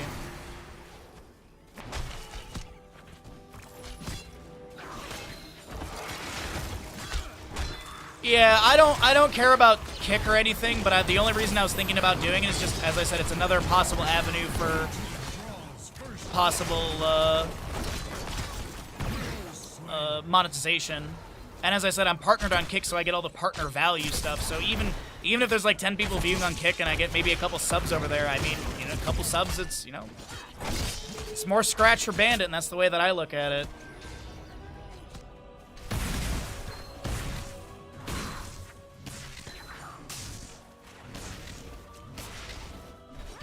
But that's something down in the future. I'm not really leaning into Kick too much right now. The YouTube VOD thing was like the biggest thing I wanted to really start getting into this year. Just so we have that archive, as I keep mentioning. Alright, well, we got some decent odds on the gamble if you'd like to participate. Still got a good 2+ minutes available. As Arthas looks to step up, the Overbind pulls back a few enemies. This is going to be a Howling Blast missing Haunting Wave over the wall from Neptibus. As a grenade pushes the Sylvanas out from behind the fort gates. Another Howling Blast landing. Alright, your Diva's gonna recall on the right-hand side, or, sorry. The Diva's gonna recall from top lane to their Hall of Storms. Artanis is still just slowly clearing things on the top. Already at 36 stacks. Not too bad. Pin down for Maiev is gonna be picked up, but no pin done for her. Frost Presence already at 7. Frost Presence, for those that may have missed the Arthas rework, is going to have a few different things. So by taking the talent, you get the 20% area increase. When you root 15 enemy heroes, it now roots along the path. And at the 30 mark, you now have a 50% slow from the Death Coil for 1.25 seconds. So it is a little bit of a different. Shattered Armor moved from level 13 to level 4, as you see that level 4 talent. And that's still going to operate the same, minus 15 armor for 4 seconds. Spacement Grenade from Morales will be fired out. Shadow Ultramorphy to chase onto Aeltis. Zaxi pulled back in with the Umbral Bind. Natural Agility over the wall to safety. Felt like a boomer? No, you're okay. Ask questions and stuff like that, by all means. Absolutely. No boom, no big boom in here.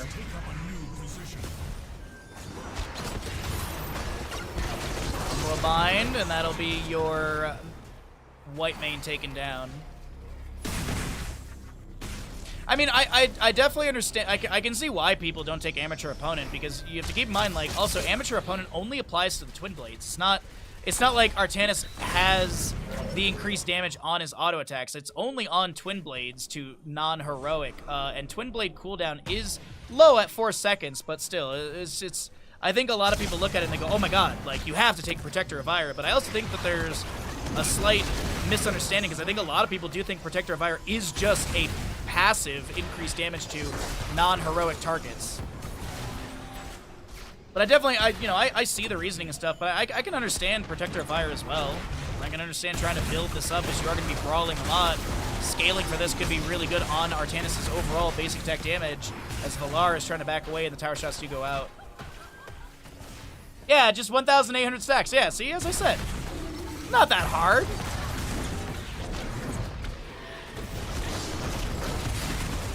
Panda J is trying to back away. I don't know, if you're really, like, considering race heroes, I feel like there are better opportunities and better heroes to choose from.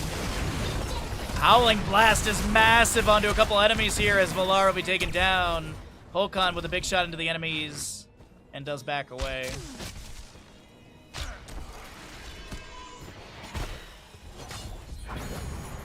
Artanis currently at 105 stacks, so it's 10.5% increase basic attack damage, right? Or is it just all? Yeah, basic attack damage. Yep.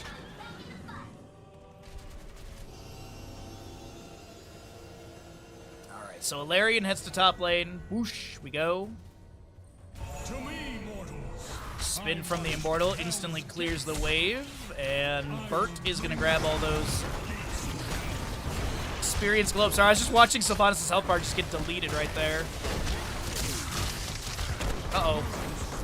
The Maiev will be taken down as she's unable to get through the fort gate of the enemy. Savage spin from the Immortal does push Aeltis towards the Orphea and Arthas as the Artanis is trying to back away. Mech explosion. Nuclear option. Panda J will be fine as Orphea will be the one taken down by Allura's Mecha Explosion. Alright, next Immortal is going to be sub 8 minutes in game time, and we'll be looking at 10 talent tiers right around that time.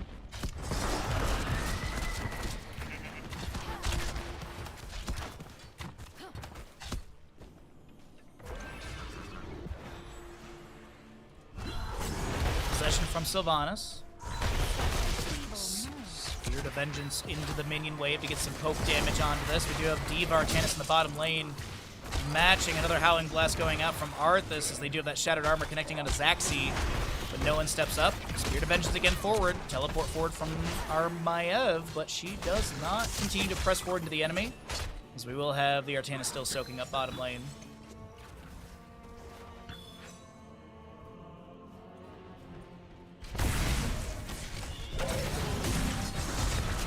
Panda J cannot sustain this fight and is going to need to back away. Blade Dash goes out, and this might have been a mistake. Going to try and get the heroic kill for the 10%, or the 1%, but is not going to be able to do so. The D.Va mech would have counted for that, and Artanis will be taken down. That's going to be 5-3 in kills, just about level 10 on both sides. Let's go ahead and see what we have for the objective contest. See, look, Artanis is at 146 stacks. He only needs another decimal. He only needs another integer with that. You know, he just needs to get to 1,000, 500 or so, and then he's matching amateur opponents.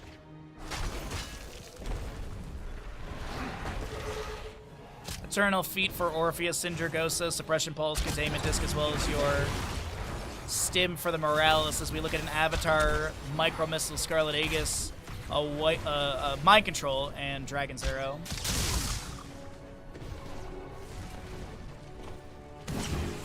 Stonebolt goes out onto Artanis. Face Prism as well as the answer, but it's not going to connect. 48 stacks, by the way, for the Muradin. He did go into the Perfect Storm at level 7, the rare pickup. Stormbolt cooldown is reset, and 25 mana is refunded if an enemy dies within 3 seconds of being hit by it. This effect has an 8.5 second cooldown. Keep in mind, that does correlate to minions. This is actually, I love using this talent in ARAMs, because if you literally Stormbolt and you also hit the minion wave, you can basically get a reset on your Stormbolt from the minion death, and you can double Stormbolt into the enemies. Dragon's Arrow lands onto 4. Arthas answers back with a Howling Blast, finishing out his Frost Presence. He's going to Syndragosa into the enemies. No lockdown onto the structures at all. Suppression Pulse from the Artanis comes through, and Arthas is taken down. Eternal Feast from Orphea as the D.Va Mech Explosion zones, and we go back into the objective race. Holcon with the Fusion Cannons getting auto attacks out.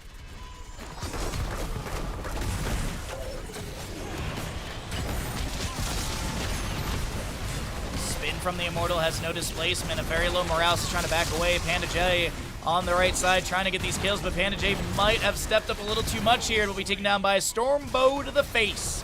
186 stacks for the Artanis in the Twitch prediction. Morale's trying to back away. A lot of energy available, but she is going to be Mocused. And that'll be Sylvanas with the kill. The Mind Control landing into the Orphea. She'll be the next one to go down, but the Shattered Armor is going to be able to set up a counter kill, as your Immortals will be swapping into different positioning here. Where are we going? East-west or north-south once again? We'll see the east-west on the race potential sides, as D.Va goes over for this right side. If you're looking at D.Va's stats, she has currently got 4 attacks per second with 88.1 damage per attack. Tyga's with the same attack speed. I honestly don't know what his attack damage would be at level 12, though. I'd have to do a little bit of research. Phase Prism swaps this Murd, and he Dwarf tosses to the side, and he'll be able to disengage.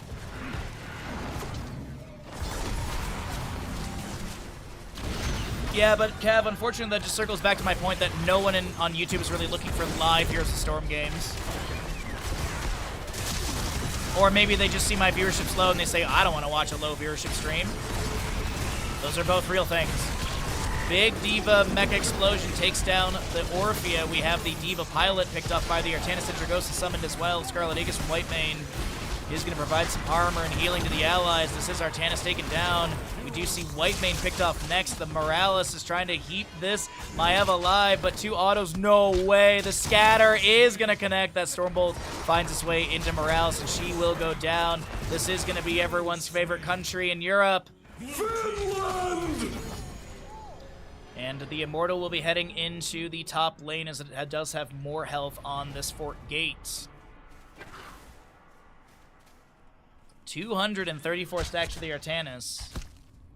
I honestly did not think he was going to be this high at 11.5 minutes. Like I really thought he was going to be like half this maybe at this point. But speaking of also stacking, we have 359 of the 400 for Sylvanas, 81 of the 160 for Muradin, 19 Frostmourne Hungers for the Arthas, as well as Maiev is 2 stacks on pinned down.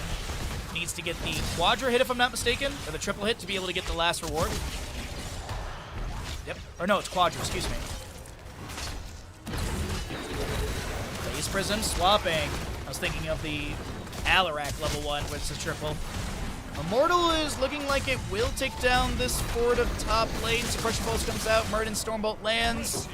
Immortal Savage Spin pushes this Arthas to the side. Sylvanas will be taken down the bottom lane. Diva Mech will be lost by the Orphea.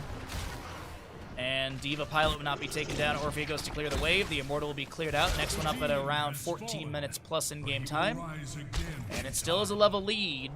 We have 24 kills in total so far. 11 to 13. Not a bad map number 1 in this final best of 3 of the day. Spirit of Vengeance into the camp. Wait a minute. Stormbolt from Muradin. Phase Prism from the Artanis with the answer back. And Arthas has the Frozen Tempest active. Looks like Muradin and friends will disengage. The scatter goes off, and this is going to be the Impaler camp moving in through top.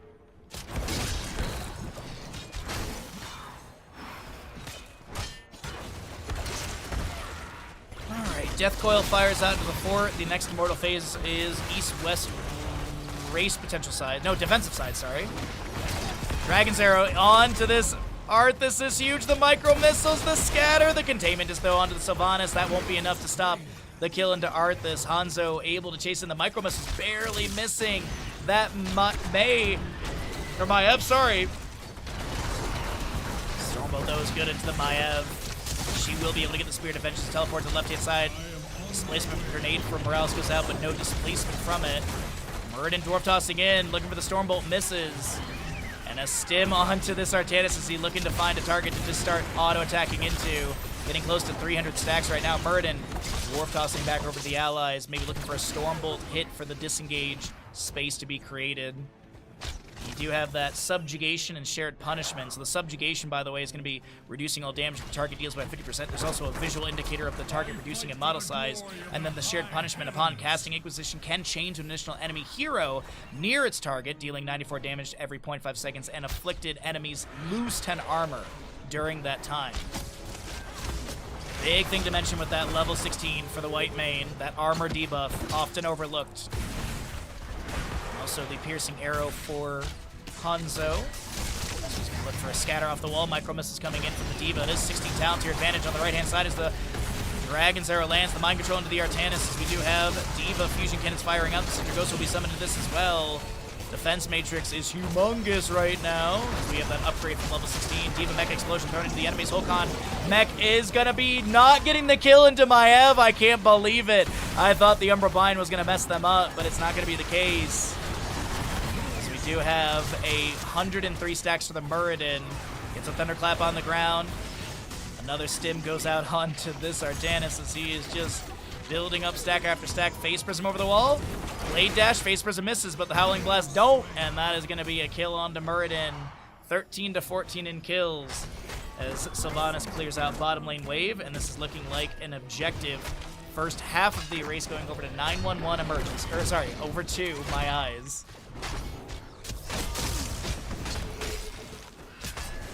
Sonic Arrow to grant vision. Stormbow being charged up, looking for a little hit, but none to be connected. Spirit of Vengeance. And this will be the Impalers in camp. Impalers and Minion Wave moving in through bottom. Battle cannot remain here. Howling Blast on the right side, just check that camp. No one's there. Immortals will go to race sides. Arthas looks to maybe anchor for his allies. If they win this, which I do believe they will, it's going to be heading into bottom lane with the current standings. Suppression Pulse out from the Artanis. Maiev is still racing on the left-hand side. Scatters from Hanzo. Stormbolt from the Muradin in this corridor. Blade Dash goes out. No Phase Prism swap. Containment Disc will be missing as well. Scatter's trying to poke out here and there. Panda J with a little Twin Blade activation. He did go into his Blades of the Templar, increase the attack speed by 20%, base attack slow for 20% for 1.25 seconds. Race on the left side from Maiev is still being worked on. Dragon's Arrow lands onto a couple enemies. The Mind Control follow that up. There's going to be micro missiles. The stim onto the Artanis won't be enough to save him. The Eternal Feet from Orphea will be triggering, and that will be the Nexus Force to take down Hanzo. And the Immortal looks like it will be won by My Eyes. That will be heading into bottom lane. Defense Matrix with your level 16 diverting power. Big Howling Blast chomp from the Orphea. Diva Mech will be lost. And the Dread goes out, but Holcon Pilot will not be taken down. As here we go into bottom lane with the Immortal. Let the burning hells atone for their sins. I shall march for hell's gates. Bottom lane fort is taken down. Syndragosa available if they want to summon it. Oh, Howling Blast almost connecting onto Neptibus there. The Mind Control nearly hitting Maiev, but she'll be able to double back and avoid that hole. Syndragosa summoned. Knocks down the other tower. Little Death Coil from Burt going into Neptibus Sylvanas. Scatter from Hanzo, pokes on the back line. Mortal damage is pretty decent. Suppression Pulse comes out from the Artanis. Containment just finds its way onto the Sylvanas on the right side. What's the follow-up into that? Is there any? Displacement Grenade, and it seems like My Eyes will back away. 911 emergency will be able to clear things out, and it's your best friend, Carbot. Thus ends my assault on hell. I must rest for a time. Alright, so next one is about 20 minutes in game time. Sonic Arrow scouts out this bush, and it's like, oh, yeah, there's a lot of enemies. Phase Prism onto the Muradin, though. Stormbolt will miss.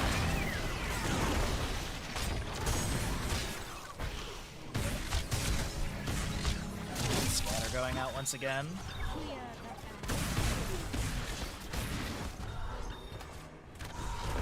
Alright, 20 talents here getting really close for both teams. Blade Dash again from the Artanis. Wind Blades into the Muradin. There's the Phase Prism onto Aeltis. Haunting Wave again from Sylvanas with the Festering Wound. She's at max stacks on the baseline. And we'll get that auto upgrade on Vigorous Vaulter in a moment. So, Shadow Orb Huntress, that is going to be your Plasma Burn, Absolute Zero, Ancestral Strength, as well as the Hospice Care, I think, for the Morales, right? Yeah, that is the Safeguard grants the target is unkillable for 1 second. If the target is under 50% maximum health, when the unkillable effect ends, they are healed for 8% of their maximum health. This top lane keep gate is going to be opened up. If the Immortals won by the side of My Eyes, this is exactly where it's going to be going. So weakening this gate is a big advantage, especially with the 20 talents here advantage for the time being. Nade going out from Morales once again. Nearly 400 stacks for the Artanis. Syndragosa, Absolute Zero. And there's a Blade Dash. Phase Prism lands onto this White Mage. She'll pop the Scarlet Aegis. Does not have the Scarlet Crusade level 20. Pin done, completed by Maiev. As White Man gets taken down, Diva Mech Explosion will go out. Panda J a little bit low. Gets the trait to kick in. Blade Dash again. Diva Mech lost. Aeltis is trying to make a play, but the Umbral Bind pulls them back in. The Unkillable applied to the Orphea, and she will be taken down afterwards. Impaler Camp is here. Unkillable applied to the Morales. The She will be the next to go down. Stormbolt flying out from this Muradin. And now, can they take down this Arthas? The big shot from Diva going out as well. The Howling Blast is there. And we're up to level 20s on both sides with the Mountain King. Dark Lady's Call, Timing Attack, Bullseye. as well as your Scarlet Aegis. Well taps from a few members of My Eyes in bottom lane. Hanzo Sylvanas racing. This Immortal will go into the bottom lane fort. 911 emergency may be able to get this fort takedown, possibly a keep as well.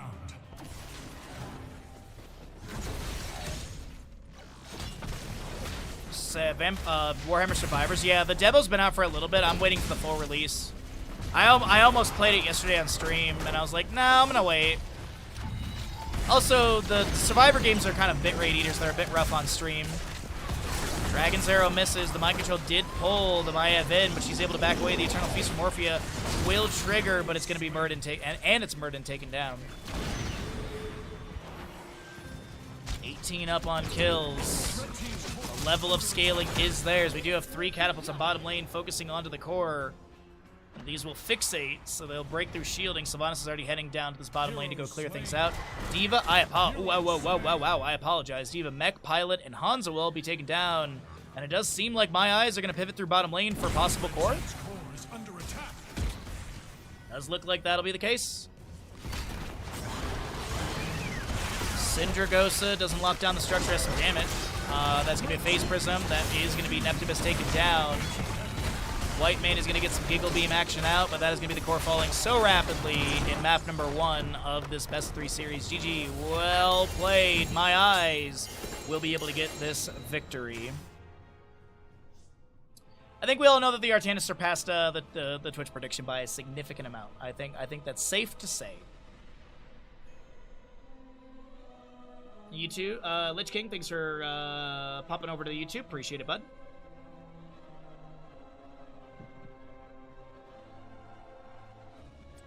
Yeah, he had nearly 500 stacks.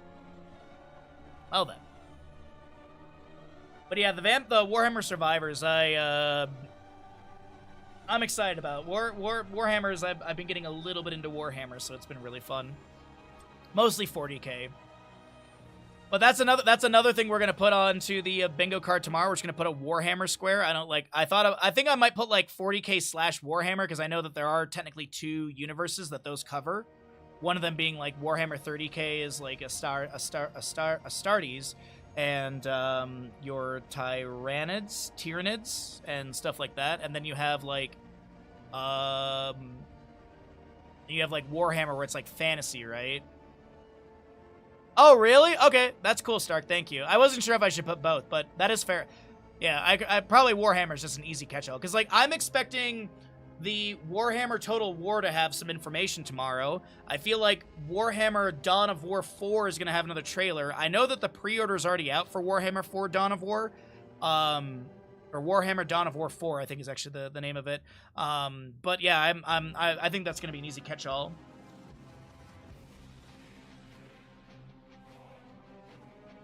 Just 40k is, well, 40k is after Warhammer. Oh, okay, that makes sense. The Horus Heresy. So Horus Heresy was the thing that I was reading. That was the book series I was reading. I really liked it. But it got to the point where the books kind of became like collector level of like, I just wanted to like rent them from the library.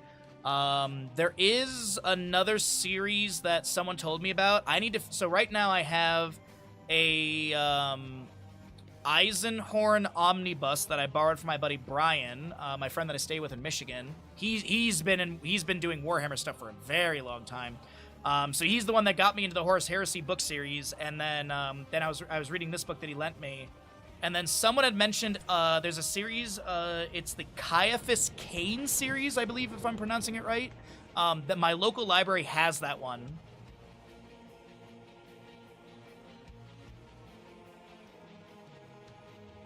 So that's, someone in chat recommended the Caiaphas Cain series, so that's the next on my list. But I've been really bad about reading lately. I think I read like a third of the Eisenhorn Omnibus, and I just like fell off of reading this year. I don't know what it is. I think it's just too many distractions. I just need to like sit and read. I was gonna read last night, but then I decided to play like 2 hours of Mario Tennis.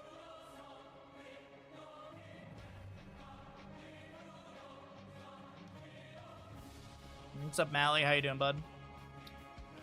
All right. right, so we gotta let ads go and stuff like that, and then we'll get going into this map number 2, sorry. Because it is going to be Volskaya Foundry, and what do we want for this gamble? Ooh, Tyrande baseline stacks, maybe? I feel like there's a lot of stackage that can be done with Tyrande baseline on Volskaya Foundry. We're going to try and see if she gets to, like, 30 or more or something.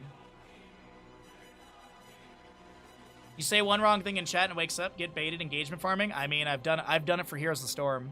I have 100% done it for Heroes of the Storm. There's been days where I'm casting and chat's like really just kind of like chill, lurking, and that's great. I appreciate it. But every so often I'm like, chat hasn't talked in a while, so I'll say one thing slightly wrong, and it's just boom. Usually it's something World of Warcraft related. World of Warcraft or like StarCraft lore or Diablo lore. Diablo lore doesn't pull as much. StarCraft here and there, but World of Warcraft, if I get World of Warcraft lore wrong, oh, chat loves coming in. Chat loves coming in to correct me, so yeah. Suddenly chat has to? Chat doesn't have to do anything. Do you know what chat has to do? They have to subscribe to twitch.tv/Bahamut Gaming. That's what they have to do. Alrighty, I got enough tea for this map. If it goes to a map 3, then I'll get another cup of water or something, but we'll see what ends up happening. We'll run the ads, and let's see. Players did not... No, they did swap sides on me, right? Because we have Gazlo on the right side. Gazlo's on the right side. Okay, so that is going to be this score, and then this score. That's... 911 emergency has that, and they go over here, they scale down. But a couple days ago, or it was yesterday, I finished up doing yard work. I was talking about this earlier. So I'm borrowing a hand chainsaw from one of my neighbors, and so you can see on the bottom that the battery, that's the battery right there, and the battery uses like a little like DC plug-in. And most batteries for power tools have like a little like charging station thingy. And I forgot that this doesn't, so I literally plugged in the battery to charge, and then I went and did other stuff, and then I came back inside the house, and I was like, oh my god, I lost the charging port for the battery. So I literally spent 10 minutes last night walking around the kitchen trying to find the charging port for this. And keep in mind, it was plugged into the wall already. It was plugged in charging. And I'm sitting there looking for the... I had one of those moments last night. But this little handheld chainsaw is so good. I'm going to get a polearm version for my dad for Father's Day this year. Which also, Father's Day is this month or next month? Father's Day is in June, isn't it?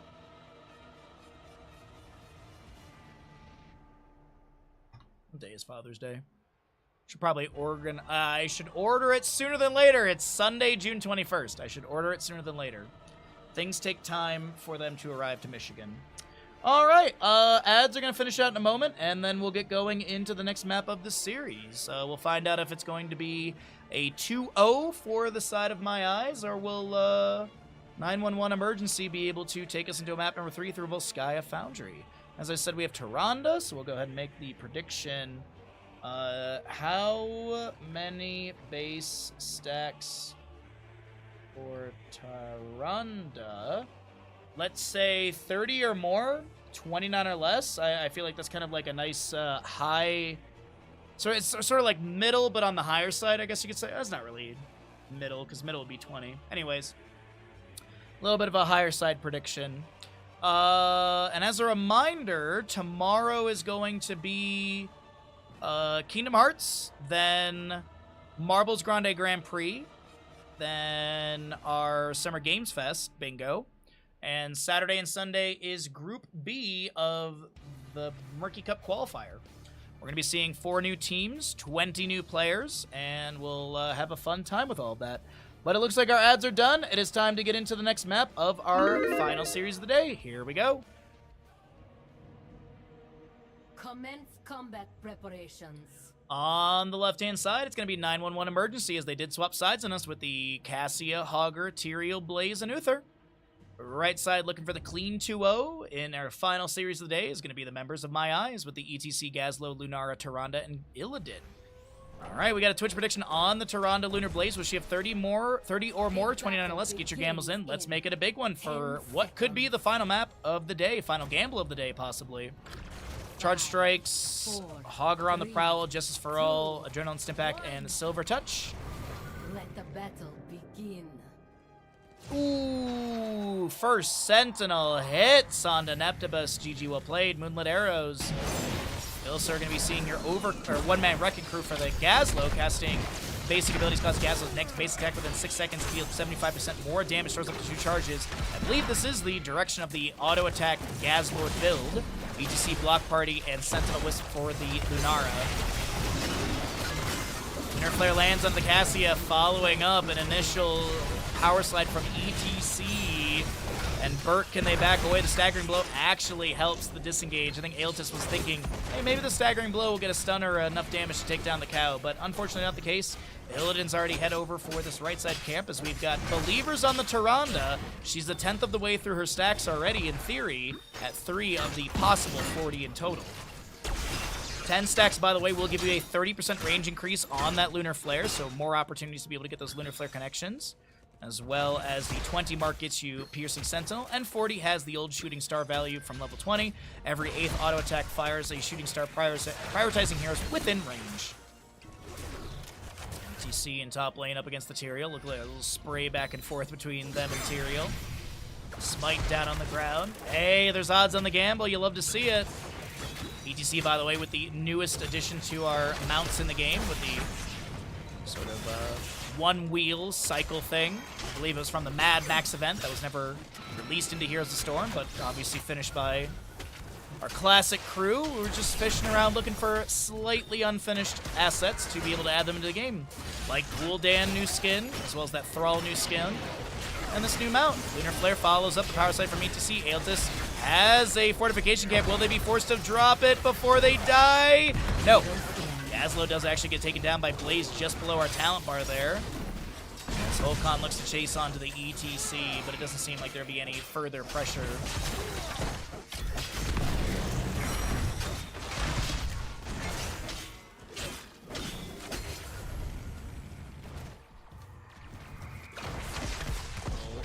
Lightning Fury's thrown out by Neptibus onto the Siege Camp. That'll be cleared out by a Fend as well. We're just looking just below all of this as Lunara's going to get stunned by Uther. Face melt from ETC to push them back. Hogger looking for a bounce into the enemy. Is actually cancels early. Power side from ETC. Tyrande still having auto attacks out. She has the Huntress mark as well applied. Lunar Flare, unfortunately, does not head onto anyone as the face melt from ETC pushes people aside.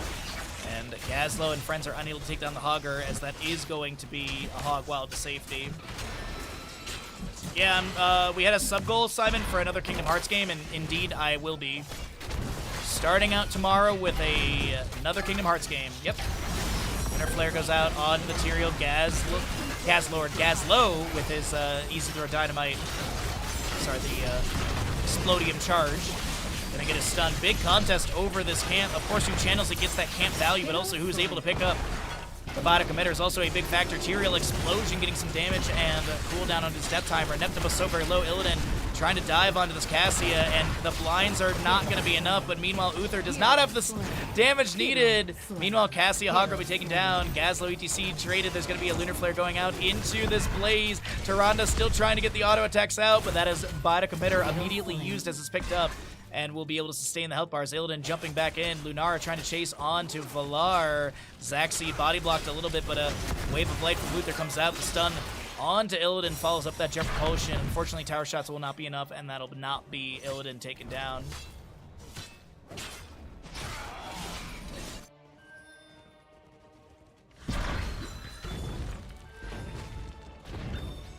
Alright, well, 10 talent tiers getting close, and we are going to close out the gambles soon. If you want to get some last-second gambles in for the Twitch prediction, Tyrande at 7 stacks of the possible 30 for the Twitch prediction.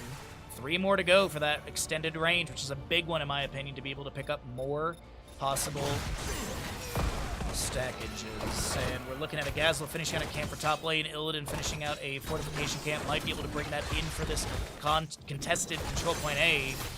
50% though already on the side of My Eyes. They have ETC stepping off. Hogger with a staggering blow in the Tyrande. Big power slide through a few enemies. As Illidan is going to be forced off this camp. Cassie rotating in as well. No one's grabbed this yet. As I mentioned, channeling the camp gives you that camp experience. Getting the camp utility is just icing on the cake as well. Lunara zoned by the Hogger. Easy throw dynamite. Illidan maybe looking for a flank engagement with that Lunara as well, but this is just not the angle I think they want. ETC power sliding in. The Loon's Chosen applied to them. Hogger with a vertical bounce that's slowly advancing towards the enemy. As Gazlowe has his own turrets thrown down, Aeltis will be able to back away, and Cassia does not sustain channel in this. Actually, it looks like Tyrael and friends will be able to get the channel back in their control, rising to 60% plus. You have the Loon's Chosen at level 7, hitting an enemy here with Lunar Flare grants 20% spell power for 10 seconds. Illidan with the Unbound, already at 5 of the 15 stacks, and he's got 3 more stacks needed for his Unending Hatred level 1.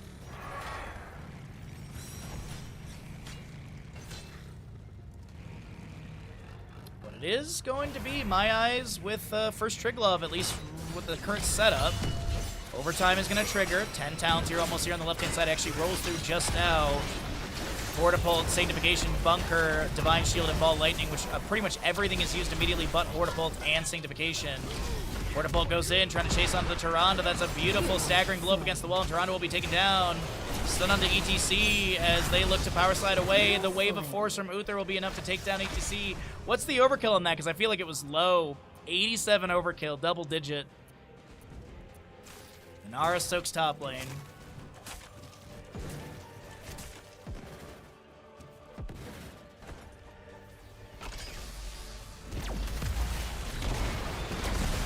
Gazlowe laser firing out. This is going to be a repeater cannon from the gunner positioning, opening up the remainder of the fort gate. Rocket Glove connects onto the structure, shutting it down for the moments it afflicts it. And this is Triglav Protector getting some decent siege in mid. Decent being the key word here. Actually, it's a pretty significant siege. It's way better than decent. The fort has almost gone down. Oil Sick thrown out from the Blaze as the mid lane fort falls, and the Triglav Protector is going to be taken down just about 7 minutes in game time, so the next one's about 10 minutes. Power slide from ETC. Mosh Pit is going to be activated. Starfall from the Tyrande. Mosh Pit under 3 enemies. Blaze is no way interrupted. It's going to be Cassie and Tyrael taken down. Tyrael death timer reduced from 25 to 16. Hortipult in from Hogger. Power slide again from ETC. Lunar Flare connecting. 13 stacks for the Tyrandas. Tyranda's going to be throwing out some of her...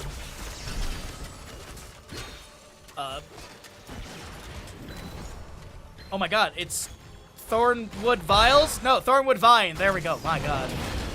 Couldn't remember the second name. Apparently I had Blood Vials on the mind. So yeah, Thornwood Vines from the Lunar. You also have your Gazlowe going into the Robo Goblin, Mosh Pit, Starfall, and its Metamorphosis for the Illidan. Speaking of Illidan, he's got meta if he wants to teleport out. Twin Flames go out from Blaze. Does he have a Jet Propulsion stun? Nice double back, dive through the enemy, gets a stack. Actually, no, the Unbound is already completed.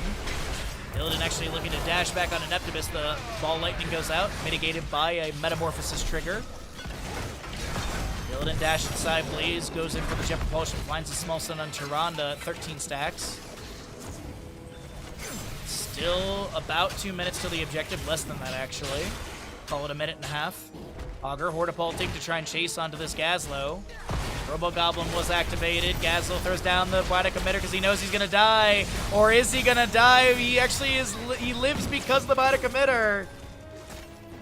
But that's a good force from the side of 911 Emergency. My Eyes will lose that utility, but here comes a power side from ETC. Face Melt as well. No level 13 on the right-hand side. Down the 13 talent. They're going to try and go for this fight still. Staggering blow into the wall. Illidan diving on Aneptibus. Blaze trying to find the Jet Propulsion. Power side from ETC. No Mosh Pit to trigger. 4 seconds on that cooldown still. SC is going to be going into your mic check at level 13 for the big cooldown on Face Melt when hitting 2 or more enemy heroes. That was a really good bounce from Hogger right there. Thought Gazlowe's going to have a little bit more pressure onto them. And we'll have the announcement for the objective in, God, it's got to be, what, 10 seconds away, less? Easy throw dynamite has the stun, the power slide, divine shield applied to the Cassia. She answers back with a ball lightning, and that's going to get a few volleyball bounces. There's that objective announcement, as I mentioned. Lunar Flare going out, no stun, still 17 stacks, looking for 3 more for the piercing sentinel value. As your Hogger is going to grab bottom lane wave.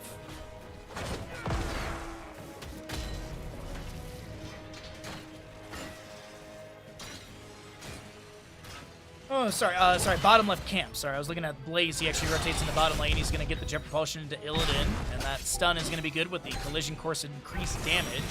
Power slide from ETC. No follow-up into Neptibus, because no stun was achieved from said power slide. Lunar Flares continue to fire out. As we get into Control Point B, we'll see what ends up happening with this one.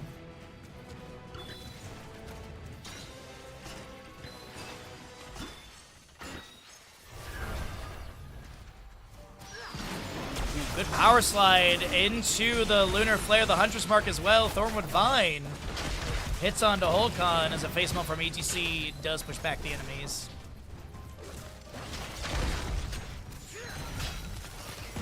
Alright, another Sentinel going out. I think it did head into the Cassia, so you get that vision eye over her health bar, or around it. Then from Cassia, power slide, Lunar Flare, cleanse from Uther with his hand of protection. Starfall from the Tyrande with a Mosh Pit as well. Hogger has no interrupt. He throws out the Loot Horde, but yeah, Cassie will be taken down by Gazlord. And Tyrande 1 stack away from her 20th, 11 stacks away for the Believers. Excuse me. Illidan, meanwhile, is going to go ahead and try and take down a bottom lane fort. Blaze is making his rotation. By the time Blaze is here, the fort's going to be at 50%. Illidan can probably get it down to about 25 and then use sidewalls to dash away. Minion wave is going to be the real key factor in this, and that's exactly the case right there. Boom. Your ETC will hold this top lane point. It is 16-16 in our talent tiers. Experience is slightly faster than 911 emergency. 6-7 in kills. Do with that what you will, chat. Gazlo does have that overclock, though. Basic attacks grant Gazlo 15% movement speed for 2 seconds. Dealing basic attack damage to heroes causes them to take an additional 2.5% of their maximum health as damage. Tyrande with the Celestial Attunement, as well as her Quickening Blessing. All lightning from Cassie goes out. It is immediately broken by Panda J. Explosive Presence, a nice pickup as well for the ETC. And Control Point B is going to start getting some channel to the side of 911 Emergency. Illidan and Blaze still having a little brawl in bottom lane. Is Nanomachine Coating at level 7 for Blaze, so Illidan has to be cautious of that attack speed debuff. Sentinel going out from Tyrande once again. It looks like this Control Point B is going to go back over to the side of My Eyes. Actually, it's going to be contested as Tyrael has got a foot hovering the point, is the way to put it. Just want to keep checking on the Illidan as he has the Blades of Azzinoth. He's going to try and just burn through this Blaze. Get it? Burn through the Blaze. Blades of Azzinoth have completed or concluded. He's going to be hitting 5 heroes with Sweeping Strike allows Blades of Azzinoth to be activated, increase the base attack damage by 75% for 8 seconds. You saw that visual sort of red glow on them. Trigger Protector B goes over the side of My Eyes. Will anyone get inside of it? We see the pings onto it. Illidan currently working on that bottom lane forward as Blaze was forced back. Illidan's going to go ahead and utilize his evasion, and they take down a fort for bottom. Trigglove is going to get a Rocket Glove. That actually pushes Tyrael into towers. What a beautiful Rocket Glove. That is what I think so many people wish they could do, as Tyrael gets about 4 seconds off his death timer from 40 to 36. Mosh Pit is humongous! As Tyrande gets inside the Trigglove, they put into the Rocket Glove, this time into Hogger. There's going to be a Hortipult to safety. Honestly, I wish everyone jumped out of the Trigglove and tried to get Mosh Pit value, as ETC will be taken down by Cassia. And now, Tyrande gets out of the Trigglove Protector, and she will be the next one to go down. A bit of a blunder from the members of My Eyes, as Illidan continues to pressure bottom lane.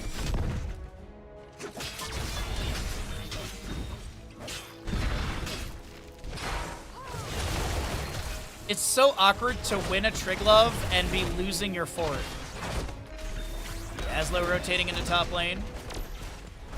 Will not be losing the fort here. Laser line does go out. We do have Aeltis getting a little bit low. A charge from the Trigglove will not be enough, but it's going to be the repeater cannon getting the fatal damage. And you know what? You take what you can get here. You save the fort. You actually get a counter kill.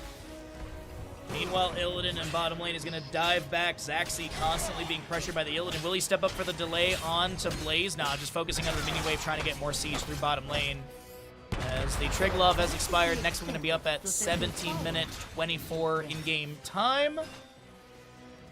For control point C, until then it's going to be the run for level 20 as Gazlo is going to get hit with a ball lightning, tries to break that. There's going to be a beautiful sanctification to mitigate any stun from Gazlo.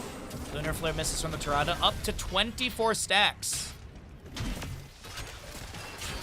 Doubter's starting to sweat on that money, huh?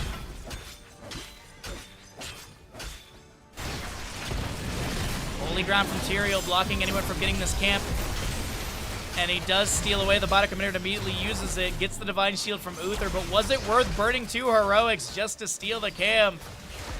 I don't know. I mean, you get the experience. There's that. I'll take that at least. Double stun from Uther. That's the Benediction level 16 Hortipulted from the Hogger as well. Staggering blow, and that is a dead cow. Nicely done. That pushes him for 20 with Infinite Ball Lightning. Redemption Uther. Fend from Cassie going out. Lightning Fury finds the snipe onto Lunara. No control for the Hogger. Fortified Bunker, and Tyrael is Holy Arena, or does he go for the Aspect of Justice? As Gazlo does get taken down, Blaze is not going to be able to sustain this fight. Illidan bottom lane is still doing Illidan things. He's gotten some of the Keep Gate. Blades of Aznov have got to be... I was going to say, it's got to be available soon. And did I see it activated there, or is that... Oh, no. No. Okay.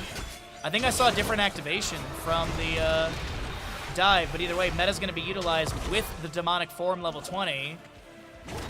Illidan running the wrong way on the conveyor belt, uses the sidewall to dash away, uses a dash once again to try and get further away from Blaze, stun from Uther, and that'll be Illidan taken down. Tyranda's picked off by the Cassie on the right-hand side as we sit on 27 stacks still for the Tyrande. Gazlo has your Robo-Goblin 3, or Mecha Lord, sorry. It's going to be basic attacks increase Gazlo armor by 10 for 10 seconds to a maximum of 30. And deal 50% bonus damage to stunned or slowed enemies. You also have your Torbus ETC for the Wildlands for the Thornwood Vines, and that's the Celestial Wrath for the Tyrande. As Thornwood Vines, you saw that for the Wildlands, multiple arcing. Not a big fan of the arcing term, but, or whatever.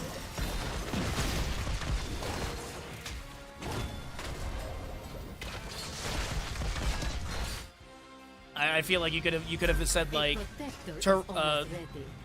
Thornwood Vine shoots 4 additional vines. That's literally, I feel like you could literally say that. The arc is like a little, because like the way I was anticipating it is that they were actually going to be making like arcing waves rather than it being an arc at its maximum sort of measurement. Anyways, I don't know. I feel like there could have been better terminology for that.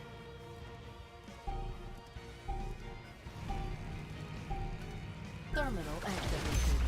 Take control of it.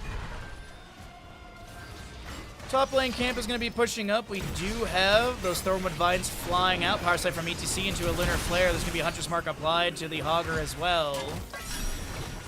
As Gazlo is going to activate that Robo-Goblin to back away. We do have ETC getting hit with a Jet Propulsion, Signification from Tyrael coming through, the no control from Hogger, bouncing from so many players, but it's going to be Hogger taken down. He actually loses his Fortification Camp. Here comes Illidan diving in as well.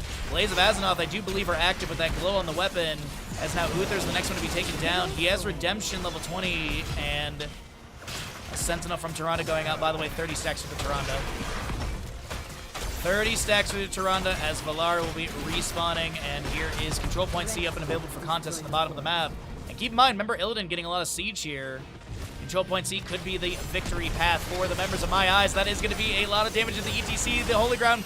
Big mosh pit with no interrupt. Power slide with the Torbus staying onto the Tyrael. And Tyrael will be the one to be taken down.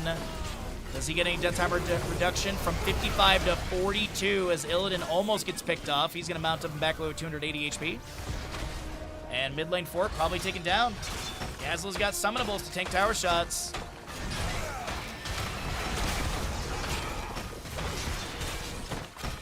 Easy mid lane Fork to be taken down. Still contest available for that Control Point C, as it is going to be Bodic Emitter grabbed here in the north side of the map. But can Tyrande finish out Lunar Blaze baseline? 7 stacks needed. I don't think I've seen a Tyrande finish this level, the baseline quest. Power slide from ETC, no mosh pit for 69 seconds. 6 stacks to go as Illidan continues to push bottom lane up. Catapult is going to be there. Minion Wave will take care of that, and Illidan will play it safe. And as I mentioned, he is Demonic Form level 20, which means he can permanently remain in Demonic Form. Also increase the attack speed by 20%, reduce the duration of stuns, fruits and slows by 50%. And he can also mount, as you see the wings flapping. That's him mounted there. Fortification Camp on the bottom left of the map is going to be available. Possible invade from my eyes onto this, as we have a 26-kill game in total, 14 to 12. Kills leading on the left-hand side of 911 Emergency, but experience is pretty much dead even. Maybe an eighth of an experience bar difference as before the Wildlands fires out. Sanctification for material will be utilized. There's going to be a self-cast Divine Shield bunker summoned by the Blaze as well. A lot of defensive tools used. Unfortunately, these health bars are still going down on the side of the blue team. Power slide in from ETC. Mosh pit up in 13 seconds. Hogger spins to the side. The Lunar Flare misses. Illidan diving in further. He'll get hit with the Jet Propulsion. Does he have a way to back away? Pops meta again for the teleport.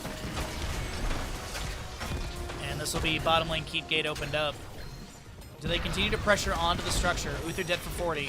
Mosh pit from ETC landing onto this Cassia. Hortipult in from Hogger interrupts, but Cassia is still going to be taken down. The Bodic Emitter is going to be used here for bottom lane. Minion Wave and Summonables are going to be able to tank tower shots to keep. Is there going to be a core from Call? Absolutely. Advancement towards the core is going to be made by My Eyes. Are they looking for the 2-0 victory? We do have a stun from Blaze landing onto Illidan, dealing about a fifth of his health bar in damage. Lunara chasing onto Aeltis for the Wildlands, trying to get some of that damage onto Hogger, but he seems to be doing fine. Meanwhile, Material is going to be killed by damage over time, I do believe, from Lunara. She just needs one more auto. 2 more autos? And he'll get no damage cooldown reduction, as he's unable to close the distance into Tyrande. The core shielding is already dropped. Illidan's on core. Gazlo takes down this Blaze. Illidan is going to meta to the side, avoids the fatal damage from the Hogger.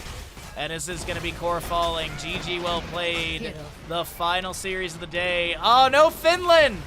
No Finland! Hogger lives with 33 HP!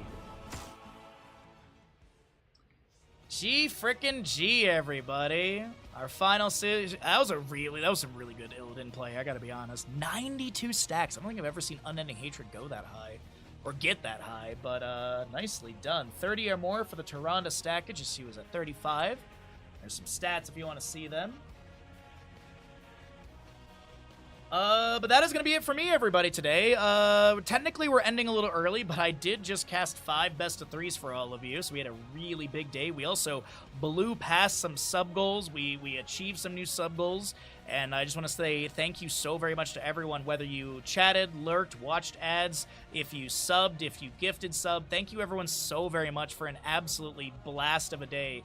A big banger of a day, if you will, I think they say. But thank you, everyone, so very much for hanging out with me. Thank you for all the support. Let's go ahead and get a host and raid going this afternoon. Let's go ahead and support another streamer in the Nexus. Let's see, is Hazu streaming? Maybe we raid over to Hazu? I don't think I see him live. No, I don't see him lives, I believe. We're gonna go ahead and raid over to Doot then. Let's go raid over to Dr. Doot. We have not been over to Dr. Doot's channel in a little bit, so let's go raid over to him. For those that don't know, Dr. Doot is an amazing streamer. They play Souls games with an electric saxophone. It is exactly what you think it is. So go raid over to Dr. Doot's channel. If you're a tier 1 sub, copy the first message. If you're tier 2 or 3, copy the second message. The bandit emote is a tier 2 emote. And then thank you all once again, as I said, for all the support and all the amazingness in today's stream. I really appreciate it. I'm going to go ahead and get everything set up for tomorrow. Y'all raid over to Dr. Doot. As I said, he's doing a sax-controlled Dark Souls 1 enemy item randomizer. All bosses, permadeath runs. Permadeath runs. So go raid over there. Have a great night. Have a great day. I'll be back bright and early for tomorrow's Kingdom Hearts, Marbles, and Summer Games Fest. And then Saturday and Sunday will be more of the Murky Cup. Thanks for hanging out. Thanks for being here. And thanks for being you. Later. Bye.